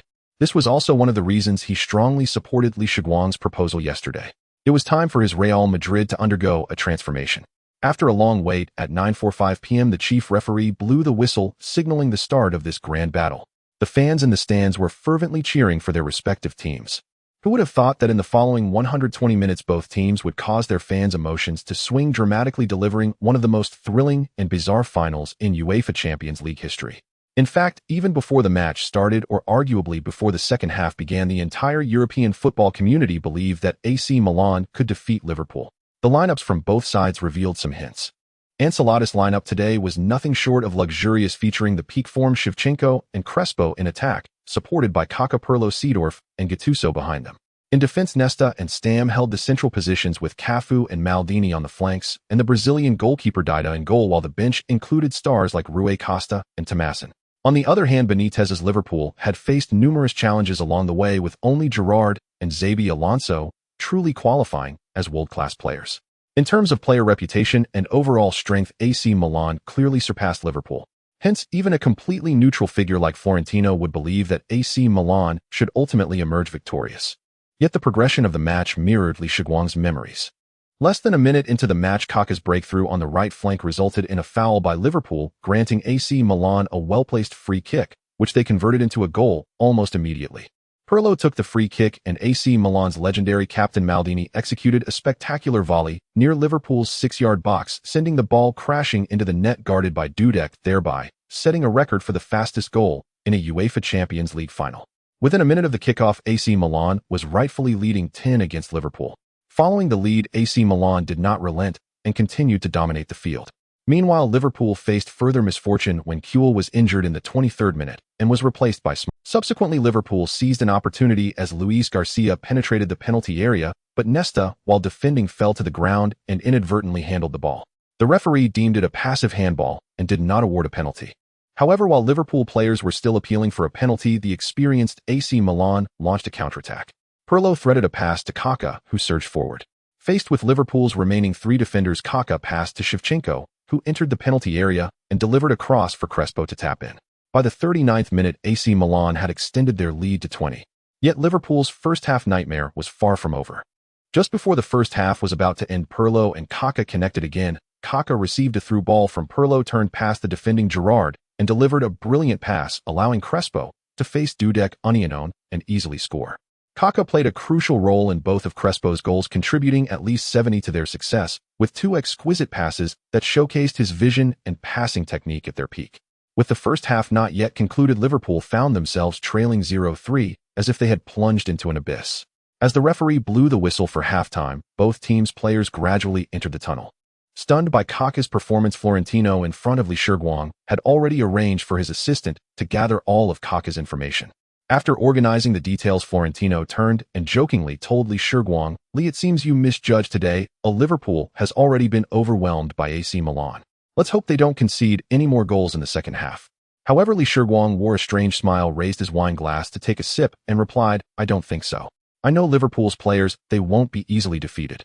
I bet €100 that the ultimate champion will still be Liverpool." Although Shiguang had pondered whether the outcome of this match would change because of his unexpected presence, after watching the first half he felt that his little butterfly's wings had yet to fan from England to Istanbul. The eventual champion should still be the Liverpool that makes a miraculous comeback. Upon hearing Shiguang's words, Florentino found himself increasingly perplexed by this young man from the East. He simply could not understand how Liverpool, in their current state and lineup, could possibly score 4 goals against AC Milan in the remaining 45 minutes. But he didn't mind playing along with Shiguang, so he said, "Then I bet €100 that AC Milan will certainly be the final champion." However, starting from the 53rd minute of the second half, the tides of the match changed dramatically, birthing a miracle. Reese's 2 consecutive crosses from the left sent the ball into AC Milan's penalty area, and Liverpool's captain Gerrard, spotting the pass, leaped high and scored a beautiful header near the penalty spot, narrowing the score to 31. Liverpool sounded the horn for a counterattack. Less than 3 minutes later, substitute Smicer struck from distance, once again piercing through Didas' defenses. Within 3 minutes, Liverpool had scored 2 goals, changing the score to 32. But the counterattack was not. In the 60th minute, Barros executed a beautiful backheel pass in the penalty area, and Gerrard was fouled by Gattuso. The referee unhesitatingly awarded a penalty.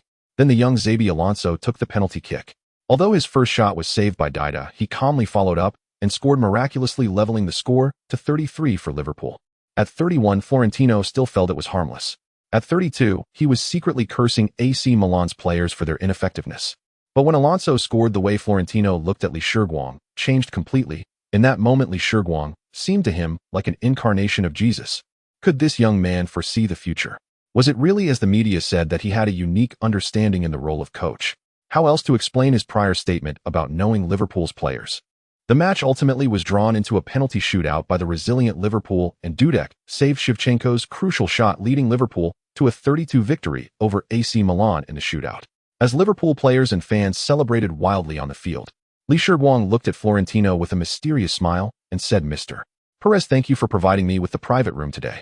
That €100 will serve as my rent." Then he left the box under Florentino's admiring gaze. With the conclusion of the UEFA Champions League final, the 2004-2005 season has also come to an end. Next up is the thrilling transfer period. Li Shiguang and Florentino did not hide their meeting in Istanbul. Before entering the private box to watch the match, they greeted the owners of both clubs on the stands, and the big screen at the stadium displayed their images together. So when Li Shiguang returned to Leeds the next day, the media and fans were speculating about what Li Shiguang and Florentino discussed, especially since there had been rumors about Real Madrid's interest in acquiring Sneijder. During this time, when Li Shiguang went to the club, a large number of media reporters were always blocking the entrance, hoping to extract some information from him for their first-hand reports, but Li Shiguang consistently replied with 4 words, no comment. To avoid being chased by the reporters, Li Shiguang specially swapped cars with Alan yesterday and entered the club directly from the parking lot today. Upon arriving at the office, he immediately opened his computer. 2 emails from Real Madrid quietly lay in his inbox. Yesterday, Florentino called him. After returning to Madrid, he immediately convened the club's management team to discuss Li Shiguang's proposal. After several days of discussions, they finally reached an agreement yesterday, accepting Li Shiguang's cooperation suggestion, but they needed to add a clause regarding the buyback term, stating that they could only accept a maximum of 10 times the player's value for any young player taken from Real Madrid. Li Shiguang was indifferent to this clause. After returning to Leeds, he used the system to check on the young players in Real Madrid's youth training camp and team, discovering that there were not many players he could use after bringing them over and training them himself. The 19-year-old defensive midfielder Xavi Garcia and the 20-year-old central defender Juan Fran both had a system rating of C. Li Shiguang believed that after bringing them in with the system's enhancement and his own training, he could elevate their system ratings to C before the start of the next season, allowing them to serve as rotation players in the first team. After replying with an OK, Li Shiguang opened another email. Inside the email was a transfer offer of 28 million euros for Sneijder, which was the price Li Shiguang and Florentino had agreed upon in Istanbul. He then called Alan to handle these 2 matters. After organizing his tasks, Li Shiguang comfortably leaned back on the sofa and summoned the system to browse. The club interface on the system had already undergone some changes, especially in the economic situation, which was what Li Shiguang was most concerned about. Host Li Shiguang-owned club Leeds United economic situation heavily in debt, 80 million euros. Team status normal, available funds 31. 9 million euros. Fixed skills. Super Scout can freely view detailed attributes of any player. Master Coach. Skill package. Peak Drogba template experience card, 1 month, applicable to any player. Recovery card. This season, Leeds United won the championship, which not only elevated Li Shiguang's prestige among the team and fans to its peak. Moreover, the club's finances greatly improved. Aside from a substantial bonus, they also profited significantly from the team's jerseys, memorabilia, and the players' image rights. Now the club's available funds had reached nearly 32 million euros. Seeing this figure, Li Shiguang felt that previous plans could be improved. It has been over 10 days since the UEFA Champions League final concluded, and today is June 8th. The summer transfer window for the Premier League will officially open the day after tomorrow. During this time, Li Shiguang has been busy, and he made a trip to Bayer Leverkusen. After 4 days of negotiations, he finally signed an intent contract with Bayer Leverkusen for the acquisition of Berbatov at a price of 12 million euros. He also discussed personal terms with Berbatov's agent, signing for 3 years with a buyout clause of 32 million euros. So far, Leeds United has confirmed agreements for players including Berbatov, Yaya Touré, Falcao, and Ma. The total transfer fees for the 4 players only amounted to 22.95 million euros, which is now sufficient to support Leeds United's cash flow. On the selling side, agreements have been reached for Adebayor at 29 million euros, Sneijder at 28 million euros, and Tevez at 22 million euros. This means that just the transfer fees from these 3 players would be enough for Li Shiguang to pay off Leeds United. Moreover, after clearing the debts, Li Shiguang would still have nearly 10 million euros in available funds without needing to sell other players. He could use this money to acquire some promising young talents. Thinking of this, the heavy stone that had weighed on Li Shiguang's heart for nearly a year finally settled. He had finally managed to sort out the mess at Leeds United. However, there was still a lot of work waiting for him ahead. Leeds United performed exceptionally well last season. Throughout the year, apart from the FA Cup that Blackwell intentionally let go, they only lost 1 match in the final round, which was played entirely with substitutes. So now, apart from the 3 confirmed transactions, other players are also being pursued by major clubs. For instance, their captain Milner. After being rejected by Li Shiguang last time, Liverpool's latest offer has already reached 15 million euros, which is very close to Li Shiguang's psychological price. Previously, Li Shiguang was worried that after selling Adebayor and the other 2 players, his funds wouldn't be enough to pay off the loans and make new signings, so he considered selling Leeds United's captain as well. That's why he brought in Mascherano to fill the gap after Milner's departure. Who would have thought that Leeds United's good performance brought him unexpected income? Now Li Shiguang wants to retain Milner for another year or 2. One reason is that he doesn't want to be criticized for selling a loyal captain right after the season ends. The main reason, however, is that he wants Milner to improve further, as he is currently a defensive midfielder and the price is relatively low. By playing for Leeds United for a while longer, he could also train himself. Once Milner's ability rating improves a bit, he could sell him for a higher price later. Of course, Shiguang feels that he can negotiate a bit more on the offers for other players. After all, as long as the price is right, most players can be sold. Except for Milner, all key players are not spared, with teams making offers. Even Caldwell, whom Shiguang jokingly mentioned would be sold for money, has received a bid of €4 million from Newcastle. After carefully reviewing several offer emails, Shiguang quickly called Allen, indicating that he could negotiate with these clubs. After much deliberation on which players to sell, Shiguang picked up the thick stack of scouting reports that he always kept on the right side of his desk. Since so many teams were making offers seemingly intent on hollowing out Leeds United, Shiguang decided to turn the situation to his advantage and simply conduct a major overhaul of the team. At the start of the next season, the main strikers for Leeds United will be Falcao and Berbatov, allowing for a shift to a 442 formation with two forwards, or enabling Berbatov to hide behind Falcao in the current 42-31 setup. However, Shiguang still needs to provide 12 substitutes for rotation. While flipping through the scouting reports, one player caught his eye: the 19-year-old Bosnian striker Edin Dzeko. Dzeko, who was still playing in the Bosnian league, had yet to showcase his talent, having only scored 1 goal in 20 appearances last season. However, Shiguang saw in the system that although Dzeko's current rating was only D, his talent was rated as. Moreover, the key point is that Dzeko's market value is only €2,000, which is practically a steal for Shiguang. After setting aside Dzeko's report, another figure appeared in Shiguang's mind: Jamie Vardy. The future teammate of Schmeichel at Leicester City, the late-blooming England international. After Leicester City made history by winning the Premier League in 2016, Shiguang specifically looked up information about this inspirational forward online, recalling that Vardy, who is now only 18, should still be playing for a lower-tier team in Stoke City. Shiguang decided that it would be those two. For the midfield, he planned to entrust the left side to Bale, who would soon turn 16. Under Shiguang's intentional guidance, Bale had been trying various positions during training, enabling him, who initially debuted as a left-back, to become adept at playing as a winger and left midfielder, with an overall rating that had risen to be enough for him to establish himself in the Premier League. On the right side, Shiguang found a surprising option in the scouting list, that is Frank Ribery, who would regain his freedom next month.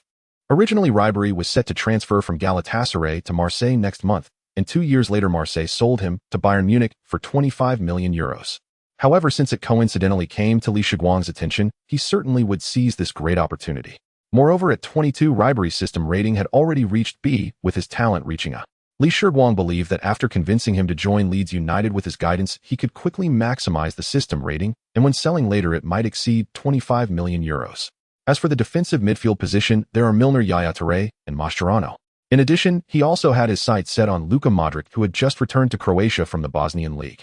Although Modric's name was not in the scouting report, Shiguang had just found a photo of him online, and as he expected, this midfield maestro's talent had reached the same level as Ronaldinho, and his current strength was sufficient to be included in Leeds United's plans for the next season.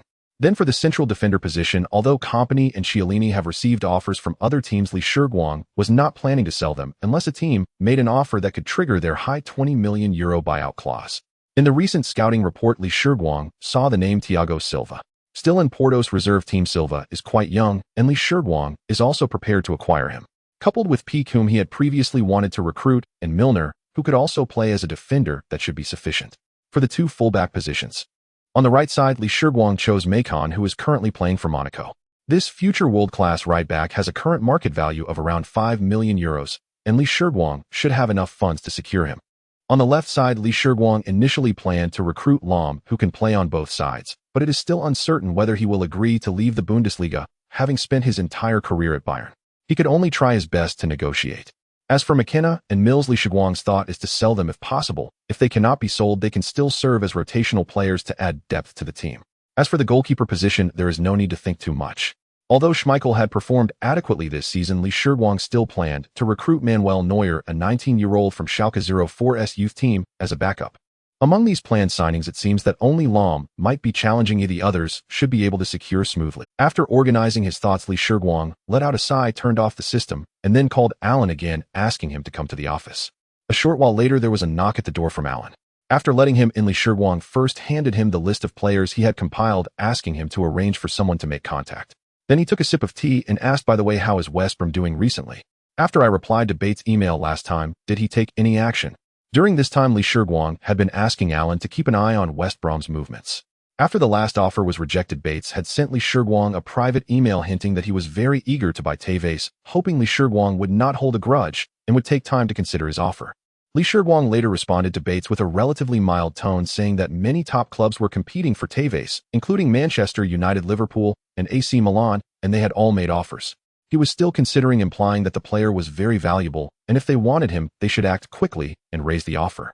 Bates, enraged upon seeing this reply, cursed Shiguang for being a mercenary too greedy for more. During this time, Alan had indeed heard some rumors. He had originally planned to verify them before reporting to Shiguang. Hearing Shiguang's question, Alan quickly replied, "Boss, there has indeed been some movement from West Brom recently. A few days ago, I received a call from them. Since the transfer window is about to open, it seems Bates has already hinted that the team is undergoing a rebuild and many key players seem to be on the transfer list. However, I'm still arranging for someone to verify the specifics. Also, didn't you ask me to keep an eye on the news from the bank? Yesterday, I heard some rumors from the bank as well. It seems that Bates is contacting the bank for a mortgage loan, but I still haven't figured out what he is using as collateral." Hearing Alan's response, Shiguang instinctively stroked his chin. Indeed, from these two actions, it seemed that Bates was truly intent on buying Tevez for West Brom. Then I'm sorry, don't blame me for being ruthless. He then pulled out his phone and opened the contacts, searching through the numerous names until he found Ferguson. In the first half of June, the football scene in England was chaotic. After the FA confirmed that the transfer window would officially open on June 14th, new transfer news broke every day from the media. However, amidst this bustling atmosphere, Shiguang secretly made his way to Munich. Apart from a few players with whom he had already reached preliminary agreements, Shiguang had almost finalized all other targets for the summer transfer window within the first half of the month. Even Ribery, who was already a free agent, and Vardy, who was trialing with an unknown lower league team, had met Shiguang in Leeds. Now the only transfer target left for Shiguang was Lahm. Last week, Leeds United had sent a $7 million offer to Bayern Munich. In fact, Bayern had previously loaned Lahm to Stuttgart for 2 years, and this year marked the end of his loan period as he returned to the club. Bayern Munich's starting left-back now was the veteran Lizarazu from France. In next season's plans, Lahm was merely expected to be Lizaraz's substitute, so Bayern did not oppose Leeds United's interest in him. However, the problem lay with the player himself. Lahm was unwilling to leave Bayern Munich. Shiguang had considered this as well. After all, in his memory, Lahm had spent his entire career at Bayern Munich, with only these 2 years spent on loan, making him a model of loyalty among players. Thus, upon learning that Lahm did not wish to leave, Shiguang deliberated and decided to personally visit Munich to speak with Lahm. After scheduling a meeting with Lahm's agent, Shiguang finally met the rather shy young man in a cafe on Sabenerstrasse. When Leeds United made their offer, Lahm's agent had informed him immediately. Initially, upon hearing the news, Lahm was somewhat tempted. He was well aware of his situation. Although Lizarazu was nearing the end of his career, his vast experience and skills were still unmatched by Lahm. Hence, even if he stayed at Bayern, he would likely remain Lizaraz's substitute next season. If Leeds United were to loan him, he would certainly agree immediately. However, the prospect of a direct transfer left him conflicted. But this morning, when his agent mentioned that Shiguang, the owner and head coach of Leeds United, had come to Munich to meet him, Lahm was taken aback. He never expected a club owner would travel all the way to Munich for a young player with little fame. Out of courtesy, Lahm agreed to Shiguang's request. Thus, the current scene unfolded. Before coming, Lahm had heard from his agent that the owner of Leeds United was also a young man, but upon meeting Shiguang, he was surprised to find that the seemingly amiable club owner appeared to be only a few years older than him, which eased Lahm's anxious heart a little. "Good afternoon, Philip. I am Shiguang, the owner and head coach of Leeds United." After pouring a glass of water for Lahm, Shiguang introduced himself. Hearing Shiguang's friendly greeting, Lahm, who was just about to take a sip from his water glass, quickly set it down and responded, "Hello, Mr. Lee. I am Philip Lahm. It's a pleasure to meet you. Don't be nervous, Philip. I am not that much older than you, and I believe we will get along very well," Shiguang said with a smile, reassuring the still somewhat tense Lahm. As Shiguang did not carry the air of a club owner, Lahm gradually relaxed, attentively listening to Shiguang's introduction of Leeds United and his plans for next season's lineup. When he heard Shiguang mention that he would be the starting left-back in his lineup, Lahm's eyes suddenly lit up, interrupting Shiguang with a puzzled tone. "Did you just say I would be the starting left-back for Leeds United?" Hearing Lahm's question, Shiguang replied, as if it were obvious, "Of course. Didn't your agent tell you?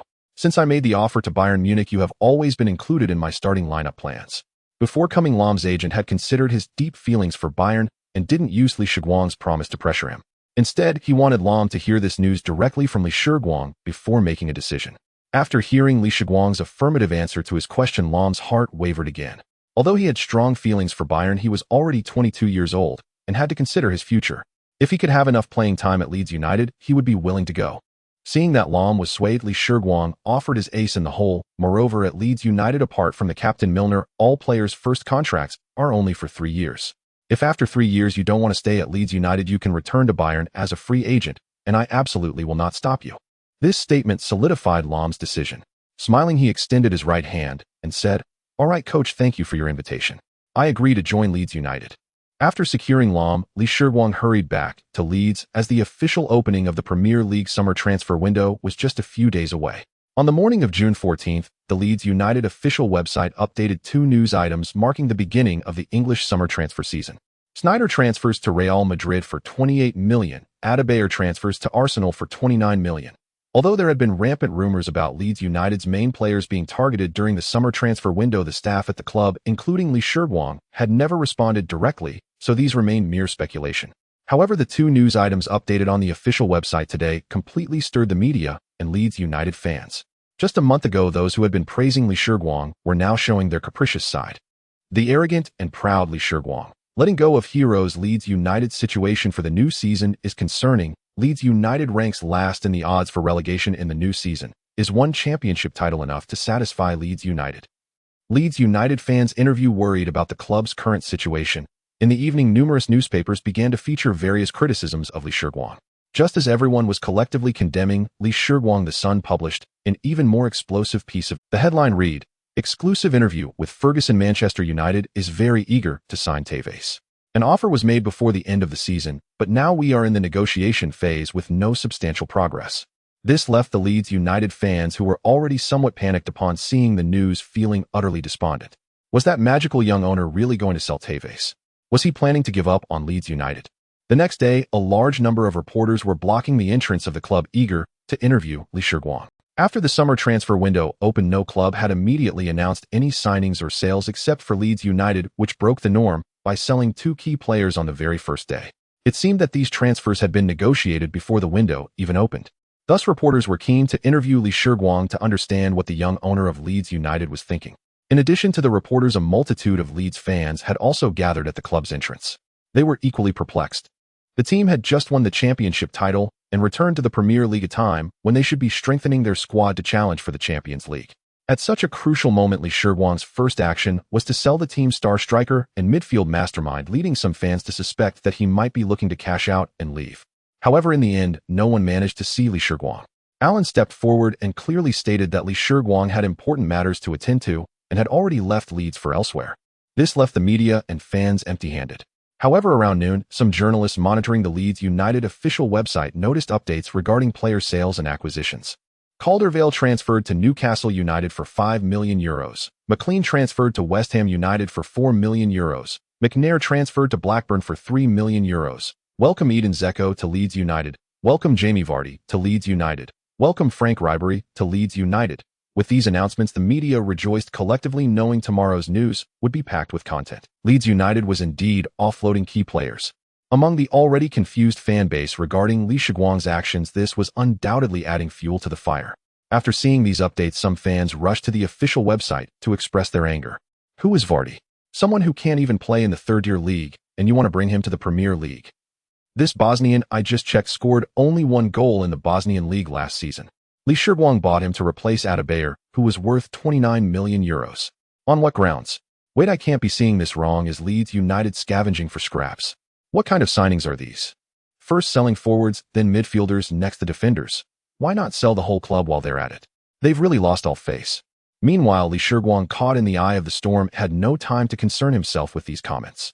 He needed to put on a grand show with Ferguson to ensure Bates could gather the necessary funds. Just as Li Shiguang was being attacked from all sides by public opinion, Bates in West Bromwich was already seated in the bank's VIP room early in the morning. The transfer window had opened, and the players he had intended to sell had mostly found new homes. He was now negotiating with the clubs interested in acquiring them. After the last meeting, due to the shareholders' unwillingness to invest further for acquiring Tevez, Bates had no choice but to decide to use his shares in West Brom as collateral for a short-term loan. Although the interest was a bit high, if he could secure Tevez and later sell him at a high price, he might even make a profit after repaying the loan. Ever since Abramovich acquired Chelsea and set a precedent, the spending on transfers by Premier League clubs has been on the rise each year. Yesterday, he saw on the news that although Manchester United had made an offer, there had been no substantial progress. This made Bates secretly pleased, as it seemed that the email he sent to Li Shiguang had worked. The last transfer involving Howard had already painted Li Shiguang as an incredibly greedy person in Bates' eyes. However, Bates also feared that if he failed to gather the funds quickly enough, Li Shiguang might sell Tevez first. Thus, he contacted the bank early in the morning, aiming to finalize the loan as soon as possible. Previously, from Li Shiguang's replies, Bates had learned that several top clubs were competing for Tevez, and his West Brom could not compete with those clubs in terms of appeal. Therefore, he needed to gather the money quickly. If there were too many competitors for Tevez, he might just trigger the buyout clause to secure the player. Things went quite smoothly as he was a major client of the bank. Soon Bates had finalized the loan amount and around noon, as he walked out of the bank, he breathed a sigh of relief. Now he just needed to sell the players earmarked for departure as quickly as possible to gather the funds.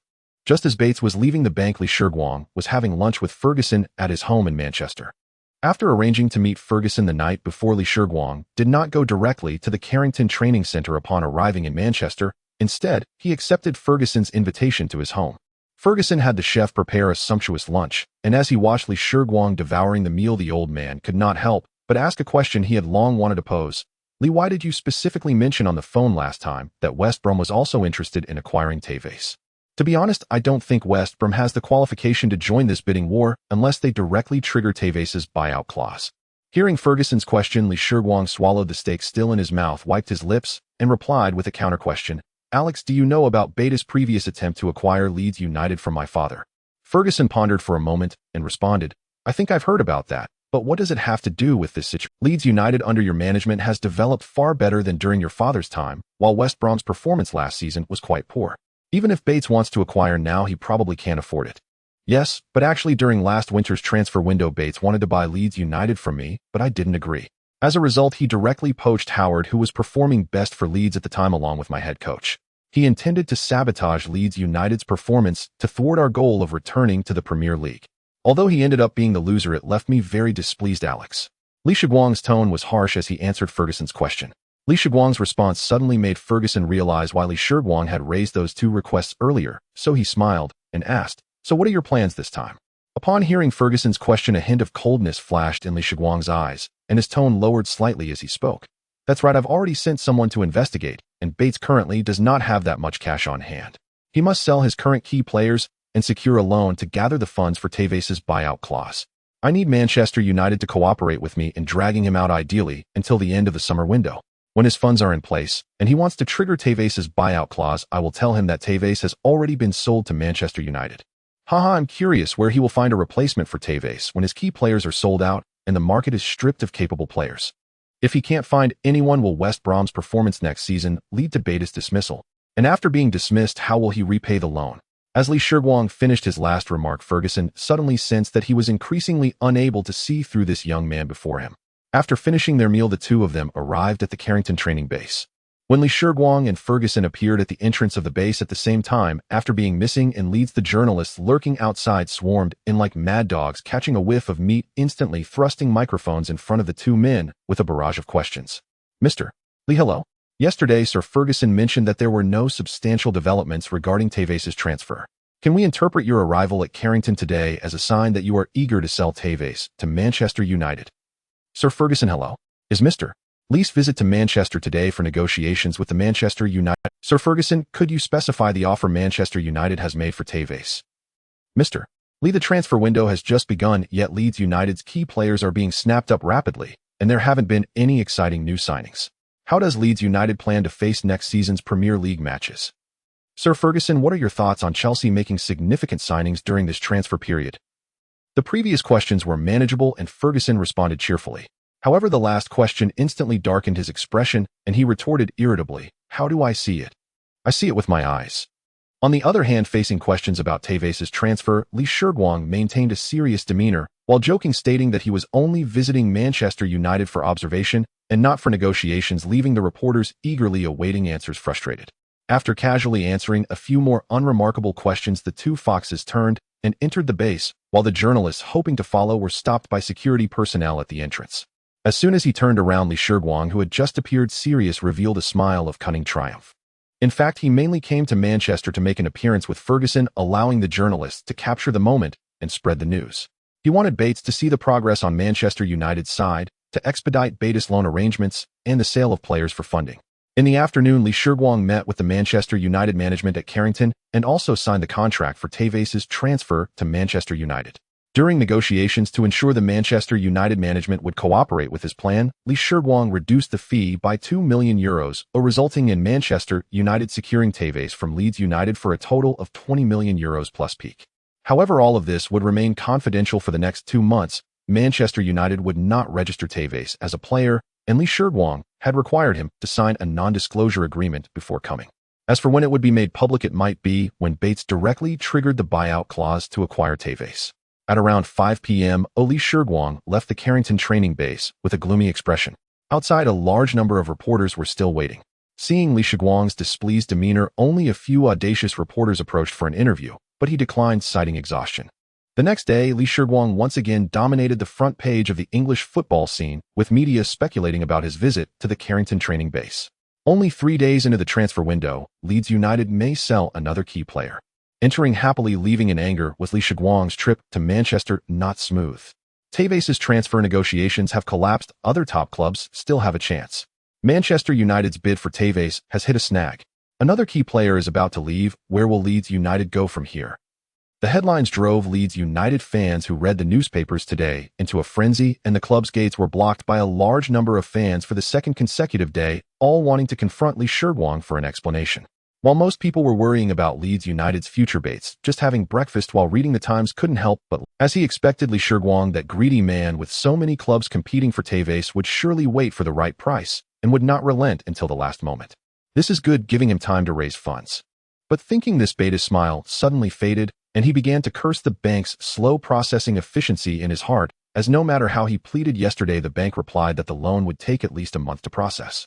This forced Bates to postpone his plan to make an offer to Leeds United within half a month, causing him to feel a bit. After thinking for a while, Bates stood up and headed to the second floor. He needed to make another offer to Leeds United, as he must delay things for now. Meanwhile, Li Shiguang, who left Manchester last night, had already taken a night flight to Zagreb, the capital. For the new season's signings, Li Shiguang had sent club staff to connect and sign contracts with players from other countries. However, for the few players in Europe, Li Shiguang decided to handle it himself. His previous experience of attending the UEFA Champions League final in Istanbul made Li Shiguang want to take advantage of the long transfer window to experience the cultures of various European regions, and to escape the relentless bombardment from the media and fans. He would leave those troublesome matters to Alan. Moreover, apart from traveling, he also planned to visit the youth training squads at each club he visited, just in case there were some hidden gems that he or the scouts had overlooked. Perhaps he might even take some of them with him. Thus, Li Shiguang, who got up early today, strolled around Zagreb in the morning, and after having lunch, he leisurely arrived at Dinamo Zagreb at the agreed time.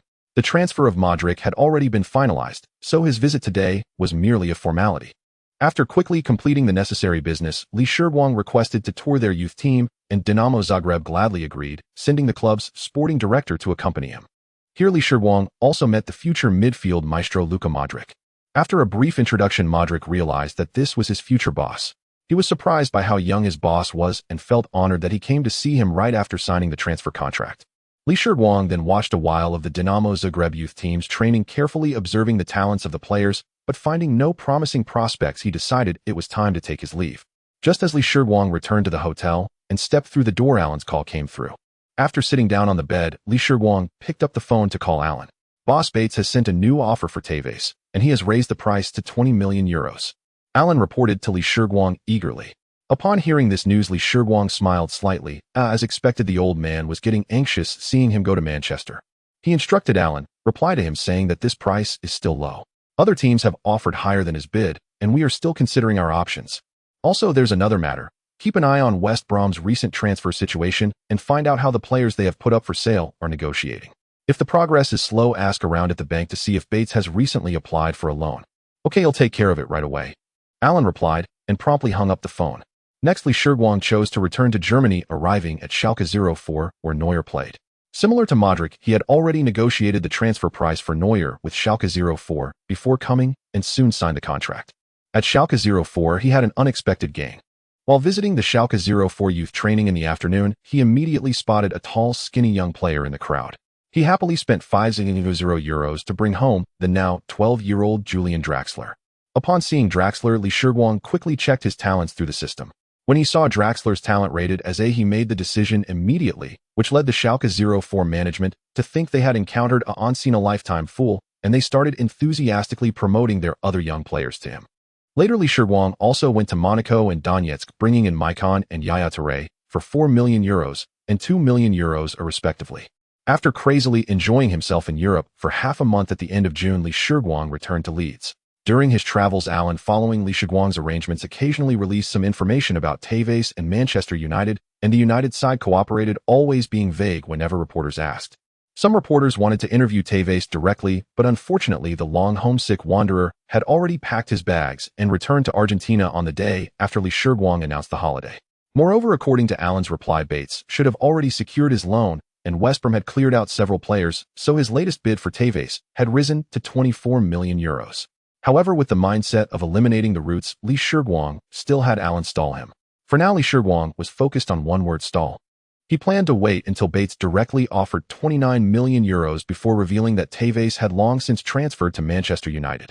Time quickly reached July. Because Leeds United took the lead in the Premier League on the first day of the transfer period, announcing the departure of several key players, the official website was subsequently bombarded. In the following month, not only did Li Shiguang never show up, but there were also no updates on new signings on the official website, leading some Leeds fans to believe that Li Shiguang was preparing to abandon the team. Li Shiguang had set July 5th as the return date for the players.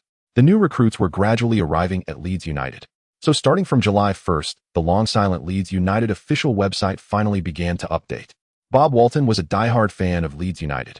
He was quite dissatisfied with the signings over the past month. After losing so many key players, the team hadn't put much effort into new acquisitions. However, having witnessed how Li Shiguang brought Leeds United back from the brink of despair last year, he didn't believe the media and some fans who claimed that Li Shiguang had given up on the team. For the past month, his first task every morning upon waking was to browse the Leeds United official website to see if there were any new signing updates. Then he would argue online with those who criticized Leeds United. Today, like usual, after breakfast, Bob hurried to his study to turn on the computer. When he logged onto the Leeds United official website, he was pleasantly surprised to find that the homepage, which had been dormant for over a month, had changed. Leeds United finally made a move. Welcome Manuel Neuer to Leeds United. Welcome Philipp Lahm to Leeds United. Welcome Yaya Touré to Leeds United. Leeds United officially announced the addition of 4 new signings today, which energized Bob. As a loyal fan of Leeds United, he was very familiar with the team's roster. Before the transfer window opened, he had posted on the largest local forum in Leeds speculating that Leeds United would make significant moves during the summer transfer window, as the current squad strength could not withstand the intense schedule of the Premier League. Who knew that Li Shiguang would give him a heavy blow on the very first day of the transfer window, causing Bob to be mercilessly criticized on the forum. So Bob immediately took screenshots of the news on the website and posted them below his thread. He had been holding back for too long and had to have a good confrontation with those who had criticized him for over a month. Aside from the fan community, that afternoon major media outlets also published the news of the 4 new signings joining Leeds United in their evening editions. After one day of reactions, a question arose in everyone's minds. Since the transfer window opened, Leeds United had announced a total of 7 new signings, with the oldest among them, Touré, Lahm and Ribery, being only 22 years old. They even signed a 12-year-old youth player. Combined with the fact that Leeds United had won the championship last season with the lowest average age in the entire championship, could it be that Li Shiguang wanted to create a youth storm in the Premier League? Could this group of young players really withstand the impact of world-class forwards like Drogba and Henry? As Bob had speculated, the official website of Leeds United continued to update over the following days. On July 1st, it was announced that Berbatov and Sebastian Dyer had joined Leeds United. On July 3rd, it was announced that Bale was promoted to the first team, along with the joining of Xavi Garcia and Juan Fran to Leeds United. On July 4th, it was announced that Falcao, Mascherano, and Thiago Silva had joined Leeds United. On July 5th, it was announced that Maicon had joined Leeds United. This summer, the only player left unannounced by Li Shiguang was Peak, who had been left training with the youth team. All others had already been announced on the official website. As the new lineup of Leeds United gradually emerged, fans were divided into 2 factions, engaging in heated debates online. One side argued that Li Shiguang's approach of building the lineup based on his previous style in the championship was erroneous, as the intensity of Premier League matches is incomparable to that of the championship. Someone meticulously analyzed Li Shiguang's recruitment list and discovered that this group of players not only lacked fame, but also that only Berbatov and Dyler had played in the top 5 leagues.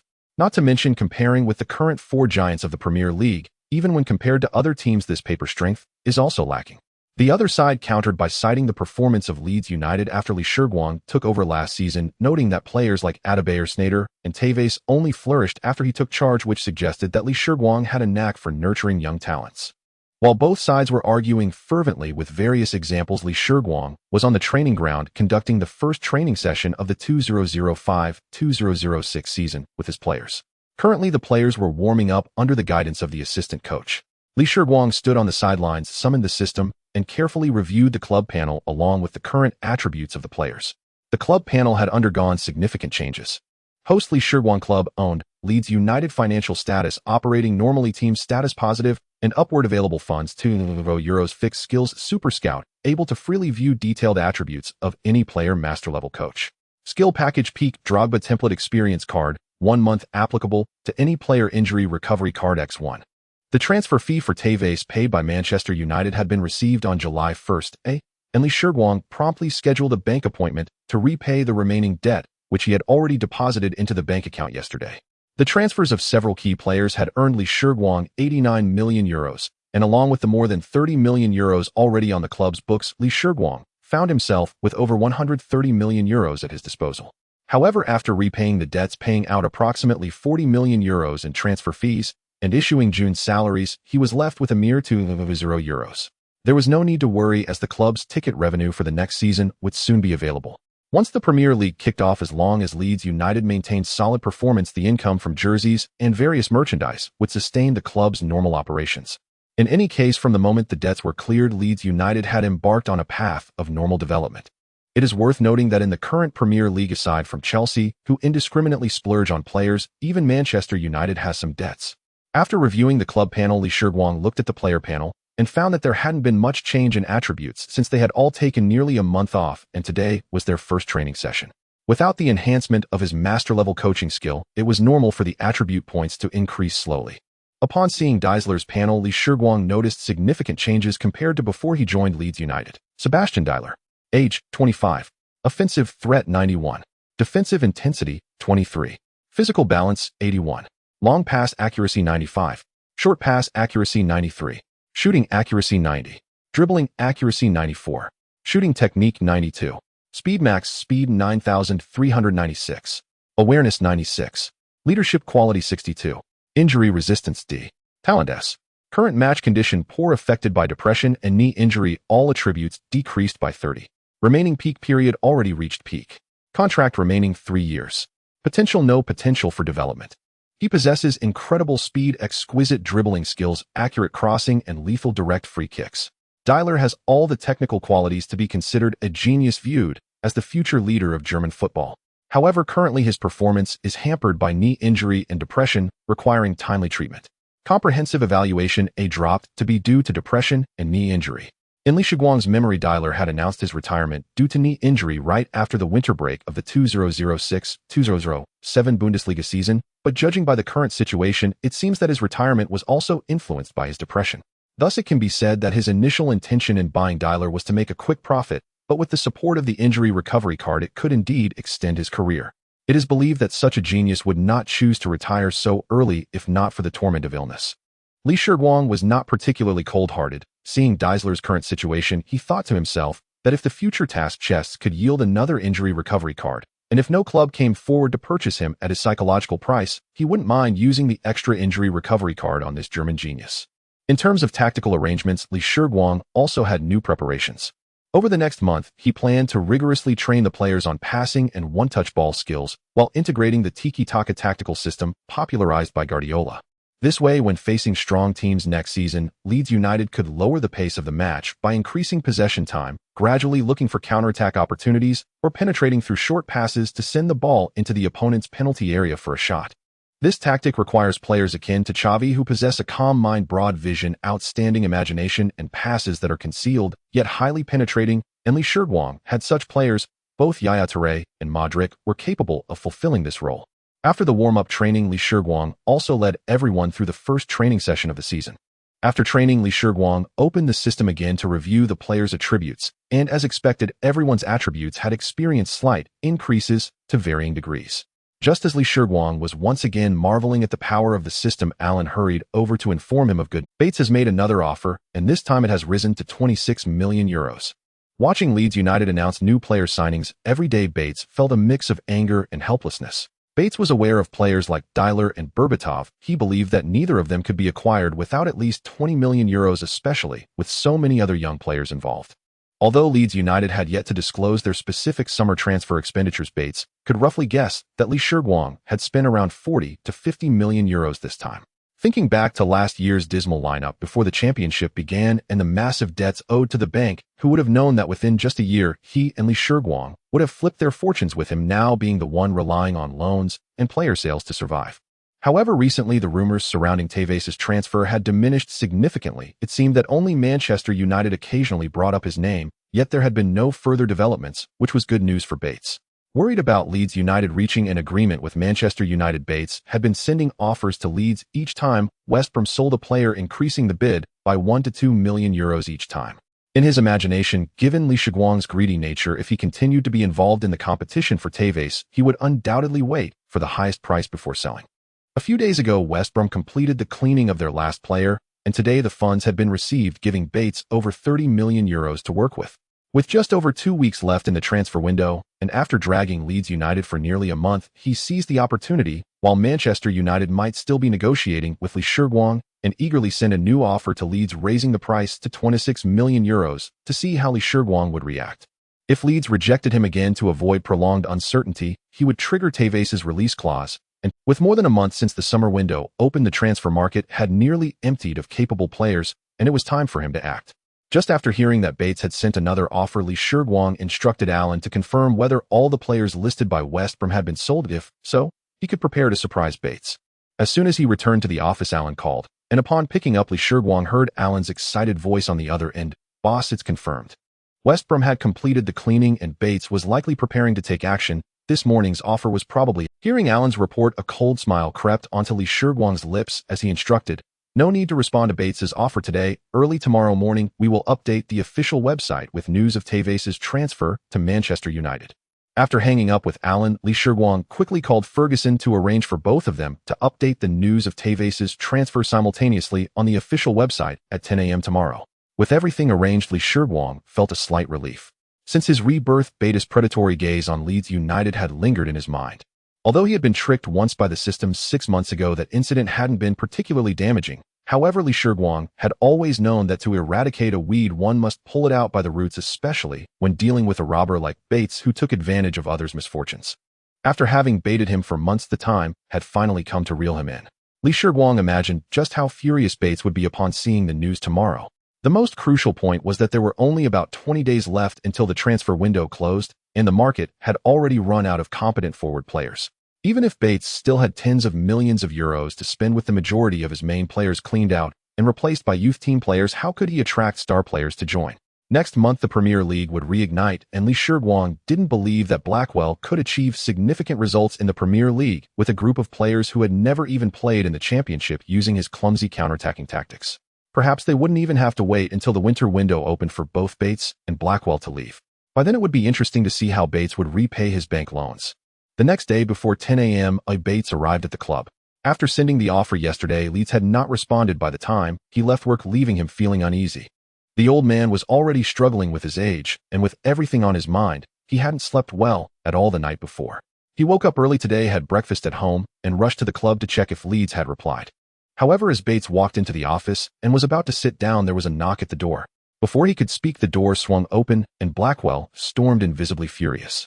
Looking at the time and Blackwell's expression, Bates, puzzled, asked, "Kevin, what's wrong? Why are you here so early? Isn't training supposed to start later?" Sitting down across from Bates, Blackwell vented, "Boss, I'm really fed up with those idiots from the youth team. We've been practicing a zonal defense for almost a week, and during yesterday's training they still lost their positions. Moreover, in my tactics, I emphasized quick counterattacks. Not a single player can keep up. Either the ball gets passed and the forwards can't even control it, or they let it bounce 5 meters away. Bates slightly opened his mouth, wanting to comfort the already red-faced Blackwell, but he didn't know where to start. After all, promoting youth players to the first team was his decision. Last year, bringing Blackwell from West Brom was meant to undermine Shiguang, not only taking away the best players, but also the head coach. Although Howard had underperformed, Blackwell still managed to keep West Brom up with his decent counterattacking defense. After a while, seeing Blackwell's mood calm slightly, Bates finally spoke to comfort him. "There's nothing we can do, Kevin. You know the team's situation isn't optimistic. With just over 20 days left for defense, we can only rely on you to train these young players as best as you can. As for the forward line, don't worry. I came in early today to prepare another offer for Leeds, triggering Tevez' release clause to bring him to West Brom. He played under you last season, and I believe he will fit into your tactical system once he arrives." Seeing his boss say this, Blackwell felt too embarrassed to keep complaining, so he nodded and prepared to leave. Just as he stood up, the office door was pushed open again. Bates' assistant rushed in looking anxious and shouted at the two, "Boss, bad news. Leeds United's official website has updated." At first, when Bates received the news from his assistant, he didn't pay much attention. The Leeds United official website had been updating daily. What was there to be excited about? He frowned and said to his assistant, "What's all the fuss about? Which day has their official website not been updated lately?" However, the next words from his assistant completely flustered Bates as he reported that today's update was about Tevez transferring to Manchester United. This is impossible. This was the first thought that crossed Bates' mind upon hearing the news. It had been over 10 days since there were any rumors linking Tevez to Manchester United, and in Ferguson's recent interview, he mentioned that due to the lack of progress in negotiations, Manchester United was considering whether to give up on pursuing Tevez. Moreover, in the last two emails from Leeds United, there was no mention of any other clubs competing for Tevez. They only emphasized that their offer had not met their asking price. While Bates was still in shock, Blackwell reacted first and hurried over to open the computer. 1 minute later, a pinned article titled "Carlos Tevez transfers to Manchester United for €20 million" appeared on the Leeds United official website in front of the two. The moment Bates saw this news, he felt a rush of adrenaline surge through him. Blackwell's head also seemed to turn like a stuck machine, slowly looking at Bates with an expression of disbelief. This shouldn't be happening. Hadn't his boss just confidently stated that he would spend a fortune to bring Tevez to West Brom today? He had already begun to devise tactical systems for when Tevez arrived, and now he was told he couldn't come. Bates was on the verge of exploding, yet a small part of him held on to a sliver of hope that maybe the Leeds United staff had made a mistake. What if it wasn't actually Tevez who was transferred? Thinking this, Bates immediately closed the Leeds United official website and started typing in Manchester United's official URL. Overwhelmed with excitement, his hands trembled as he typed, and he couldn't get the URL right. Eventually, Blackwell, unable to watch any longer, snatched the keyboard and entered the correct address. Before long, the homepage of Manchester United's official website appeared before them. The large red letters stating "Welcome Carlos Tevez to Manchester United" caught their eyes. Bang! Seeing the official announcement from Manchester United, a fully enraged Bates picked up the ashtray from the table and smashed it onto the floor. Then, panting heavily, he shattered everything in the office that could be broken. Blackwell, who had never seen Bates lose his composure like this, stood by, too afraid to breathe. After venting his frustrations, Bates seemed to have exhausted all his energy, collapsing heavily onto the sofa, eyes tightly closed, hands covering his face, and he remained silent. After waiting for a while without any response from Bates, Blackwell thought to approach and ask what they should do next. After all, Tevez was definitely no longer an option. With the transfer window still open, they had to find players elsewhere. Otherwise, with the current lineup, even staying in the league next season would be a challenge. Blackwell took a moment to compose himself, trying to keep his tone calm, then gently approached the sofa and said, "Boss, what should we do now? We need to hurry and find a replacement for Tevez." However, it seemed that Bates didn't hear Blackwell's words, offering no reply, only emitting a faint groan. Oblivious to Bates' strange behavior, Blackwell was in a state of anxiety, while the young assistant nearby seemed to have heard Bates' voice. He leaned over and gently called out, "Boss." Bates still did not respond. The young assistant felt something was off, grasped Bates' hands, and moved his face away, only to discover that the corner of Bates' right mouth was curling into a strange smile, with a bit of drool dripping down. "Quick, call an ambulance. Boss seems to have had a stroke." After a while, Blackwell's shout echoed from the office. As the instigator, Shiguang had only intended to catch Bates off guard with this news, hoping that West Brom would falter in the upcoming season due to roster issues, which might lead to Bates' dismissal. Once Bates was out, he would no longer pose a threat. Thus, in recent days, he had only instructed Allen to keep an eye on any new recruitment plans from West Brom and hadn't paid much attention to Bates. Moreover, there were plenty of other matters keeping him busy during these few days. Tevez's transfer to Manchester United once again thrust Leeds United and Shiguang into the spotlight. In the eyes of some media and extreme fans, Lee Shiguang was portrayed as a heartless, cold-blooded individual viewing all Leeds United players merely as tools for profit, having sold almost all of last season's key players during just one summer transfer window. Only a small portion of fans still stood by Lee Shiguang, understanding that the club's massive debts were unavoidable. They showed some understanding for Lee Shiguang's actions in selling a few key players. As a result, in recent days, Lee Shiguang was often surrounded by a throng of media outside the club wanting interviews. Eventually exasperated, he agreed to an interview with the local Yorkshire Post, which would take place before the new season started. After agreeing, Lee Shiguang's work and life gradually returned to normal. He focused calmly on training for half a month. However, by the end of July, news about Bates finally reached Lee Shiguang's ears. That day, Lee Shiguang had just finished training and returned to his office when there was a knock at the door. After responding, he saw Alan walking in with a beaming smile, his steps light. Seeing Alan's expression, Lee Shiguang was momentarily puzzled, and before he could ask, Alan took the initiative to say, "Boss, I have good news. West Brom has announced that Bates has resigned as the club's manager." Upon hearing this news from Alan, Lee Shiguang felt a bit confused. Wait, that doesn't make sense. The Premier League hasn't even started yet. Did Bates get impeached just because he couldn't sign Tevez? But hadn't Alan said that most of the funds for West Brom's pursuit of Tevez were from Bates himself? Even if they didn't end up signing him, others had no reason to blame him. As if sensing his boss' confusion, Alan continued, "According to reliable sources, on the day we announced Tevez's transfer, Bates apparently threw a fit in the office and somehow ended up in the hospital, and just a few days ago it was reported that he may have had a stroke." Hearing this from Alan, Lee Shiguang couldn't help but chuckle. How can someone with such poor mental resilience play in a business war? At the same time, the biggest weight in Lee Shiguang's heart was lifted. From then on, he would have no worries. With the official announcement of Tevez's transfer, all personnel changes for Leeds United this transfer period. In the following time, the entire Leeds United team is under the leadership of Lee Shiguang, preparing for the final training before the new season begins. During this period, Lee Shiguang personally led the training every day, and the players' attributes have significantly improved under his masterful coaching skills. After today's training, Lee Shiguang opened the system to take a look.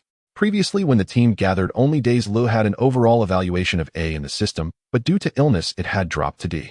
However, after this period of training, except for Mills, who has a talent rating of only B and remains at B, all other players now have at least a B rating. Seeing the progress in everyone's attribute panels, Lee Shiguang breathed a sigh of relief. Based on their current levels, Leeds United should have no problem establishing themselves in the Premier League next season, and as the season progresses, their attributes are expected to rise further. On August 7th, as an appetizer for the new season, the Community Shield kicked off at Cardiff Millennium Stadium, featuring last season's Premier League champions Chelsea against FA Cup champions Arsenal. Ultimately, under Mourinho's leadership, Chelsea defeated Arsenal 2-1, claiming the Community Shield, marking Mourinho's first victory over Wenger since arriving in the Premier League. However, in the post-match interview, the special one, Mourinho and the Professor Wenger engaged in a war of words. Mourinho stated that regardless, the Community Shield counts as a title, and winning is always better than losing, allowing Chelsea to return home with a smile. Wenger, already critical of Chelsea's time-wasting tactics at the end of the match, was further incensed by the fact that last month Ashley Cole met Mourinho privately without the club's or Wenger's consent.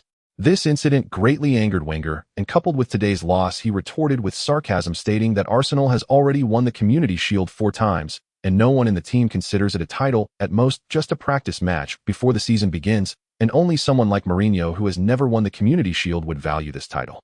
The two head coaches were at odds, and the reporters were thoroughly enjoying it, just as everyone thought the day's topic would revolve around these two main characters. A reporter asked a question unrelated to today's match. "Mr. Mourinho, the Premier League will kick off next week. What are your thoughts on your first match for this newly formed Leeds United? How much do you know about them? And what is your evaluation of their head coach, Lee Shiguang?" Previously, when buying Adebayor, Wenger had suffered a small loss at the hands of Lee Shiguang. So after that, his impression of Lee Shiguang shifted from an interesting young man to a cunning young man. Having experienced Lee Shiguang's business acumen, he was now curious about how Mourinho would evaluate Lee Shiguang on the pitch. Upon hearing this question, Wenger, who had been responding to inquiries, immediately fell silent, and a slight smile appeared on his otherwise tense face since the end of the match.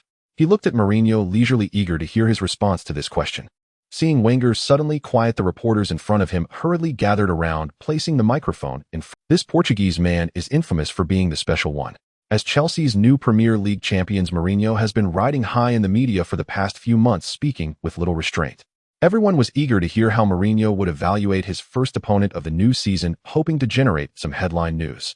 Seeing everyone drawn to the question, Mourinho initially shrugged his shoulders in his signature style, then smirked and opened with the classic special one template. To be honest, I don't know much about either the previous Leeds United or the current one. After all, Chelsea played in the Premier League last season. Why should I study a championship opponent? Moreover, their head coach Lee Hu. Sorry, I just found out his name. As for how I view the match itself, without a doubt, Chelsea will emerge victorious. Leeds United, as a newly promoted team, needs to learn and adapt to the Premier League. Mourinho's remarks sent shockwaves through the reporters, signaling a major news story for tomorrow's front page as various sensational headlines flashed through their minds. Meanwhile, Wenger, upon hearing Mourinho's comments, though increasingly irritated by the over-the-top Portuguese, silently acknowledged that Lee Shiguang's youthful Leeds United indeed had little chance against the currently powerful and vigorous Chelsea. While Mourinho and Wenger were being interviewed, Lee Shiguang had also wrapped up his day's work and, accompanied by Alan, arrived at the club's reception room. Having promised to give an interview to the Yorkshire Post, the time was set for after work today. Just after changing into his suit in the office, Alan knocked on the door and reported that the reporter from the Yorkshire Post was already waiting in the reception room.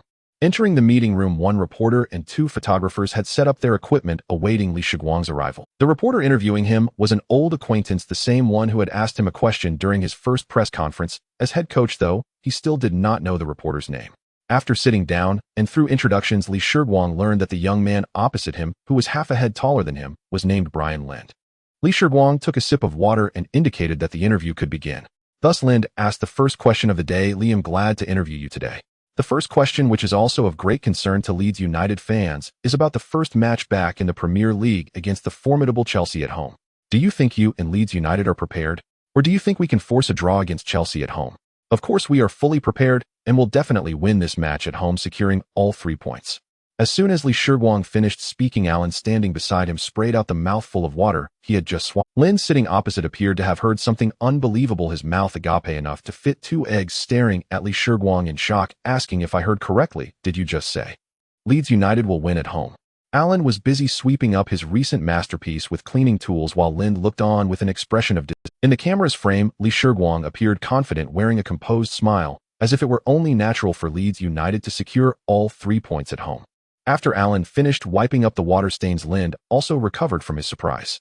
Mr. Lee, I am actually a fan of Leeds United as well. As a fan, seeing your confidence in Leeds United honestly makes me quite happy. Pausing for a moment and not waiting for Lee Shiguang to respond, Lind continued, however, you know that Chelsea are the defending champions, and they just defeated Arsenal to win the Community Shield this afternoon. They are currently in peak form, and Mourinho is a tactical master who has already fought in the Premier League for a year. Compared to you, he seems to have much richer experience in the Premier League. And our Leeds United seems to have only 3 players left from last season's championship squad in the first team. I would like to know what gives you such confidence. After listening to Lind's question, Lee Shiguang pondered for a moment, his smile broader than before. Perhaps my confidence comes from about a month of training, or perhaps from the more than 20,000 fans at Elland Road. I know my team well. The young lads are all very capable players. Under my guidance, even if they are just a newly promoted side in the Premier League, they have a certain level of competitiveness. As for what you just said about Mourinho being a tactical master, if playing defensively and on the counterattack qualifies as tactical mastery, then fine. By that logic, Blackwell should also be considered among the tactical masters. Lee Shiguang's words once again left Lind gaping in astonishment. This wasn't Lind's first interview with Lee Shiguang. Previously, they had only conducted group interviews at press conferences. The image Lee Shiguang presented during those times was always calm and composed, never demeaning. Even when reporters posed somewhat aggressive questions, Lee Shiguang would merely smile and let them go, at most choosing not to answer.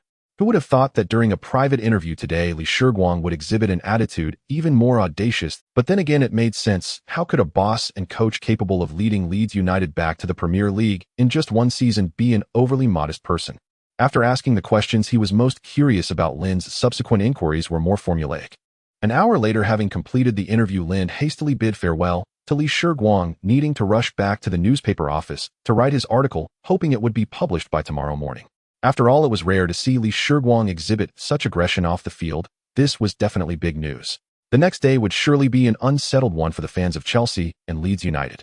Just that morning, Mourinho's comments from the previous day's match were prominently featured on the front pages of major newspapers. Mourinho, sorry, who is Lee? Mourinho, why should I study a team that just got promoted from the Championship? Mourinho, Leeds United are still too young. They need to learn. The mighty Chelsea Leeds United may taste their first defeat in the Premier League. These aggressively worded headlines immediately ignited the anger of Leeds United fans, who took to social media to vent their fury at Mourinho and Chelsea. Meanwhile, Chelsea fans, having grown accustomed to their coach's bold demeanor, also rallied on social media to support Mourinho. Then around noon, the interview news featuring Shiguang from the previous day began airing on local television in Leeds, and the Daily Mail also started publishing. Having witnessed Shiguang's audacity, Lynn's article that appeared on the front page of the Daily Mail was also written with a distinct aggressiveness evident from the sarcastic title. Mourinho is a tactical master. One could sense the twisted smile on Lynn's face as he wrote this piece. Less than half an hour after Shiguang's interview aired, Leeds United fans uploaded the entire interview video online. Upon seeing Shiguang's confident smile in the video as he calmly stated if playing defensively and on the counterattack qualifies as tactical mastery, Chelsea fans were also seeing someone even more audacious than their own coach for the first time. Thus in the afternoon, a larger-scale back-and-forth began to spread across the internet. As for Shiguang, one of the main instigators of this exchange, he had finished his morning training and was now sitting in his office contemplating the starting lineup for Leeds United against Chelsea. It is well known that Mourinho is a representative of pragmatic football, especially at this stage. It seems he can park the bus against any opponent. The philosophy of 10 forever appears deeply ingrained in him. Therefore, regardless of whether it was Porto in the past or Chelsea, now the matches often lack visual appeal. Wenger's dislike for him may not only stem from his arrogance, but also from the stark contrast between their football philosophies. Shiguang had indeed heard some of Mourinho's comments that morning, but due to training he hadn't given it much thought. Now back in the office, Shiguang suddenly wondered if he could take advantage of Mourinho's current complacent mindset. He sorted through the cards he had available. The peak Drogba template experience card, which he had saved for a long time, he intended to use on Falcao. He was unsure whether Terry and Carvalho could withstand the impact of this mini Drogba. Then without a doubt, the only recovery card would be used on Dyler.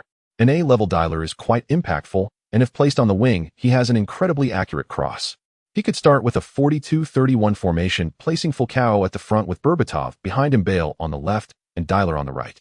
The two holding midfielders would be Milner and Yaya Touré, with Milner mainly tasked with interceptions. Thanks to Shiguang's intentional transformation over time, Yaya Touré had successfully adapted from a defensive midfielder to a holding position.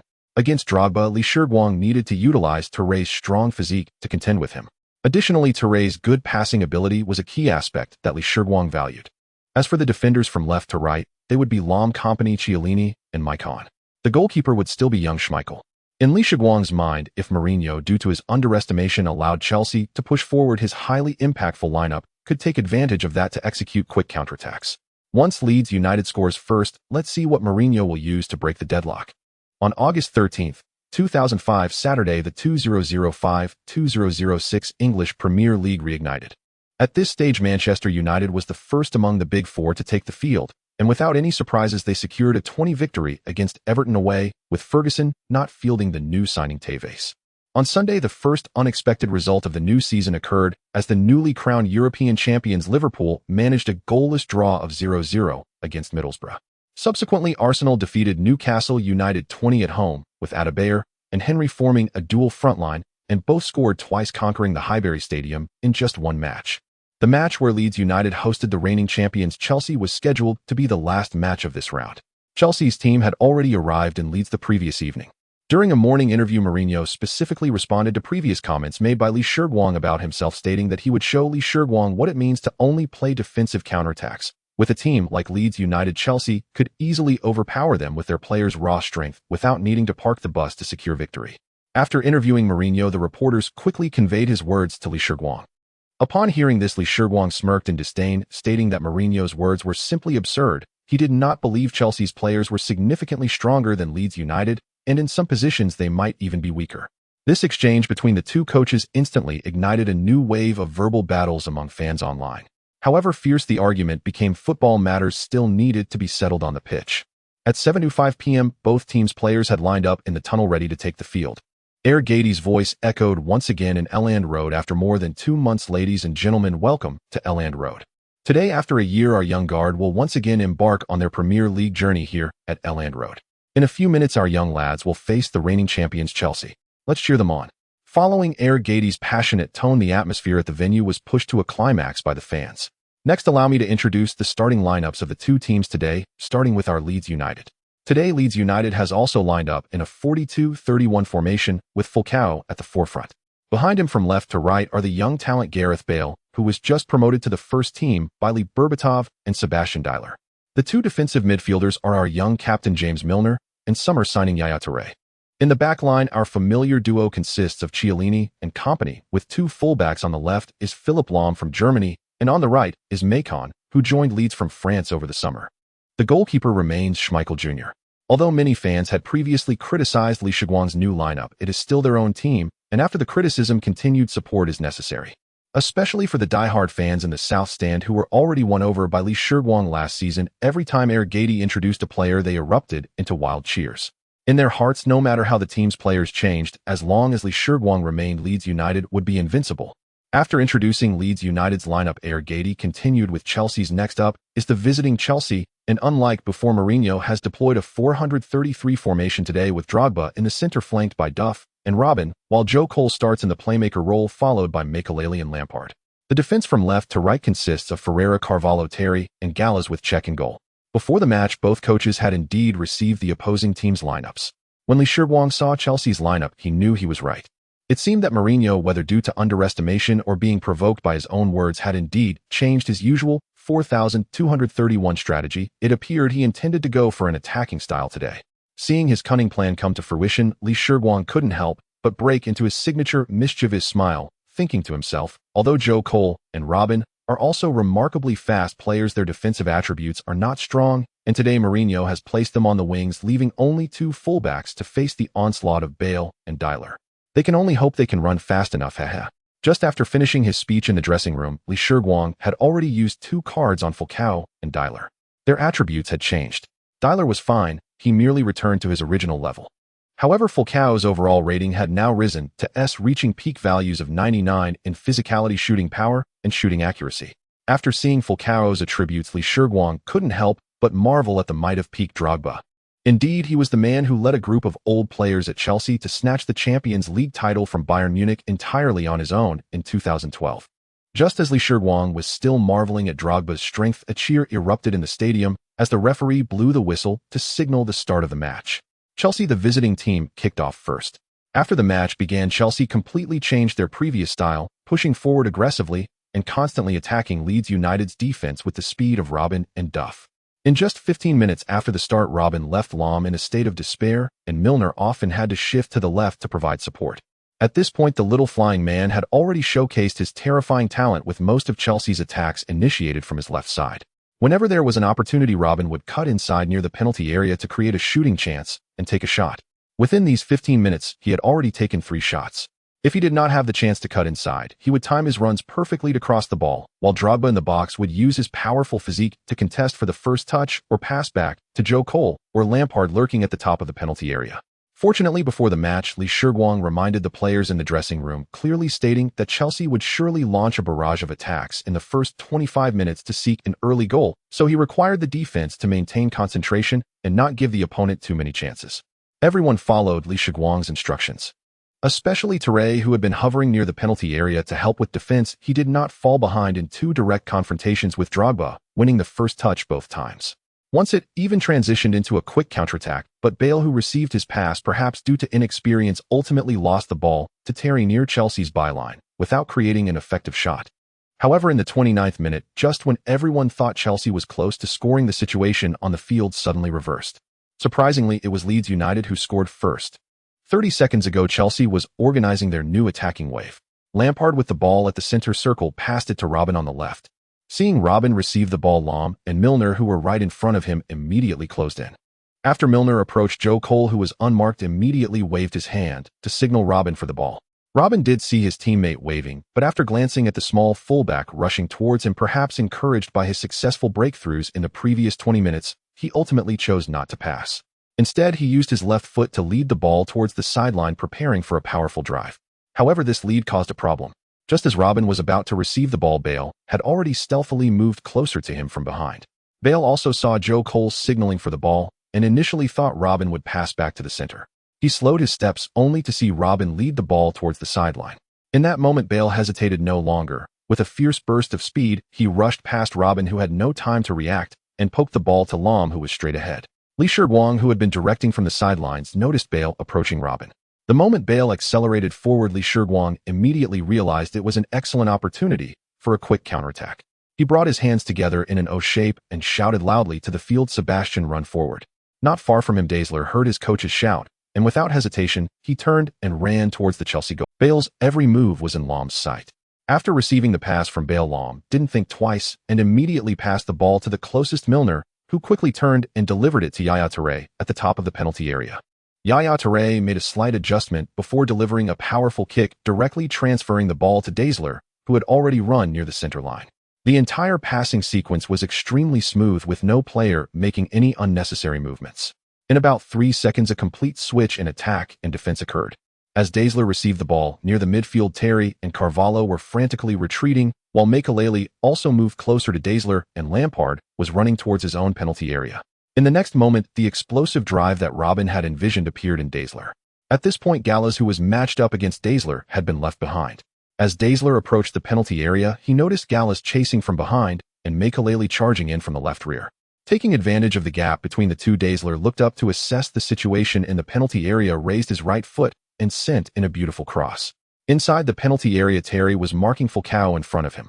Seeing Dazzler's cross, Terry lunged forward, attempting to use his body to push aside the small figure, who looked at least 10 centimeters shorter than him.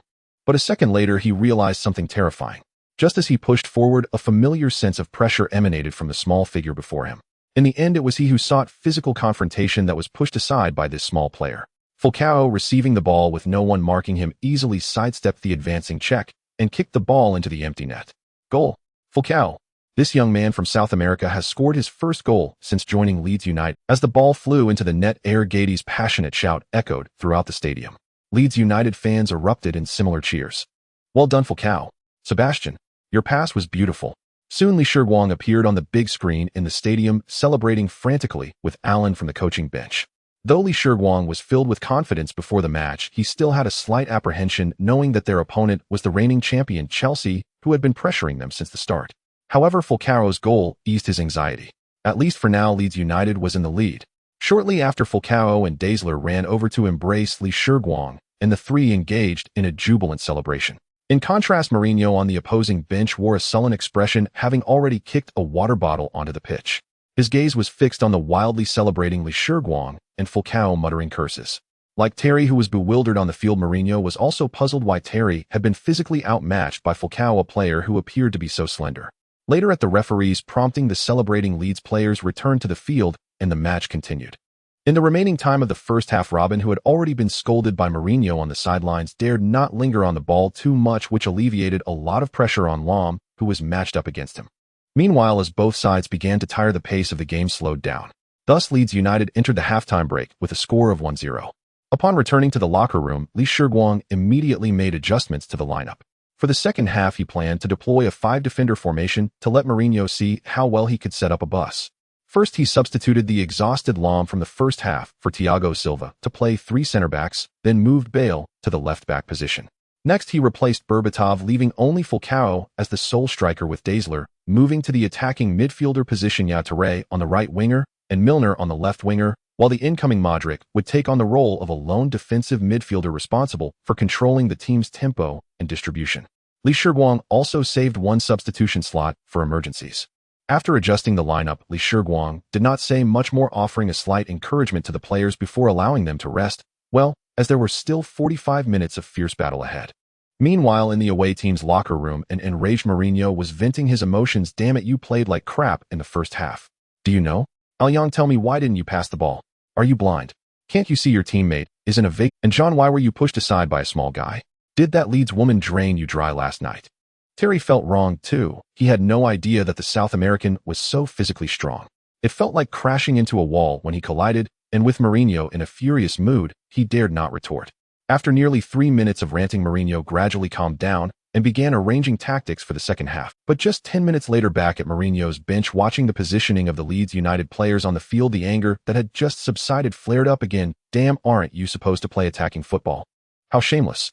You go defensive with 5 defenders as soon as you take the lead." Shiguang, observing Mourinho's impotent rage from the adjacent coaching bench, couldn't help but wear that signature sly smile. Actually, apart from the usual training this week, In Li Shiguang's anticipation, Leeds United might take the lead first, so he specifically conducted training with a 5-back formation and emphasized the theory of a 13-second quick counterattack, instructing the players to quickly pass the ball to the forwards once an opportunity for a fast break arose. Thus, after more than 20 minutes into the second half, Chelsea's attacks could be said to be completely stifled by Leeds United's impenetrable defense. Faced with Leeds United, which had most of its forces concentrated in the backline, Chelsea could not form effective passes on the ground. Whenever the ball reached the top of the penalty area, Yaya Touré and Milner would quickly close in, along with Modric, cutting off Chelsea's passing routes. After playing like this for a while, an angry Mourinho signaled Chelsea's players to attempt attacks from the flanks, sending the ball into the penalty area, allowing Drogba to use his physique to contest the first touch. But Leeds United had specifically practiced against this.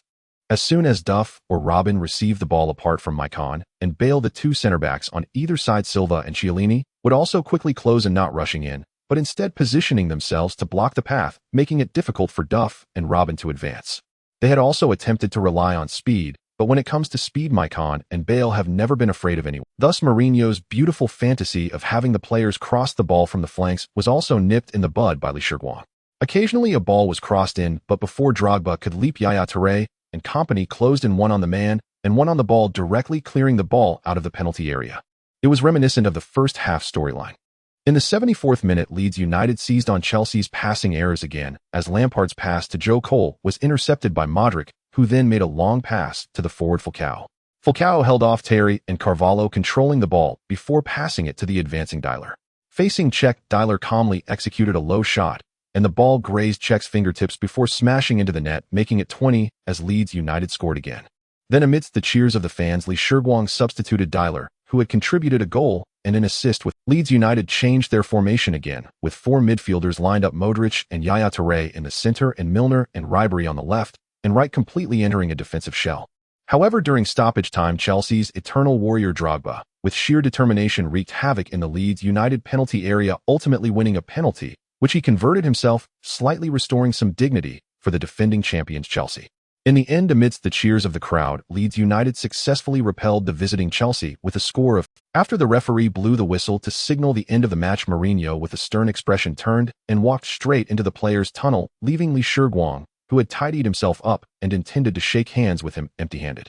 After returning to the locker room for a brief rest, Li Shiguang was notified by staff to attend the post-match press conference with Dyler, who was the man of the match. As soon as they sat down, a reporter eagerly asked, "Mr. Lee, congratulations on your victory today, but in Mr. Mourinho's recent interview, he seemed to have some criticisms regarding your conservative tactics, suggesting that Leeds United's victory was largely due to luck. What do you have to say about that?" Mourinho had attended the press conference first. He was already known for his short temper, and after losing today, coupled with the reporters below fanning the flames, his uncontrolled nature returned. He unleashed a tirade against Leeds United's tactics, claiming they had merely stolen 2 goals through luck and then retreated into defense. Li Shiguang was also not known for his good temper. Upon hearing Mourinho's remarks, he rolled his eyes and shot back, "Hee. If 2 open play goals are considered luck, then what about that penalty for Chelsea? Is it a gift from God?" Ha! This remark from Li Shiguang elicited a burst of laughter. After the laughter subsided, Li Shiguang's old acquaintance Lin stood up to ask Li, "First of all, congratulations on leading Leeds United to victory over Chelsea. I want to ask a question that I did not ask you in our last interview. What is Leeds United's ultimate goal in your heart this season?" In the last interview, Lind had seen a completely different Li Shiguang. He still remembered his astonished reaction when he heard that Leeds United would defeat Chelsea. Even after returning to the newspaper to write that news article, deep down Lind was still somewhat incredulous about Li Shiguang's claim that they could defeat Chelsea. So after witnessing Leeds United's victory today, he hesitated for a long time before posing this question, believing that Li Shiguang might provide an unexpectedly bold answer. Upon hearing Lin's question, Li Shiguang first frowned in thought, then regained his confident demeanor and replied, "This season, as a newcomer in the Premier League, we don't have high aspirations. I have set a modest goal for the team to qualify for the Champions League next season." As soon as Li Shiguang finished speaking, the reporters who had just been smiling at him fell silent, except for Lind, who had asked the question, as they stared wide-eyed at the beaming Li Shiguang in disbelief. It was no wonder the reporters were so surprised. With the current UEFA coefficient of the Premier League, only the top 3 teams at the end of each season qualify directly for the Champions League group stage, while the 4th place must first play a playoff, and only after overcoming the playoff can they obtain a spot in the Champions League group stage. Starting from the 5th place, teams can only participate in the Europa League. Li Shiguang's answer clearly indicated that this year's goal was to finish in the Premier League's top four. As a young promoted team, which of the current Premier League Big Four did he intend to displace? Seeing that the reporters still wanted to ask questions, Li Shiguang stood up, turned off the microphone in front of him, gestured for the reporters to interview Dyler instead, and then left the venue. On Monday morning, Dong Fangzhou entered the locker room as usual to prepare for changing clothes for training. As soon as he opened the door, he saw the team's elder Scholes walking toward the door with a newspaper. Upon seeing that it was Dong Fangzhou entering, Scholes, who seemed to be heading out, stopped and waved to Dong, saying, "Good morning, Dong. Come quickly and take a look. This is the former boss from the East that Carlos often talks about." Dong Fangzhou knew about the former boss that Tevez often mentioned, who was also from the East, but he had never looked into whether he was from the same hometown. Hearing Scholes say this, he became interested and hurried over to look at the newspaper in Scholes' hand. As soon as he caught sight of the smiling young man in the newspaper, Dong Fangzhou couldn't help but exclaim, "What the hell? Isn't this the guy I met when I went to Istanbul to watch a match?" While Dong Fangzhou was still trying to match the casually dressed young man he encountered in Istanbul with the one in the newspaper, the forums in Huagua had already unearthed Li Shiguang's life story. Previously, the matches in the English Championship were not broadcast in Huagua, so most fans were unaware that the owner of Leeds United had a young East Asian face. However, the English Premier League matches were indeed broadcast in Huagua, especially the highly anticipated match between the defending champions and the newly promoted team, which the domestic broadcasts certainly wouldn't miss. In fact, while preparing in the studio, the two commentators from HCTV5, Su Tao and Wang Lu, had already received the lineup information for both teams. After reviewing Leeds United's lineup, Su Tao curiously asked Wang Lu beside him, "Director, Wang, have you heard of this Leeds United head coach Shiguang Li? Why does that name sound like a Huagua person?" This left Wang Lu, who was looking at the Chelsea lineup, equally puzzled, his small eyes filled with big doubts as he turned to Su Tao and said, "What, Li? Isn't the head coach of Leeds United Blackwell? Did the staff make a mistake?" As a result, the two just stared at each other, ending the commentary on the match without even clarifying the details of Leeds United's head coach. However, watching the young man standing on the sidelines, who shared the same yellow skin and black hair as himself, combined with the name, he saw Su Tao and Wang Lu were still able to determine that this young head coach of Leeds United should be a Huagua person. What the two commentators saw, the domestic fans naturally witnessed as well. Although before the match, Su Tao briefly introduced the lineups without knowing Li Shiguang's background. After Leeds United secured the victory, some curious fans dug up Li Shiguang's life story online, even finding videos of his interviews. Thus, the next day, the news of a Huagua owner and head coach of Leeds United quickly sparked discussions among Huagua. "This is incredible. I always thought that being a captain in Europe was already the limit for Huagua players, but it turns out someone not only became an owner, but also managed to be a head coach leading the team. Most importantly, he even beat Mourinho yesterday. Wow, wow, wow. This is simply like a protagonist in a novel taking over Leeds United in a moment of crisis, buying Howard for €3 million, and then flipping him for €15 million in just 3 months, personally leading the team to win the championship and return to the Premier League. Even old Master Gene wouldn't dare to write something like this. Speaking of which, didn't Dyler have depression? He performed so well last night, I thought he must have taken stimulants. Now I know the reason. He must have taken traditional Chinese medicine. Wow, so handsome, and young and rich. Ladies, I'll stop chatting for now. I need to check out what universities Leeds has. My mom wants me to try studying abroad. Hey, you up there, don't think you can just plan this for me." After watching the video, he's just a Hawaii so wealthy, and he directly controls a Premier League club. Why not bring in some Huagua players to play? Since he has this condition, he should help his hometown build up football. I agree with the comments above. Indeed, I suggest Leeds United bring in more Huagua players. Why bring in more? What are they buying them for? To bet on football? Or to hang out? Before this year, while Huagua couldn't be called a football powerhouse, it still gave domestic fans some hope. For instance, currently in the Premier League, teams like Manchester City, Everton, and Manchester United, as well as those in the Bundesliga, have Huagua players. However, since February this year, after the leadership change in the Huagua Football Association, Huagua football has been on a downward spiral year after year, with various match-fixing scandals emerging. By the time Li Shiguang was reborn, it had already become a third-rate team in Asia. Therefore, Li Shiguang had no good feelings towards the Huagua Football Association. Although he was aware that some players were playing in the Premier League, and even met Dong Fangzhou once in Istanbul, he had not had much contact with them. Although he missed his hometown, Li Shiguang understood that since he had already embarked on the path of football, it was best not to get involved with the Huagua Football Association. However, last night's match not only let domestic fans know that the owner of Leeds United is of Hawaii descent. After the match yesterday, Su Tao requested the information on Li Shiguang from the television station, as he would need it for commentary later. He couldn't just brush over the introduction of Leeds United's head coach every time. However, after the staff clarified Li Shiguang's information, they did not give it to Su Tao right away, but instead handed it over to the Huagua Football Association. Now, the publicly available life information of Li Shiguang had ended up in the hands of the Huagua Football Association's leader Zhou Guanlong, who was looking at Li Shiguang's information. The sycophant Zhang Beiyong standing beside him spoke up, "Leader, after receiving the report from below, I immediately checked, and this Li Shiguang is indeed of Huai descent. He took over Leeds United from his father last year. This young man seems quite capable, being both an owner and a coach, resolving Leeds United's economic crisis in just a year, and even made it to the Premier League. I think this is an opportunity for us. We could try to get in touch with him, especially since we haven't found a suitable breakthrough for the previous plan." The plan mentioned by Zhang Beiyong was actually something Zhou Guanlong had been pushing since he took office in February this year. He always wanted to send some young domestic players to train with European teams. No matter whether these players could eventually stay, this would be a good achievement for Zhou Guanlong, who had just taken office, and he could potentially profit from it. Thus, upon hearing Zhang Beiyong mention this plan, Zhou Guanlong frowned, lit a cigarette, and began to lightly tap his fingers on the table. Seeing his leader begin to contemplate his proposal, Zhang Beiyong chose not to speak further, taking the teacup from the leader's desk and turning to fetch water for Zhou Guanlong. While filling the cup, Zhou Guanlong's voice came from behind. "Beiyong, your proposal is quite good. Here's what you'll do. Please contact the domestic clubs to gauge their opinions. If everyone is willing to give it a try, then we can reach out to the owner of Leeds United and see what he has to say." Hearing his leader speak, Zhang Beiyong quickly returned with the teacup, placing it on the desk, before responding, "No problem, leader. I'll go probe this right away." In fact, Zhang Beiyong was quite confident about the domestic clubs. In the football circle of Huagua, the Huagua Football Association essentially held all the power.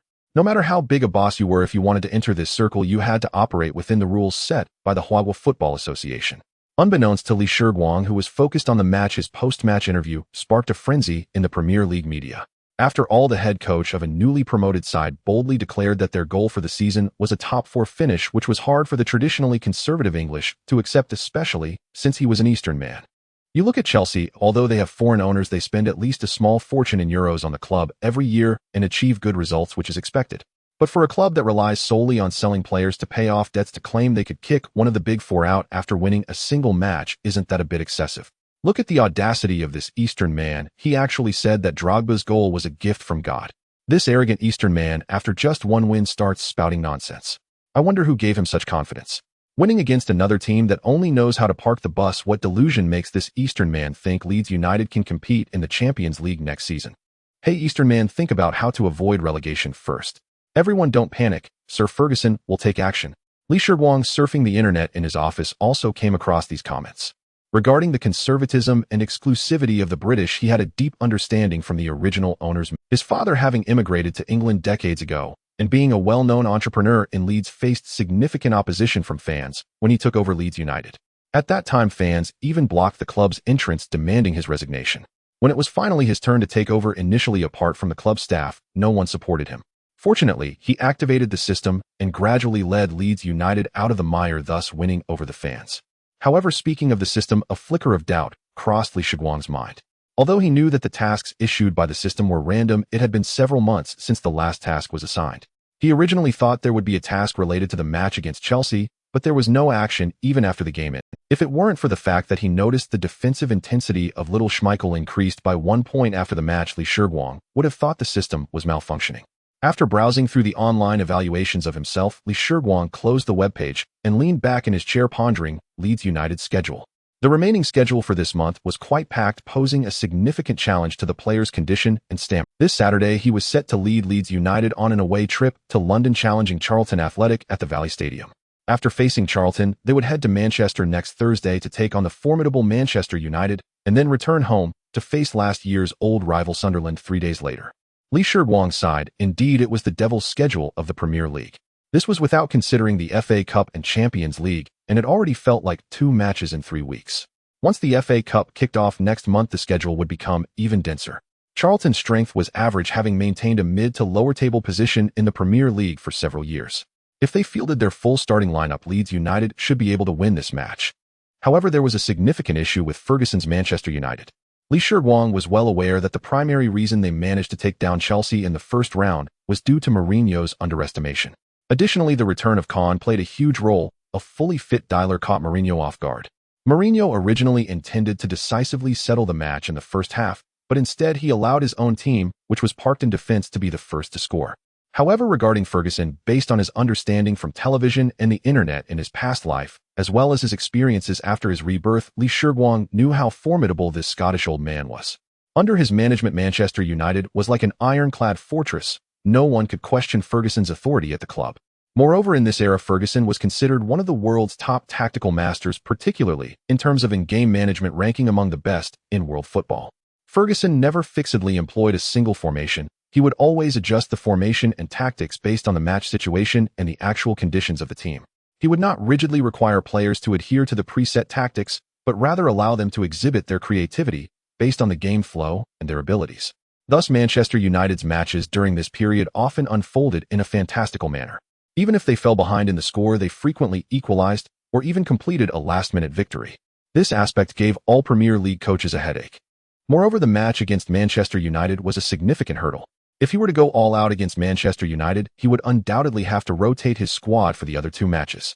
Otherwise, even though Leeds United's players were young, they would still struggle to handle a series of intense battles. Thus, for the away match against Charlton on Saturday, Lee Shiguang almost fielded an entirely substitute lineup. Vardy and Dzeko both started, while the midfield consisted of Touré, Bale, Xavi, Garcia, and Mascherano. In defense, Ram Company and Chiellini were rested, with Mills, Fran, and Silva taking their places. The goalkeeper position was filled by the young Neuer, who experienced the atmosphere of the Premier League. The final result was quite in line with Lee Shiguang's expectations. The substitutes of Leeds United drew 0-0 away against Charlton. This result shocked the media and fans, who thought Leeds United would easily defeat their opponents, leading them to question Lee Shiguang. After all, just last week he stated that their goal for the season was to finish in the top four, but the next match ended in a dull stalemate with Charlton. At this level, how could they compete for a top four finish? The next day, the recently popular Lee Shiguang once again appeared in numerous media headlines.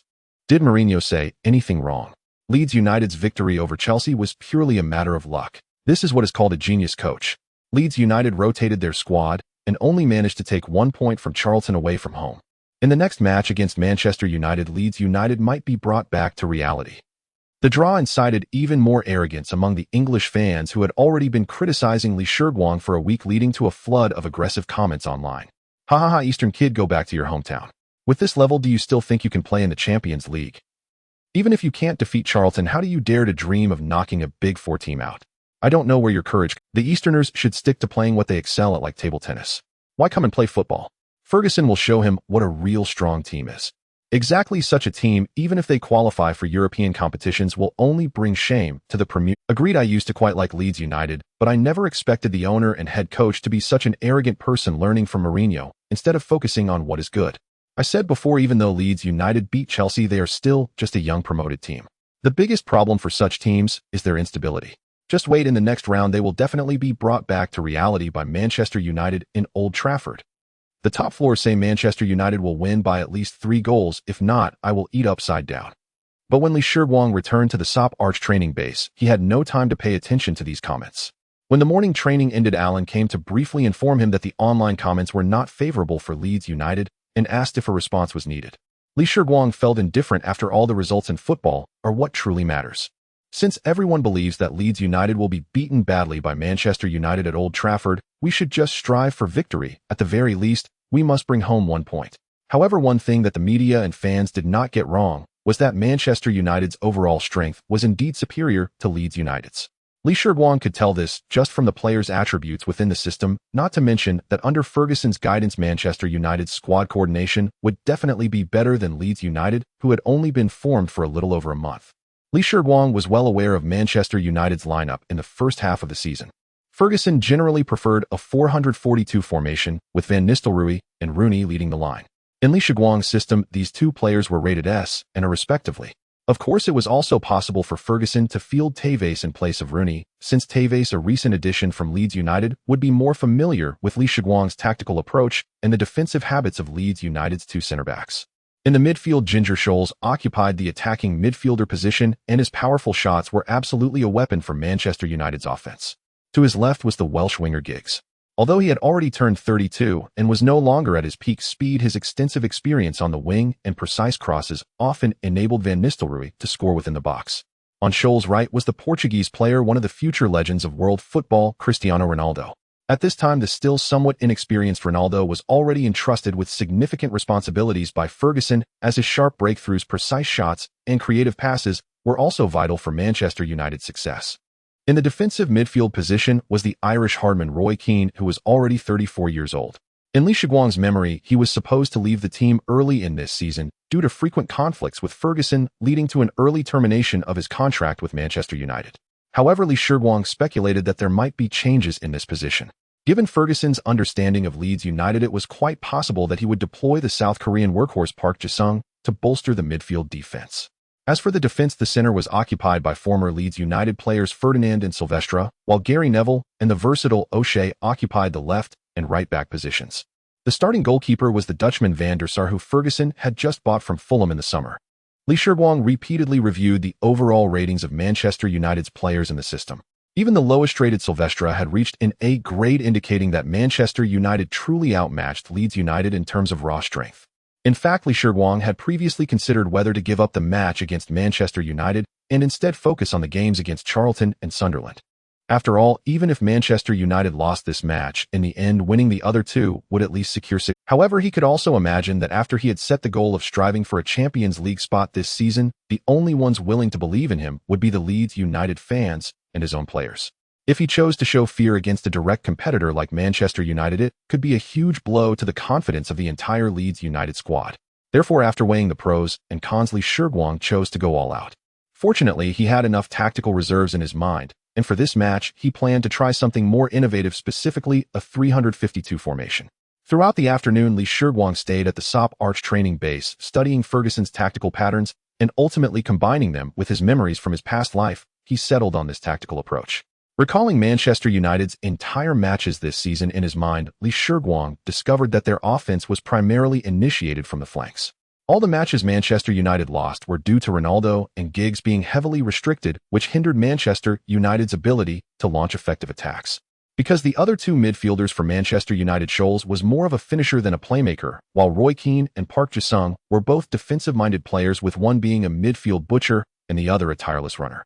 As long as they could suppress Manchester United's two flanks, they would effectively strangle 80 of Manchester United's attacking channels. Therefore, for this match, Lee Shiguang prepared to implement a 352 formation. Once Giggs or Ronaldo received the ball, the two midfielders on the flanks would immediately fall back to form a 5-defender formation, while the two defensive midfielders would cooperate defensively, striving to establish numerical superiority for interceptions in the shortest time possible. This way, perhaps Leeds United would still have a chance in this match. Hurry up, James. Are you unable to run? Have I not emphasized that when switching from offense to defense, both of you wingers must pull back immediately? Luca, fall back. Remember, I demand that we cannot allow the opponent to comfortably receive the ball in our flanks.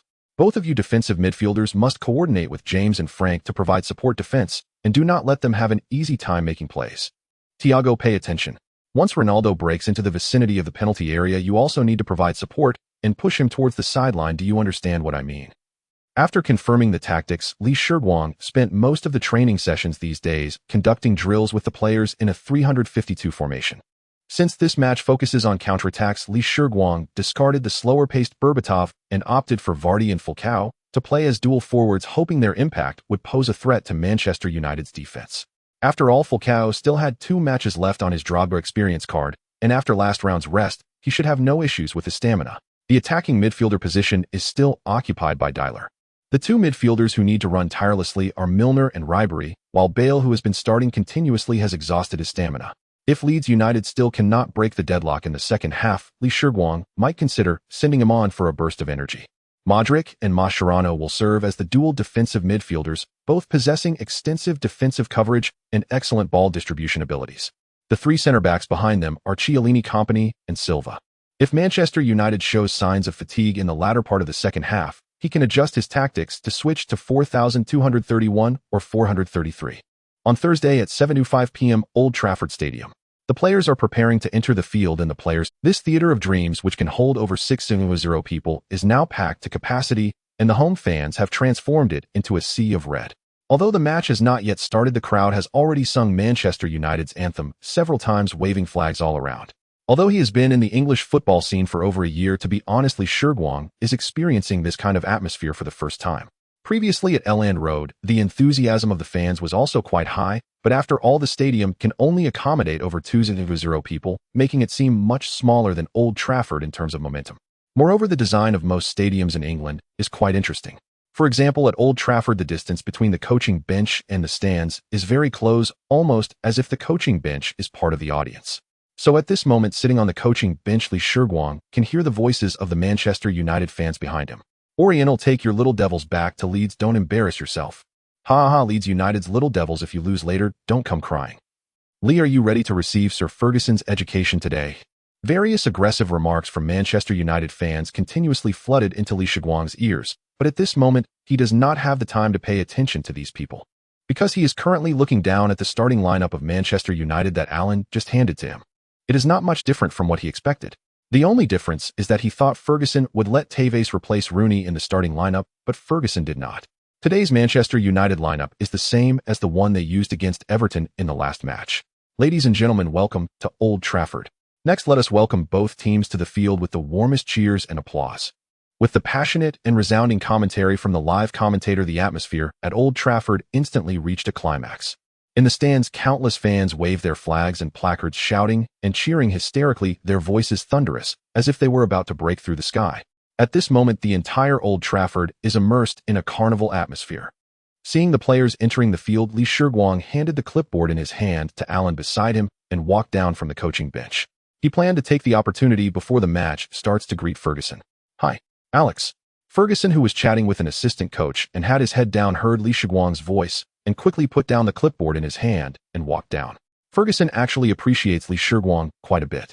Before today, they could still be considered partners, as the two cunning foxes, one big and one small, had teamed up to deceive Bates. Regardless of what the outside world thinks about this match, at least at this moment, the relationship between the two coaches is quite good. They warmly embraced each other and inquired about each other's recent situations. Lee Shiguang then greeted Tevez, sitting on the bench with a smile. Dong Fangj was sitting next to Tevez, shyly nodded and smiled at Lee Shiguang. Lee Shiguang knew that this young man from Huagua must have recognized him, so he smiled back. He then returned to his coaching bench, waiting for the match to begin. This match, besides being of great interest in England at this very moment across the ocean, there are also a group of passionate fans watching the live broadcast on television and online. Hello, viewers. Welcome to the focus match of the third round of the English Premier League, brought to you by HCTV, where Manchester United hosts Leeds United. I am commentator Su Tao. Today's match will be live commentated by me and teacher Wang Lu. As Su Tao's voice came through the screen, fan discussions also appeared in real time beside the webpage. Wow, what did I just see? Lee Shiguang shook hands with Ferguson. Dong Fangj. It seems he was just greeting Lee Shiguang. Do they know each other? How envious. I also want to watch a match live at Old Trafford. I wish we could have this kind of football atmosphere too. Ooh, I really envy it. Has anyone seen Lee Shiguang's post-match interview from that game against Chelsea? The foreign media exploded with Lee Shiguang stating that he aimed to lead Leeds United into the top for this season. However, in the last match against Charlton, they ended up with a 0-0 draw. Over the past 2 weeks, Lee Shiguang has been mercilessly criticized by English netizens. Today against Manchester United, I think Leeds United will find it hard to even secure a draw. Indeed, with Manchester United's lineup, can Leeds United even hope to win? To the two above, I have a different perspective. Leeds United's lineup is incredibly young and energetic. Perhaps they might really manage to snatch a piece of meat from Manchester United. Watching these netizens' comments, Su Tao took the opportunity before the match started to open this topic. Director Wang, do you think Leeds United can leave unscathed today? Last time during the commentary, he actually had no understanding of Lee Shiguang, so when it came to discussing the head coach, Wang Lu only briefly touched on it. However, over the past 2 weeks, he has researched a lot online, including watching last season's Leeds United matches, so he has a preliminary understanding of Lee Shiguang's tactical system. Therefore, upon hearing Su Tao's question, Wang Lu quickly replied, "Actually, over the past 2 weeks, I also hurried to learn about our compatriot. I found that last season, he preferred a high-pressing tactical style that was nearly unbeatable in the championship. But today his opponent is the world-renowned coach Ferguson, and the intensity of championship matches is completely incomparable to the Premier League. So I believe that for Leeds United to leave today unscathed, the difficulty is still very high." After Wang Lu finished speaking, Su Tao originally wanted to express his own views further. But at that moment, the screen already transmitted the referee's whistle. Thus, Su Tao quickly changed his words. "All right, viewers, the match has officially started. Let us wait and see who emerges victorious today." The match has already been underway for 15 minutes. This might be the most excruciating 15 minutes the Leeds United players have ever experienced on the field, as their passes barely make it past the halfway line. After the match began, Manchester United showcased immense pressure on their home ground. Ferguson seemed to have thoroughly studied Leeds United's tactics from last season, and right from the start it was Manchester United who employed high pressing. Leeds United's main outlet was Modric, who served as the brain of the entire team. It appeared that Ferguson had a clear understanding of this tactic. Thus, whenever Modric received the ball, Scholes and Rooney would instinctively close in on him, using their physical advantages to apply tight defense. Meanwhile, the experienced Keane roamed like a phantom next to Dyler, ever ready to pounce at the right moment. On several occasions, Modric was forced to pass hurriedly due to fierce pressure from his opponents, but these passes often lacked accuracy and strength, resulting in Keane intercepting them with ease. As a result, Leeds United struggled to mount any genuinely threatening attacks, and the match situation became increasingly tense. "Oh no, the ball has been intercepted again. If this continues, Leeds United is in danger," Sutao said. Modric's pass was intercepted under pressure from two opponents, but as soon as Dyler received the ball, Keane stole it away. Manchester United immediately launched a counterattack, and Keane passed the ball to Giggs on the left. Beautiful Giggs took advantage of the fact that Milner and Mascherano had not yet formed a blockade, suddenly darting between them. Now ahead of him lay a clear path. After bypassing two players, Giggs accelerated sharply, driving the ball toward the penalty area. Silva, seeing Giggs about to break into the box, had to come over to cover. However, just when he was about 2 or 3 meters away from Giggs, the seasoned Welsh veteran effortlessly played the ball sideways to the center, where Van Nistelrooy awaited his pass. Inside the penalty area, Van Nistelrooy, preparing to receive the ball, was closely marked by Kompany, while Chiellini lingered beside Rooney. Just when everyone thought Van Nistelrooy would struggle to get the ball, due to Kompany's interference, the Dutchman turned sharply at the moment of reception, letting the ball roll toward the back post, where an unmarked Ronaldo awaited. With a stunning volley, he altered the score to 1-0. This goal infuriated Shiguang, who had been directing from the sidelines. Unable to contain himself, he shouted at Ribery, who was lamenting his positional mistake that led to the goal. "Frank, what are you doing? Keep your eyes on that Portuguese player, will you?"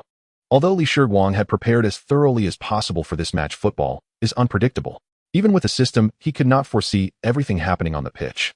10 minutes later, Ronaldo broke through on the right flank. After being bypassed, Ribery had no choice but to resort to a foul tactic, receiving a yellow card himself and giving Manchester United a free kick from about 23 meters away. Subsequently, the informed Ronaldo executed a perfect curling shot, once again breaching Schmeichel's defense. Just 25 minutes into the match, Manchester United led Leeds United 2-0 at home. Seeing Manchester United score again, Ari Gades, who was commentating from the studio, lamented while clutching his head, "Oh no, Ribery is really having a terrible day. Leeds United is too passive now. They can't seem to organize an effective attack, and being 2 goals down, they have to press forward. Let's see how Lee will adjust next." After Ronaldo scored, Shiguang noticed on the system panel that Ribery's performance status had changed from normal to poor. He realized that those 2 mistakes leading to goals had affected Ribery's confidence. Looking at the system panel, Shiguang contemplated whether to substitute Ribery. However, he knew that substituting Ribery at this point would likely further damage his confidence, potentially requiring many more matches to rebuild it, which would undoubtedly hinder the player's development. Moreover, seeing Ronaldo, who was celebrating wildly after scoring twice in just 25 minutes, Lee knew that even substituting would not guarantee a better defense against him. With these thoughts before the game resumed, Shiguang quickly signaled for Milner to come over. As Milner reached Shiguang, he heard his coach say, "James, for the next 25 minutes you and Frank should drop back to defense. You don't need to push forward anymore. I'll let Vardy come back to the midfield to help with defense. We'll set up a solid block at the back, and when we get the chance, we'll send long balls forward to Falcao. Manchester United is currently riding high. We need to play it safe and get everyone focused. We can make adjustments during the halftime break." Hearing this, Milner looked surprised at Shiguang. The team was already 2 goals down, and it was evident to everyone that both goals were due to Ribery's mistakes. Milner thought Shiguang would substitute Ribery, but to his surprise, his coach didn't even mention making a substitution. However, after a year of cooperation, Milner had developed an unconditional trust in Shiguang, so he quickly returned to instruct his teammates to position themselves according to Lee's plan. Watching the scene on television where Shiguang was talking to Milner, Sutao remarked, "We see Shiguang calling Milner to the sidelines to discuss strategies. It seems he is preparing to make a substitution. Leeds United is 2 goals down and must make adjustments. Look, what did I just say? In less than 30 minutes, they've conceded 2 goals. How can they win?" Cristiano Ronaldo is truly powerful. With both Giggs and Ronaldo flying down the wings, there are probably not many teams in the Premier League that can withstand them. Just look at Leeds United's performance in this half hour. What kind of luck did they have last match to beat Chelsea? To be fair, Giggs is getting older, and while he can still hold his ground, Ronaldo is truly lethal. Leeds United is likely in serious trouble this match. It looks like Leeds United is gearing up for a substitution. The substitutes are warming up. However, contrary to everyone's expectations after Milner returned to the field, Shiguang did not make any substitutions. Leeds United set up a defensive wall, completely abandoning ground attacks. After regaining possession, they merely kicked long balls over midfield to find Falcao, but this relatively simple tactic did not yield any goals. As stamina gradually waned, Manchester United's offensive momentum also slowed down, leading to a rather uneventful conclusion to the last 20 minutes of the first half. When the referee's whistle blew, Shiguang immediately headed towards the players' tunnel. He needed to return to the locker room to prepare, but just as he was about to enter the tunnel, Ferguson's voice came from behind. "Lee, it seems you weren't quite prepared today." As Lee turned his head, he saw Ferguson smiling at him. Although they were opponents now, they had previously enjoyed a good working relationship, so Shiguang was not offended by Ferguson's slightly teasing remark. He merely smiled and replied, "Alex, there are still 45 minutes left. Football is round. Who knows what will happen in the second half, right?" With that, he turned and walked into the players' tunnel. To be honest, it seems quite difficult for Leeds United to turn the game around. From the head coach to the players, this team still appears a bit immature. Perhaps their opportunity in the last match was due to Mourinho's underestimation. However, in these 45 minutes, they were brought back to reality by Ferguson's Manchester United. As a seasoned Manchester United fan, Wang Lu began to analyze the current situation after the referee blew the whistle for halftime. In his view, Leeds United had already run out of hope in this match. As the players left the field, the cameras also captured some close-ups of both teams. In the footage, Manchester United players wore smiles, chatting casually as they walked towards the players' tunnel. In contrast, the Leeds United players appeared dejected, frowning as they hurried off the pitch. In the broadcasting room for Leeds, Air Gady looked at the gloomy faces of the Leeds United players and said, although Lee did not make any adjustments to the lineup after going down 0-2, fortunately, the youngsters managed to adjust their state in time, and they did not concede any more goals in the first half. Now we will see what adjustments Lee will make during halftime.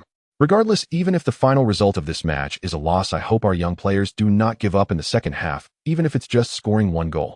As the Leeds United players gradually returned to the locker room, they sat in their seats, each with their heads lowered, silent.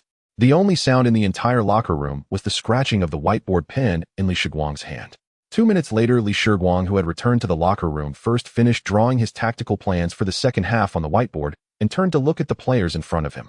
The only player still looking up at him was Captain Milner. The other players seemed like a group of children who had made mistakes, each with their heads bowed, silently enduring what felt like Shiguang's punishment and criticism. Especially Ribery, who had caused the team to concede 2 goals due to personal errors in the first half, appeared the most affected.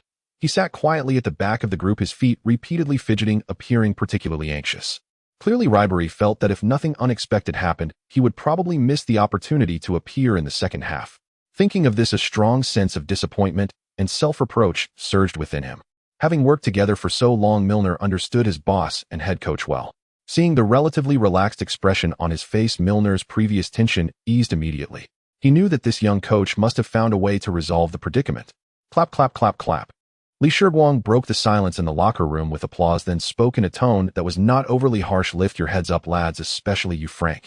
Don't act like a defeated rooster. Get your spirits up. You have 45 minutes to make up for the mistakes of the first half." As Shiguang's voice echoed in the locker room, everyone looked up at him, standing in front of the whiteboard. Ribery even slightly opened his mouth, looking at Shiguang with a look of disbelief. He had prepared himself for a substitution during halftime, but it seemed that this young coach had never considered taking him off.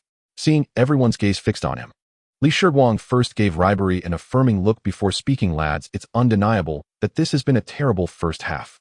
We failed to execute what we practiced, and this is your responsibility. Of course, it's also my responsibility.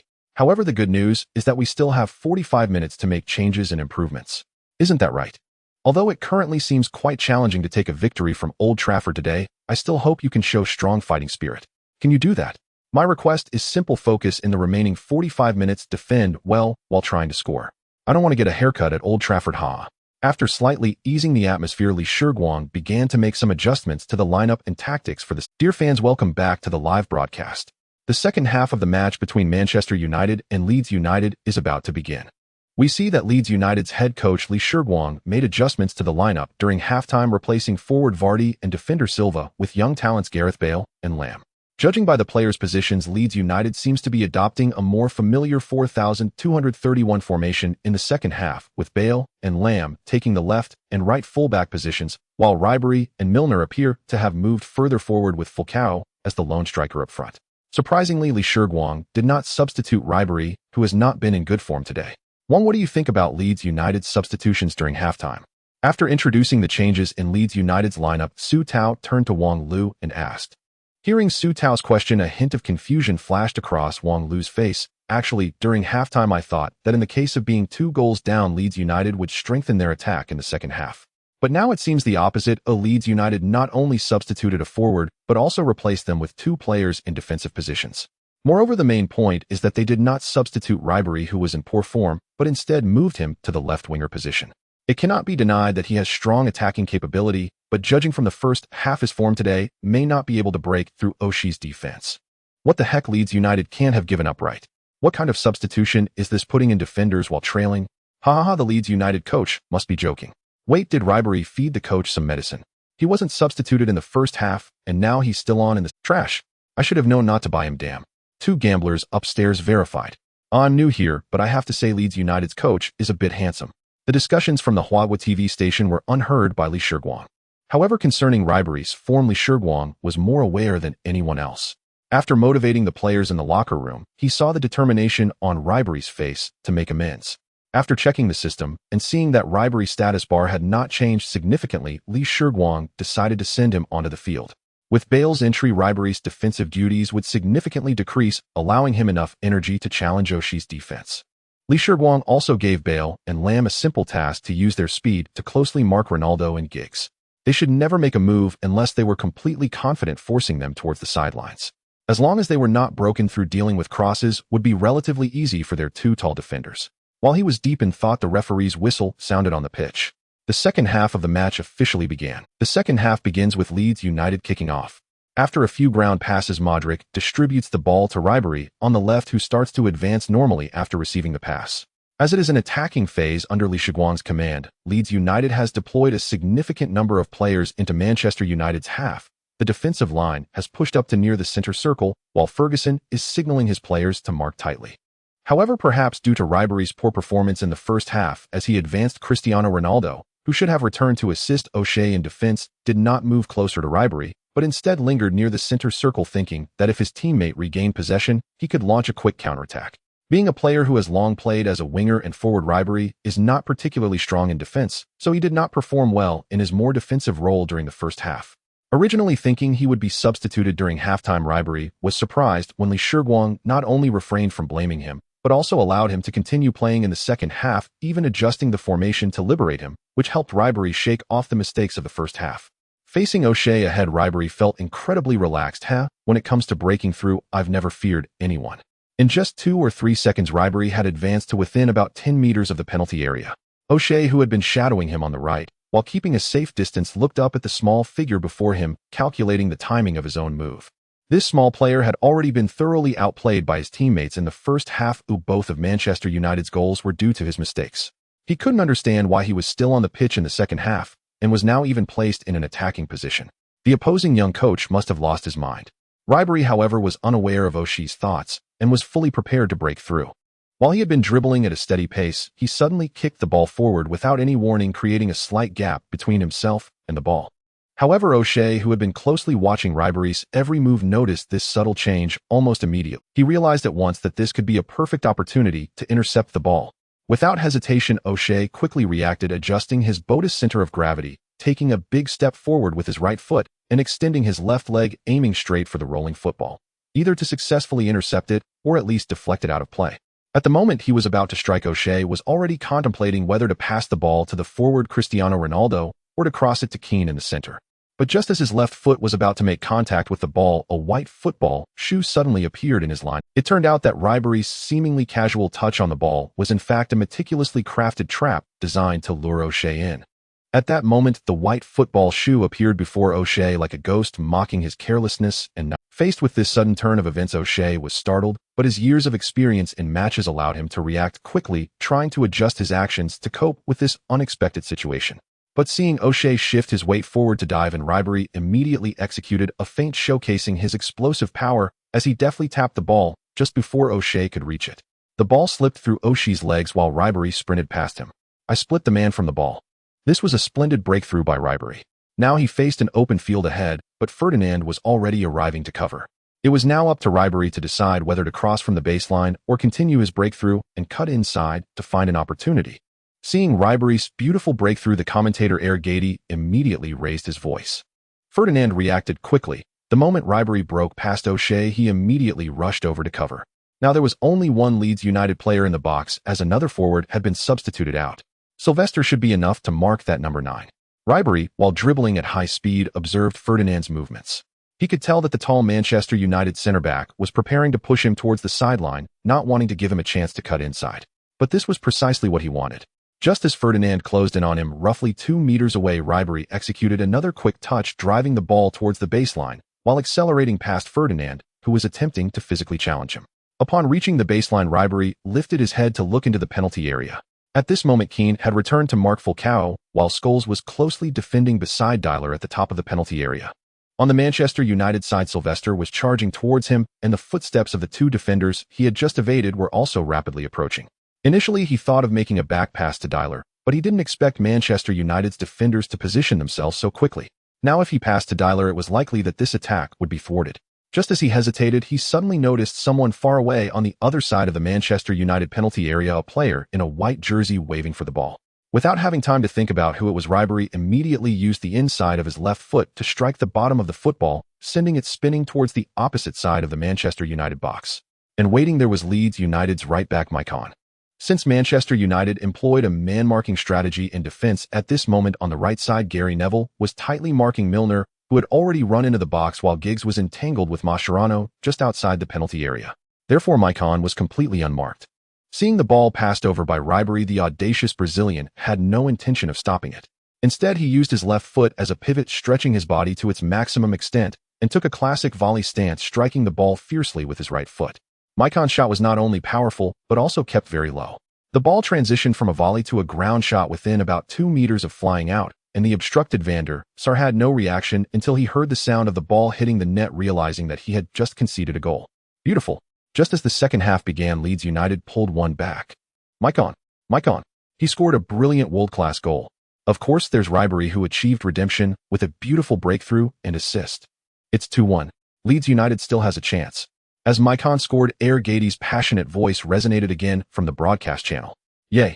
On the sidelines, Shiguang excitedly pumped his fist, then quickly calmed down, shouting to the players, "Don't celebrate. Quickly retrieve the ball and get back to the center for kickoff. We still have a chance to win this match."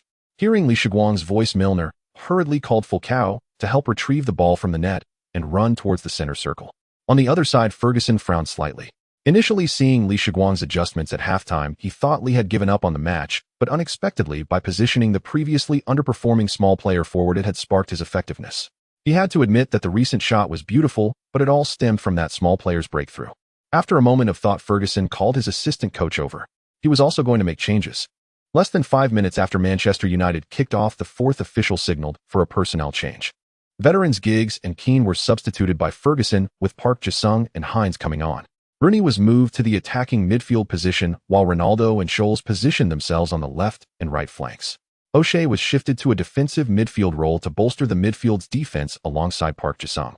As the match continued, neither side managed to create significant opportunities. Leeds United players were eager to equalize, but Manchester United's strength was evident, especially after Park Ji-sung entered the field. His seemingly endless stamina and proactive movements greatly enhanced the team's defense.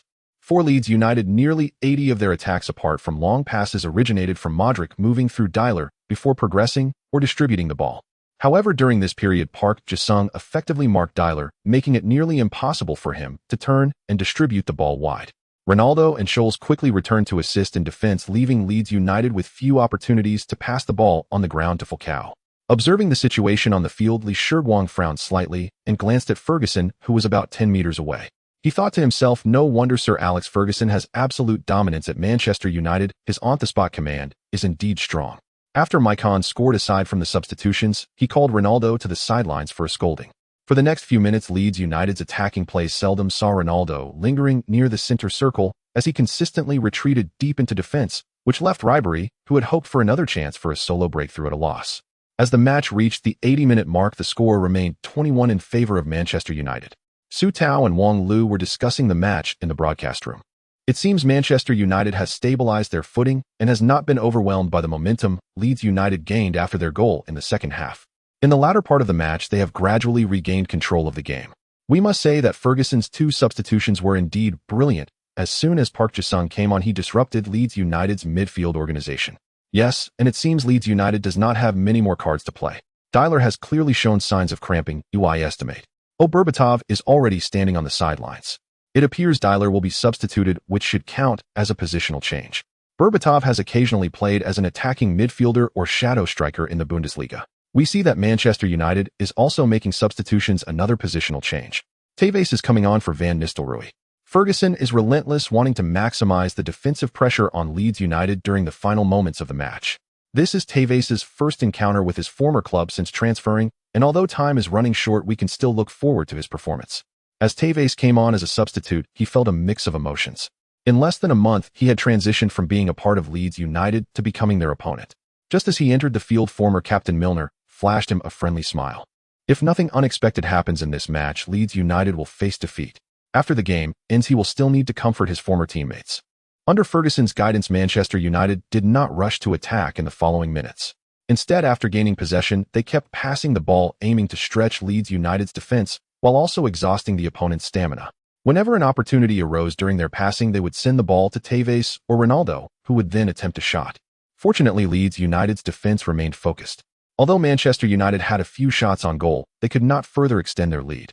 In the relatively slow pace of the match, the time reached 89 minutes, and the fourth official raised the board, indicating 3 minutes of stoppage time. Manchester United was organizing a new round of attack, while Leeds United's players were defending in their half. Only Falcao lingered near the center circle, flanked by Manchester United's tall centre-backs Ferdinand and Silvestre. Due to the fact that Kompany and Chiellini had marked him too tightly earlier, Tevez retreated to about 15 meters from Leeds United's penalty area to receive the ball. Although time was running short since he was on the field, he wanted to make a good impression to secure an advantage in the competition for a starting position.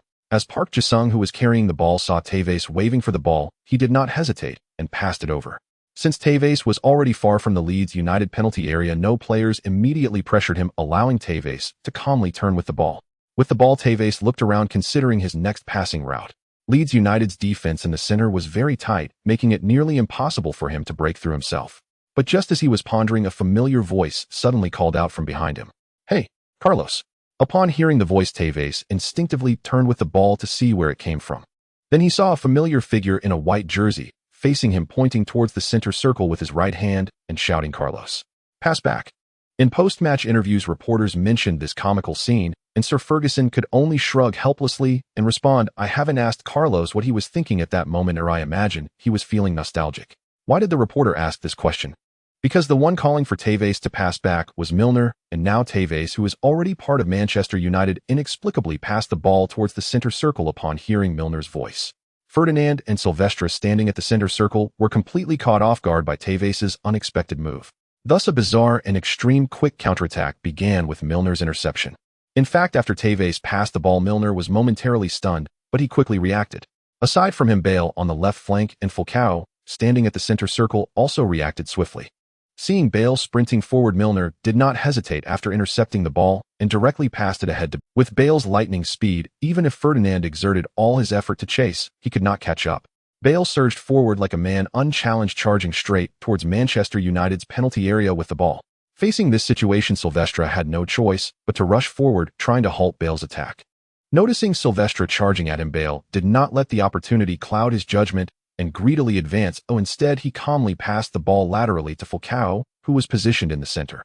This lateral pass was like a sword slicing through the opponent's defense. Upon receiving the ball, Falcao did not hesitate and took a powerful shot, watching as the football soared towards the bottom left corner of the net. Despite Van der Sar giving his all in front of the goal, he could not prevent this powerful shot. Bang! Moments later, the sound of the football hitting the net reached Van der Sar's ears. 2-2, the match entered stoppage time. Leeds United equalized. The moment the football struck the Manchester United goal, a brief silence fell over Old Trafford. Soon after, various beautiful national anthems resonated from the stands. As fans, they could accept Manchester United being equalized, even being defeated, but they could never tolerate such a foolish mistake leading to a goal. Thus, a variety of wonderful languages drifted into the ears of Shiguang, who was frantically punching at the sidelines. FXXK, the XX Argentine. Strict investigation. Strict investigation. This person must be an undercover sent by Leeds United. I spent over 20 million euros to buy someone to assist my opponent. Is it a reversal of the heavens? I suggest Ferguson must conduct a strict investigation. This Argentine must have some unspeakable transaction with Leeds United. It's too crazy, simply unbelievable. After Falcao scored, heir Getty regained the passion he had while commentating the match, holding his head in disbelief, while also teasingly saying, "A beautiful quick counterattack." For most of the match, Leeds United was suppressed by Manchester United in their own half, and the quick counterattack they were most familiar with never found an opportunity. Friends, let us thank the great Argentine forward Carlos Tevez. He truly is a nostalgic person. Under the referee's persuasion, Leeds United's players finally ended their wild celebrations and returned to Manchester United restarted the game, but only a little over a minute remained. As Rooney's shot soared over the crossbar, the referee blew the whistle, signaling the end of the match. Hearing the whistle, Shiguang tightly clenched his fist and approached Ferguson with a relaxed smile. The two shook hands. Looking at the spirited young man before him after a brief silence, the previously stern-faced Ferguson finally let out a gentle sigh and said, "Lee, what mysterious Eastern power did you impart to your players during halftime? Especially that right midfielder of yours, I thought you would substitute him during the break." Hearing Ferguson's question, Shiguang was momentarily taken aback, then smiled subtly and replied, "Alex, I am an atheist. There is no mysterious power. I'm sure you understand it better than I do. Sometimes just giving these young lads enough confidence allows them to unleash abilities beyond imagination." Ferguson nodded, saying nothing more. After a brief embrace with Shiguang, he turned to comfort his own player. While Shiguang and Ferguson were conversing, Milner also approached Tevez, hugged him, and offered a few words of comfort before turning towards the player tunnel. After the match, standing on the field, he could hear the surrounding fans cursing Tevez. As Tevez's former captain and the instigator of today's blunder, Milner felt it was necessary to console him. However, for Tevez, today's torment was far from over. Generally, when a match ends, the player who scored is the one in the limelight, but today, it was the opposite. Before Tevez even entered the locker room, he was surrounded by a swarm of media. "Carlos, we'd like to know, during that back pass in the final moments of the match, what were you thinking?" "As I understand, Mr. Carlos, you are a forward. Could you explain why you actively dropped so deep to... You don't seem to be the organizer of Manchester United's attack, do you?" "Carlos, I noticed something. It seemed the captain of Leeds United yelled at you and gestured a passing route with his hand. The most absurd part is you actually followed his instructions. I want to ask, what did he say to you at that moment?" A series of aggressive questions left Tevez stunned, his mouth opened, but no words came out. Because he had no idea how to explain his thoughts at that moment, he even doubted whether Milner had secretly cast some spell on him. Later, it was Ferguson with a serious expression who came to lead him away from the reporter's siege. Tevez, with his head down, followed Ferguson, a scene witnessed by Shiguang, who had just entered the player tunnel. He shook his head silently, thinking, alas, poor lad, just escaping the wolf's den only to enter the tiger's mouth. I hope he can withstand Ferguson's scolding. The next day, the entire British media was reporting on last night's focal battle. Especially The Sun, acting as Manchester United's mouthpiece. The article directly targeted Tevez, with aggressive tones, fully engaged, even subtly suggesting that Manchester United should investigate whether Tevez had engaged in any gambling activities. Last night, Leeds United shamefully stole a point from Old Trafford. Manchester United led for a full 90 minutes only to be betrayed by a traitor who buried the victory. Carlos Tevez, remember this name. He is to take full responsibility for Manchester United's draw. All signs indicate that we cannot call that ridiculous back pass a mere mistake. Hopefully, Manchester United can conduct a thorough investigation into whether this player has engaged in any actions that violate sports fairness. On the other hand, whether traditional newspapers or online media, Shiguang and Leeds United were mentioned again and again. A miraculous turnaround. Leeds United emerged unscathed from Old Trafford. 1 win and 2 draws. Perhaps the landscape of the Premier League really is about to change. Ferguson could not defeat Shiguang. The value of the championship title is still rising. Against the Premier League Big Four, Leeds United now has 1 win and 1 draw. The disruptor is showing its fangs. Who says substituting a forward with a defender means giving up the match? Leeds United's away draw against Manchester United sparked heated discussions in major football forums worldwide. Fans were speculating what kind of magic Shiguang had cast on Ribery in the locker room during halftime, transforming him into a different player in the second half, directly contributing to Leeds United's first goal. But all of this had nothing to do with Shiguang, who had returned to Leeds. On Monday, he took a day off as usual and enjoyed a lovely sleep at home. He had indeed been too tired during this time. Despite having almost no one expecting it, he still led Leeds United through this difficult schedule. Although it was just 1 win and 2 draws, there were 2 strong opponents among them, and taking away 2 points from 2 away matches could also boost the player's confidence. As expected, yesterday's last-minute equalizer against Manchester United greatly boosted the team's morale, and the players' performance indicators generally showed satisfactory levels. Yesterday's goal scorers Falcao and Macon were in such hot form that it was almost overwhelming. The only minor drawback was that the players' stamina reserves had somewhat diminished. This made Li Shiguang a bit worried. The system hadn't issued a task in a long time. Consequently, he hadn't opened a treasure chest or received rewards for quite some time, and the stock he had was already depleted. The season had just begun, but due to the recent series of grueling matches, the players were generally facing stamina. Although the young lads of Leeds United had their abilities significantly enhanced with the help of the system, most of them were still around 22 or 23 years old, and their physical strength had yet to reach its peak. Moreover, the talent redemption cards in his possession were already used up, and the only recovery card had been spent on Dialer. If stamina issues arose in the upcoming high-intensity matches, there was a significant risk of players getting injured during physical confrontations, leading to widespread injuries that would inevitably impact the team's performance. Li Shiguang's previous goal of striving for a top-4 finish would become an empty talk. Furthermore, if players were unable to play due to injuries and no other clubs inquired about them, his black shop would remain closed at the end of the season. This is the most critical point. Therefore, when he just summoned the system, Li Shiguang asked why it hadn't issued tasks for such a long time. However, the system merely stated that task issuance is randomly triggered with no warning whatsoever, leaving Li Shiguang speechless. But upon seeing Ribery's panel attributes, Li Shiguang discovered some changes that he hadn't seen in the system. Frank Ribery triggering temporary event age 22, offensive threat 83.5, defensive strength 33.5, physical balance 78.5, long pass accuracy 85, short pass accuracy 82.5, shooting accuracy 83.5, speed max speed 86.95. Player rating B, overall evaluation, a highly versatile attacking midfielder with delicate skills, relatively fast speed, and strong dribbling breakthrough ability, adept at inside cutting attacks. Temporary event in a recent match, due to poor personal form the team conceded a goal, but after receiving crucial encouragement from the host his condition and confidence improved, thus triggering a reward. Reward content 1. Extremely hot match condition. 2. All attributes 5. Duration 14 days. Seeing this, several question marks suddenly popped up in Li Shiguang's mind. He suspected that this system had undergone a covert update. This was the first time the system's player panel introduced the concept of a temporary event. In fact, after yesterday's match, he had a brief conversation with Ferguson. When he heard Ferguson mention that even he hadn't expected Li Shiguang to keep Ribery on the pitch, he was momentarily taken aback. Initially, he didn't think much of it until today when he saw the temporary event in Ribery's panel. Suddenly, Li Shiguang had a new insight. Since becoming the head coach, Li Shiguang had mostly been influenced by the system, directly following the methods in his mind for training and tactics.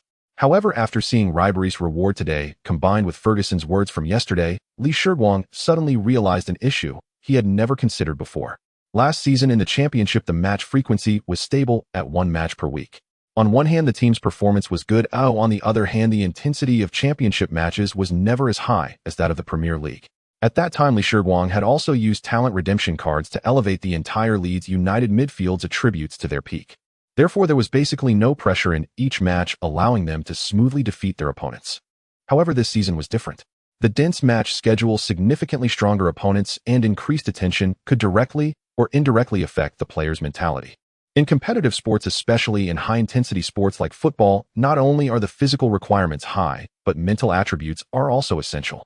Every renowned head coach in the world of football, besides possessing superb tactical skills, shares a common trait: strong team management abilities and unique charisma.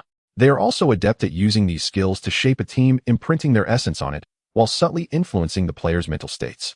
Take Ferguson, yesterday's opponent, as an example. This stubborn Scottish man, both in training and matches, could maximize the player's potential, instilling confidence in young players and giving them ample playing time for practical training. Besides improving their tactical skills, he also instilled his indomitable spirit into the Manchester United players. Yet in his daily management of the team, he also demonstrated a human touch. Extremely strict in training and matches, he could also connect well with the young lads in the team.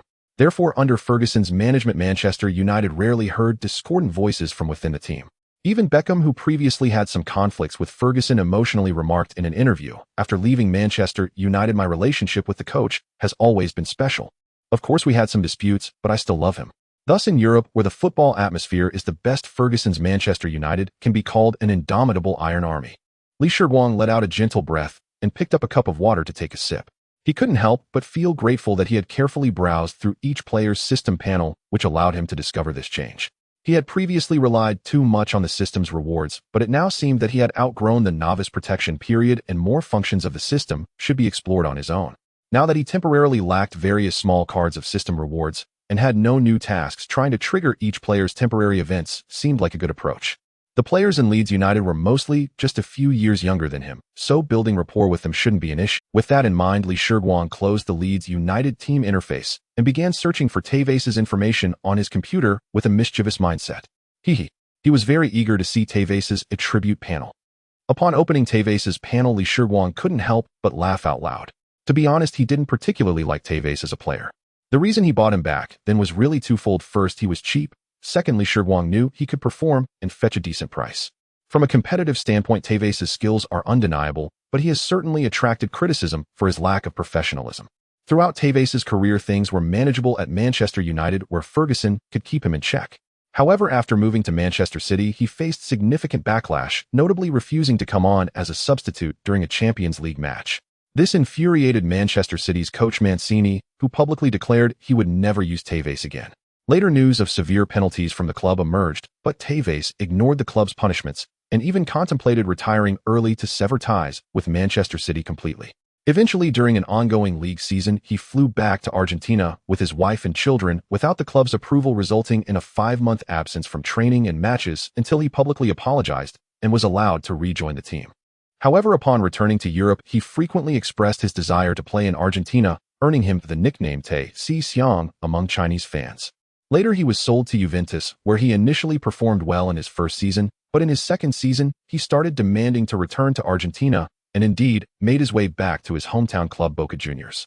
In truth, these incidents had little to do with the Chinese fans. Even as a fan, Shiguang nearly found. So what led to the belief that Tevez's professionalism was questionable? It was because he joined a team in the Chinese Super League towards the end of his career, only played one season, and was sent back to Boca Juniors due to his lazy attitude and poor performance on the field. And now the reason Shiguang couldn't help but laugh was due to the player evaluation section for Tevez, which, like Ribery's, showed a temporary incident. A significant mistake in a recent match led to the team conceding a crucial goal. Afterward, he faced severe criticism from the media and fans, and his current form was extremely poor, with his confidence severely shaken. Duration: 14 days. Given this situation, the young man must be having a tough time today. But he should. Ferguson has seen much worse, and Manchester United only drew yesterday, not lost. Didn't Ferguson give the young man some advice afterward? But it doesn't matter. After all, Tevez is now merely a substitute for Van Nistelrooy at Manchester United. If his form is lacking, it is what it is, and with the Champions League not yet underway and the schedule not too tight, Ferguson probably won't give him many chances to play. After exiting the system, Shiguang spent some time browsing online before heading to bed early, as he had training the next day. Indeed, Ferguson didn't provide Tevez with any psychological counseling yesterday. He isn't Wenger unfamiliar with those sports psychology things. In Ferguson's view, this is already Tevez's second year in England, and he performed exceptionally in his first season with Leeds United. As a professional player, he has the ability to adjust his form. Moreover, given the mistake Tevez made not berating him was already a sign of emotional stability. If he needs comforting, then who will comfort me? After all, 3 points were turned into 1 point because of this kid. Additionally, Ferguson thought, just like Shiguang, Tevez's role now is primarily as a rotational substitute for Van Nistelrooy and Rooney. If this kid cannot adjust, he'll stay on the bench until he finds his form again. Thus, during Tuesday's training session, Ferguson did not take the time to discuss the mistake from the previous match with Tevez. The entire Manchester United team was following the old man's training regimen as usual. After a whole morning of training, Tevez did not show any issues. However, during the afternoon's group matches, Ferguson noticed something was off. During the group match, Tevez was placed in the substitute group. However, throughout the training, he made several mistakes. The most ridiculous moment was when Tevez demanded the ball along the sidelines. The ball was passed to him by Park Ji-sung with a simple ground pass at a normal speed and power, yet Tevez somehow let the ball go out of bounds. Seeing this scene, Ferguson internally sentenced him to death. In this state, it was better not to let him play. But fate had other plans. During Wednesday's training, Van Nistelrooy first injured his muscle during strength training in the morning, and then Rooney was tackled by Keane during the afternoon's competitive training. After assessing their injuries, the team doctor advised Ferguson to let both of them rest for 12 weeks. Thus, with no other option, Ferguson had to let Tevez play against Newcastle on Thursday. However, with his confidence severely shaken and his form disastrous, Tevez's performance on the field was naturally catastrophic. As a center forward, he failed to provide any support on the pitch, appearing as if he were in a daze. In the first half, both Ronaldo and Giggs attempted to cross the ball to him, but after noticing his failures in several confrontations with Newcastle's defenders, they both abandoned the idea of crossing and started cutting inside to find opportunities. Not only was he out of form himself, but he also lost the support of two wide teammates. Finally, after he failed to connect with a brilliant through ball from Scholes, a visibly angry Ferguson substituted Tevez, allowing Ronaldo to move to the center-forward position. Fortunately, before the match ended, Scholes broke the deadlock with a free kick, allowing Manchester United to leave the away match unscathed. After the match, Manchester United fans, still seething with anger towards Tevez, nearly crashed the club's official website. On the largest fan forum in Manchester, the criticism of Tevez was rampant, and the media also questioned his abilities. This was the first time Tevez, who had been in England for nearly a year, experienced this darker side of English football. On Friday, back at Carrington, the entire Manchester United team engaged in a simple recovery training session.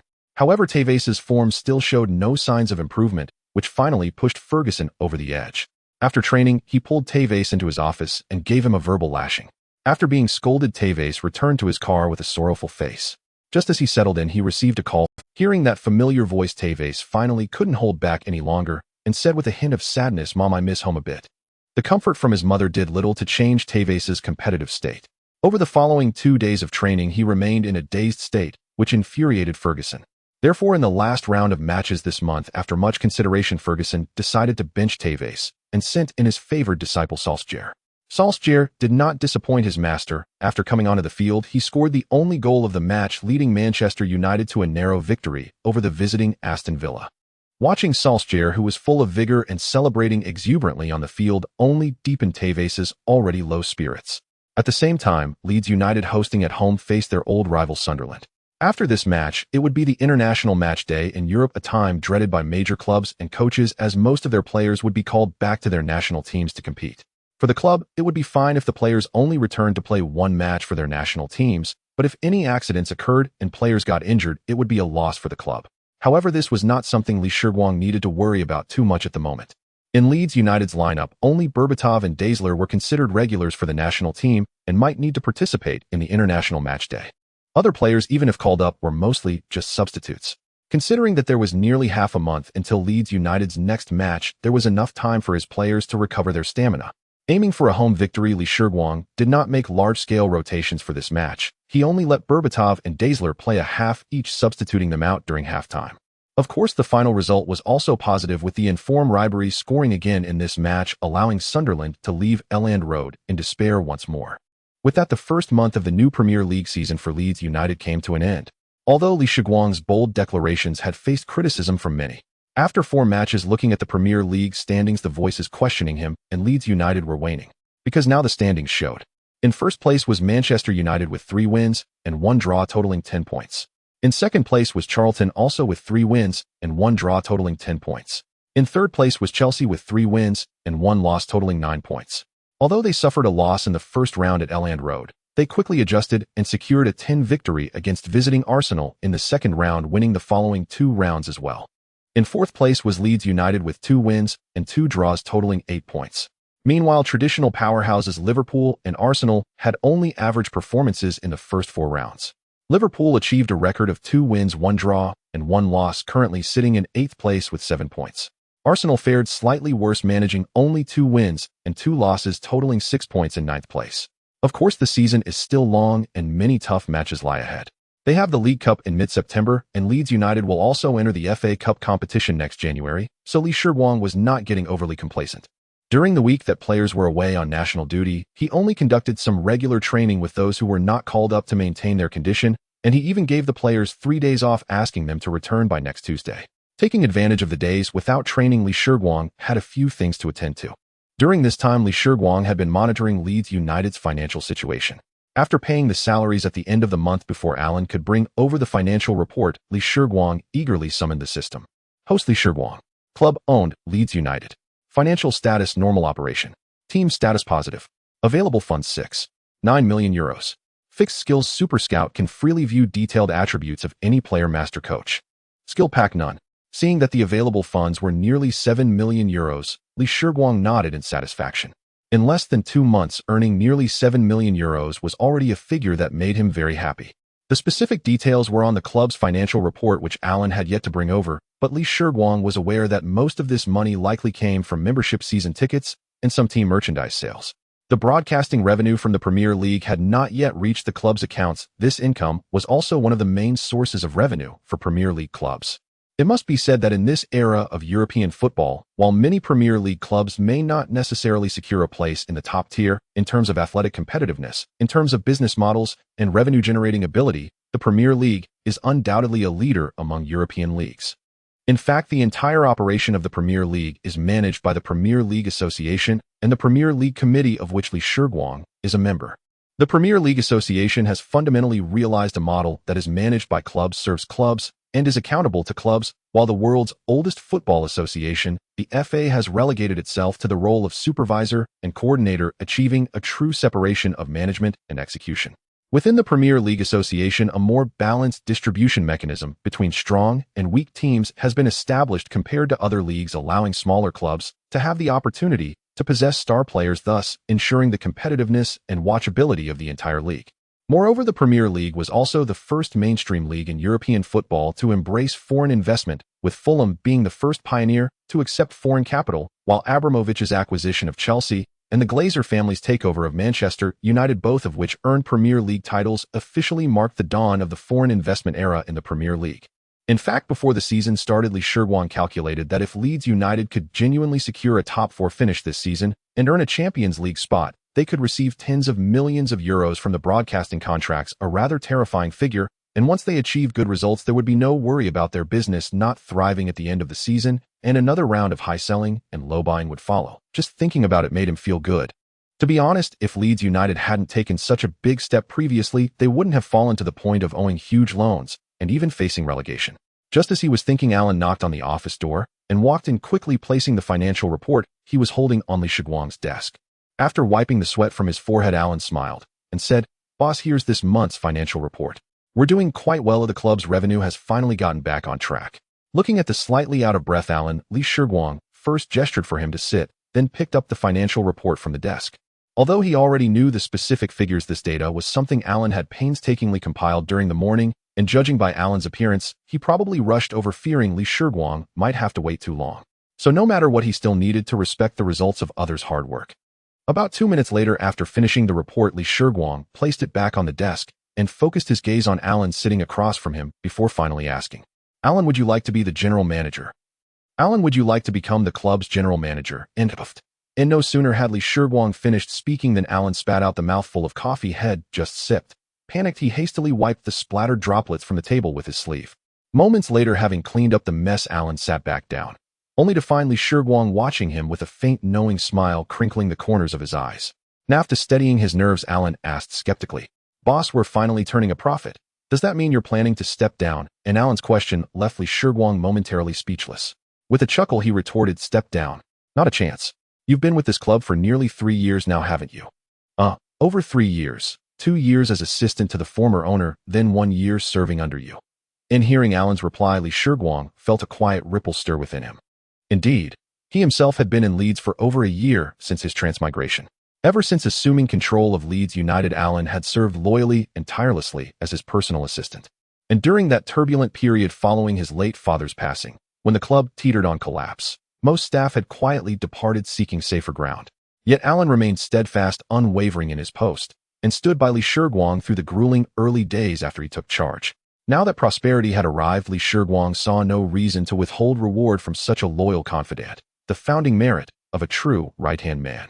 After all, for any mature man, promotion and increased remuneration are always welcome.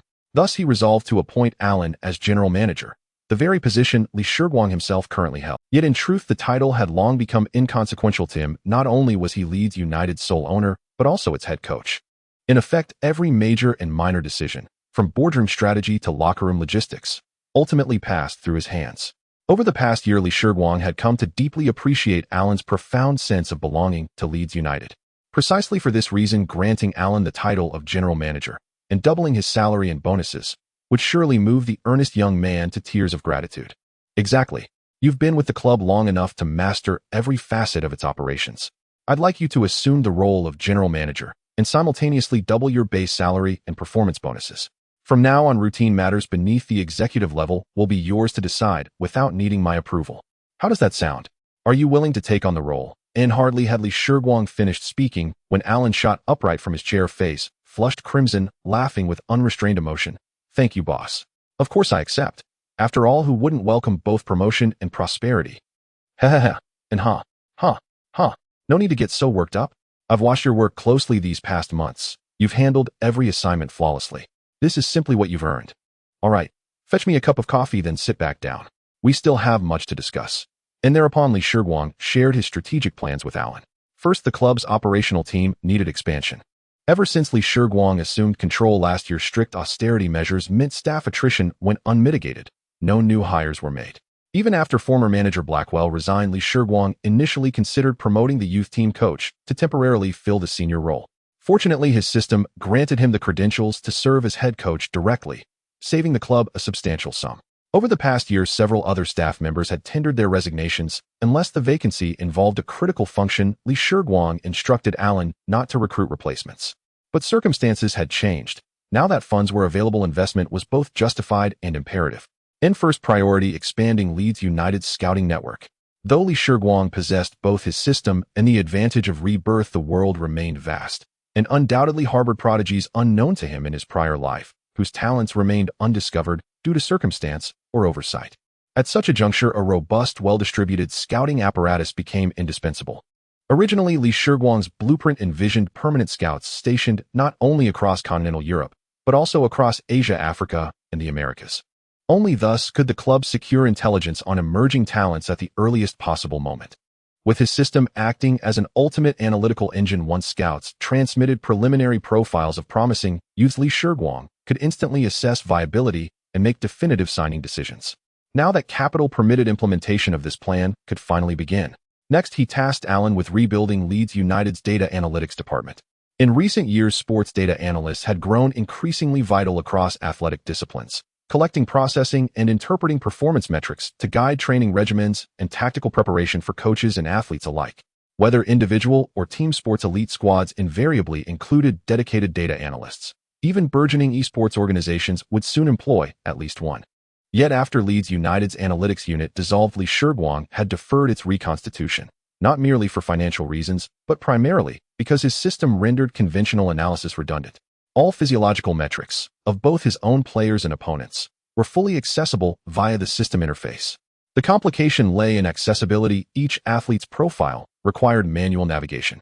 Consequently, before every match, Li Shiguang devoted an entire evening to reviewing opponents' physical data within the system. What particularly impressed him about professional analysts was their capacity to translate raw data into actionable, individualized training protocols, tailoring regimens precisely to each athlete's biomechanical profile and competitive needs. This capability remained beyond the system's current scope, making the formation of a dedicated analytics team an urgent priority now that funding allowed. Thirdly, recruitment of additional physiotherapists was essential. Leeds United employed only a single team physician and one physiotherapist, a woefully insufficient complement. As the Premier League schedule intensified, physical recovery and injury prevention would inevitably rise to the top of operational priorities, meaning staffing must be completed proactively before crises emerged. Having outlined these three core initiatives, Li Shiguang empowered Alan to handle remaining hiring needs at his discretion. Once Alan had noted everything, he prepared to depart and begin execution. But just as he rose, Li Shiguang called after him, "Oh, and now that you're general manager, don't forget to hire me a new personal assistant." Alan grinned. "Don't worry, boss. For over a year, you've been surrounded exclusively by us seasoned veterans. Now at last we'll finally get to place a capable young woman by your side. Consider it done. Ha ha ha. Go to hell. Teasing me now, are you? Ha." And amid Li Shiguang's good-natured scolding, Alan exited the office wearing a soft, indulgent smile. Alan's words served as a reminder to Li Shiguang. He still remembered when he first arrived here, his mind often filled with the lavish memories of the original owner's life, being a rich second generation with women constantly around him. However, after taking over this body, perhaps due to his previous life as an ordinary person who had never experienced the life of a wealthy heir, or perhaps because he was burdened with the pressure of reviving Leeds United and was busy with work, those once envied lifestyles gradually faded from his memory. Originally, he simply wanted Alan to find him an assistant, but unexpectedly the kid interpreted it in a deep. But it's fine, life has gradually improved. Now he has money in hand, and he should enjoy life as he should. However, whether the assistant is a beauty is not important. Li Shiguang, now a wealthy boss with a net worth of several million euros, knows that as Leeds United's performance continues to improve, his earnings will surely increase, and in the future, would he still worry about not having beauties seeking his affection? After indulging in a bit of fantasy, Li Shiguang brushed aside Alan's proposal. The next day, he once again arrived in Stuttgart, where Alan had arranged a meeting for him. After the match against Chelsea, Li Shiguang tidied up two urgent matters he needed to address. The first was the selection of a new youth training director. The previous youth team coach of Leeds United had followed Blackwell to West Brom. At the moment, Li Shiguang had not found a suitable candidate to replace him, so, until now, the training of the youth team had been conducted by the assistant coach, and Li Shiguang would also dedicate one day each week to train the young players. But times have changed. In the future, Li Shiguang's work will undoubtedly become busier, and the time he can spend overseeing the youth team will significantly decrease. With the system's assistance, Leeds United's youth team will surely grow larger, and those who can enter Leeds United's youth training will undoubtedly be young talents. Therefore, it is imperative to recruit an outstanding youth training director now. He currently has two candidates. One is Thomas Tuchel, who is currently managing Stuttgart's U19 team. The other is Diego Simeone, who is set to retire next year. Both of these coaches were among Li Shiguang's favorites before his rebirth. Tuchel's coaching career would reach its peak at Chelsea. After taking charge in 2021, he immediately turned Chelsea's fortunes around, leading the team to win its second UEFA Champions League title that year and being named FIFA's Best Men's Coach of 2021. Especially after Chelsea faced severe challenges due to non-sporting reasons when it came to away games, Tuchel said, "We can fly there, and we can fly back. If that doesn't work, well, take the train. If not that, well, take the bus. If that doesn't work either, I'll drive myself, taking my players in a 7-seater car." Li Shiguang, who saw this interview on television, was deeply moved by Tuchel's words. However, compared to Li Shiguang, actually favored the bandit coach Simeone more. Before he took over Atletico Madrid, the team was focused on a technical style, but after Simeone's arrival, the style changed to emphasize defense, greater importance on interceptions, and improving the quality of counterattacks. It can be said that he brought diligence, discipline, toughness, and an insatiable desire for victory to Atletico. Such a resilient spirit is something that Li Shiguang, now also a head coach, values greatly. Yesterday, before finishing work, Li Shiguang received a call from Alan saying he had scheduled a meeting with Tuchel today. Therefore, Li Shiguang quickly bought a plane ticket and arrived in Stuttgart early this morning. After meeting, the two casually found a cafe to sit down, and Li Shiguang straightforwardly expressed his intentions. With newfound confidence, he generously offered Tuchel double his current salary, inviting him to coach Leeds United's youth team. Tuchel did not immediately accept Li Shiguang's invitation, saying he needed to think about it. Even if he were to come to Leeds United, it would have to wait until the end of the season. Li Shiguang did not press him. Even if Tuchel ultimately did not wish to join Leeds United, he still had Simeone as an option. After concluding the conversation with Tuchel, that afternoon, Li Shiguang hurriedly traveled to Turin, Italy, because tonight he had a dinner appointment with Wayne Joyce, the owner of Leeds United's equipment sponsor Kappa. Due to the club's turmoil 2 years ago, most sponsors chose not to renew their contracts after they expired. By the time Li Shiguang took over, Kappa was the only remaining sponsor, and with the contract set to expire at the end of this year. Initially, Kappa, like other sponsors, planned to withdraw after their contract expired. Who would have thought that Leeds United would undergo a significant transformation this year, not only returning to the Premier League, but also remaining undefeated against two major Premier League teams last month, which piqued Wayne Joyce's interest. After all, the influence a Premier League team can have is substantial. Moreover, coincidentally, Kappa entered the Chinese market a few years ago. However, due to just entering this vast Chinese market and the company's brand recognition not being established, their sales performance had yet to meet his expectations, and he was worried. Then Li Shiguang entered his field of vision. In his opinion, wasn't this Leeds United owner a person of Chinese descent? If they could continue to cooperate with Leeds United, given the current momentum, Kappa could very likely gain recognition in China. Thus, last week, Joyce contacted Alan, expressing his desire to meet Li Shiguang. Upon receiving the news, Li Shiguang was delighted. This was a perfect opportunity, as he had also been thinking about the sponsorship issue, so he had Alan schedule the meeting for today. At around 6 p.m., in a private room of a traditional Italian restaurant, Li Shiguang met Wayne Joyce. Both sides were willing, so when Joyce expressed his desire to renew the sponsorship contract with Leeds United, Li Shiguang nodded happily. This made Joyce very pleased, and he thought to himself that this young boss, looking no more than 30, seemed to have all his talents focused on football, while he felt quite inexperienced in business operations. However, when the two began discussing the figures for the new contract and differences arose, he realized just how difficult this seemingly harmless young man was to deal with. Upon hearing Li Shiguang's offer of 15 million euros for a 3-year contract, Joyce suppressed the impulse to leave the room immediately and retorted without a second thought, "This is impossible. Mr. Lee, I still think the previous offer of 6 million euros for 3 years was quite reasonable. No, Mr. Joyce, if this is still the price, I can only say that I see no sincerity from Lee Shiguang shook his head, firmly denying Joyce's offer. You can check the current standings of the Premier League. Leeds United's performance is not bad at all. I don't need you to remind me of that. I certainly know Leeds United is doing well at the moment. However, the season has just begun. Who can guarantee that Leeds will continue to perform well? Moreover, we are not signing a one-year contract. I mean, no offense, but what if, and I mean if Leeds United falters again? How can I justify that to the board? Joyce said irritably. Haha, there's no need to be so agitated, Mr. Joyce, I understand your concerns, but in business one must negotiate. I have complete confidence in Leeds United. Listening to Lee Shiguang's frivolous remarks, Joyce was truly infuriated and retorted, Mr. Lee, your confidence is of no use. You need to convince me and the board behind me to have confidence in Leeds United.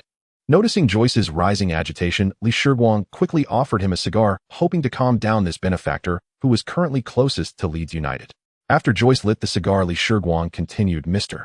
Joyce, I have a proposal. If you find it acceptable, you can discuss it with the board first. I think perhaps Leeds United could sign a betting agreement with Kappa. Joyce's eyes flashed with confusion. As a businessman, he was quite familiar with betting agreements, yet they were typically used in capital operations. They were merely discussing a sponsorship contract. How did it shift to betting? With his doubts, Joyce countered, Are you suggesting selling shares of Leeds United? But we currently do not plan to invest in a football club. Hearing Joyce's question, Lee Shiguang realized he had misunderstood his intentions and quickly explained, You misunderstood. I am not suggesting selling shares in Leeds United, but I mean we could also incorporate a betting clause in the sponsorship contract. Let's bet on Leeds United's performance. My idea is that if Leeds United secures a spot in the Europa League this season, the sponsorship amount will be set at 9 million euros for 3 years. If they reach the Champions League, the price will increase to 12 million euros for 3 years, and if Leeds ultimately wins the league championship, it will rise to 15 million euros for 3 years. Conversely, if Leeds fails to meet the above conditions, the sponsorship amount will drop to 3 million euros for 3 years. What do you think of this proposal? As soon as he finished speaking, Joyce, who had been cautious, suddenly straightened up, leaned forward, and fixed his gaze on Lee Shiguang, saying, Mr. Lee, you have indeed proposed a good idea. Let me think just a moment. He then stood up and began to pace back and forth in the room. Lee Shiguang picked up his coffee and leisurely took a sip. He knew very well that Joyce could not refuse this proposal, because from his perspective this betting agreement would mean no loss for Kappa. If Leeds United performed well, not only would the advertising benefits increase, but the number of jerseys they could sell each quarter would also multiply. Even if Leeds United's final performance was unsatisfactory, Kappa would only pay 3 million euros less in sponsorship fees. Of course, in Lee Shiguang's mind, he was certain that Leeds United would secure a Champions League spot next season, and at least 12 million in sponsorship fees was guaranteed. Thus, this was undoubtedly a win-win proposal. 5 minutes later, the frown on Joyce's face relaxed, and he returned to his seat. He was intrigued. He pondered the proposal repeatedly, finding it increasingly feasible. Mr. Lee, I must honestly tell you that this is indeed a very constructive proposal. I personally think it is feasible, but you also know that I cannot make the final decision alone. Please give me 2 days now. 1 day at the latest, the day after tomorrow, I will get back to you. After putting down his coffee, Lee Shiguang extended his right hand to shake hands with Joyce and smiled. No problem, Mr. Joyce, let us wish for a pleasant cooperation. That evening, Joyce convened an emergency board meeting to discuss Lee Shiguang's proposal. Faced with a suggestion that was almost risk-free, the board naturally approved it unanimously. The next day, after staying overnight in Turin and preparing to head to the airport to return to Leeds, Lee Shiguang received a call from Joyce. Kappa's management had unanimously approved Lee Shiguang's proposal, and in a few days they would send someone to Leeds to sign the new contract. Naturally, Lee Shiguang was delighted to finalize the new contract. Kappa's support meant that Leeds United had regained market recognition. He believed that once one company took the lead, more would follow seeking sponsorship contracts. Tuesday was the day all players were to report back. Just as Lee Shiguang had anticipated, during the international break, only Berbatov and Dyler played the full match. Other summoned players like Milner and Modric only got to experience the atmosphere of the national team matches at the end. At 8:30 in the morning, Lee Shiguang arrived on time at the SOP Arc training base. But as soon as he got there, he heard some news that made him unhappy. Berbatov was injured. In Sunday's match, Bulgaria faced Sweden, and it was not a fierce competition. Neither side scored, but Berbatov strained his right leg at the last moment of the match. The team doctor's report stated that Berbatov would need about 4 weeks of rest. Lee Shiguang then checked the system and found that a temporary event had appeared next to Berbatov's name, with the system indicating that he needed 3 weeks of rest. Fortunately, the upcoming opponents were not too strong, and Li Shiguang had enough players to rotate. However, this incident served as a wake-up call for him. Leeds United still had too few players. If a significant number of injuries occurred later, it would be problematic. It seems that after the winter transfer window opens, I will need to acquire more players.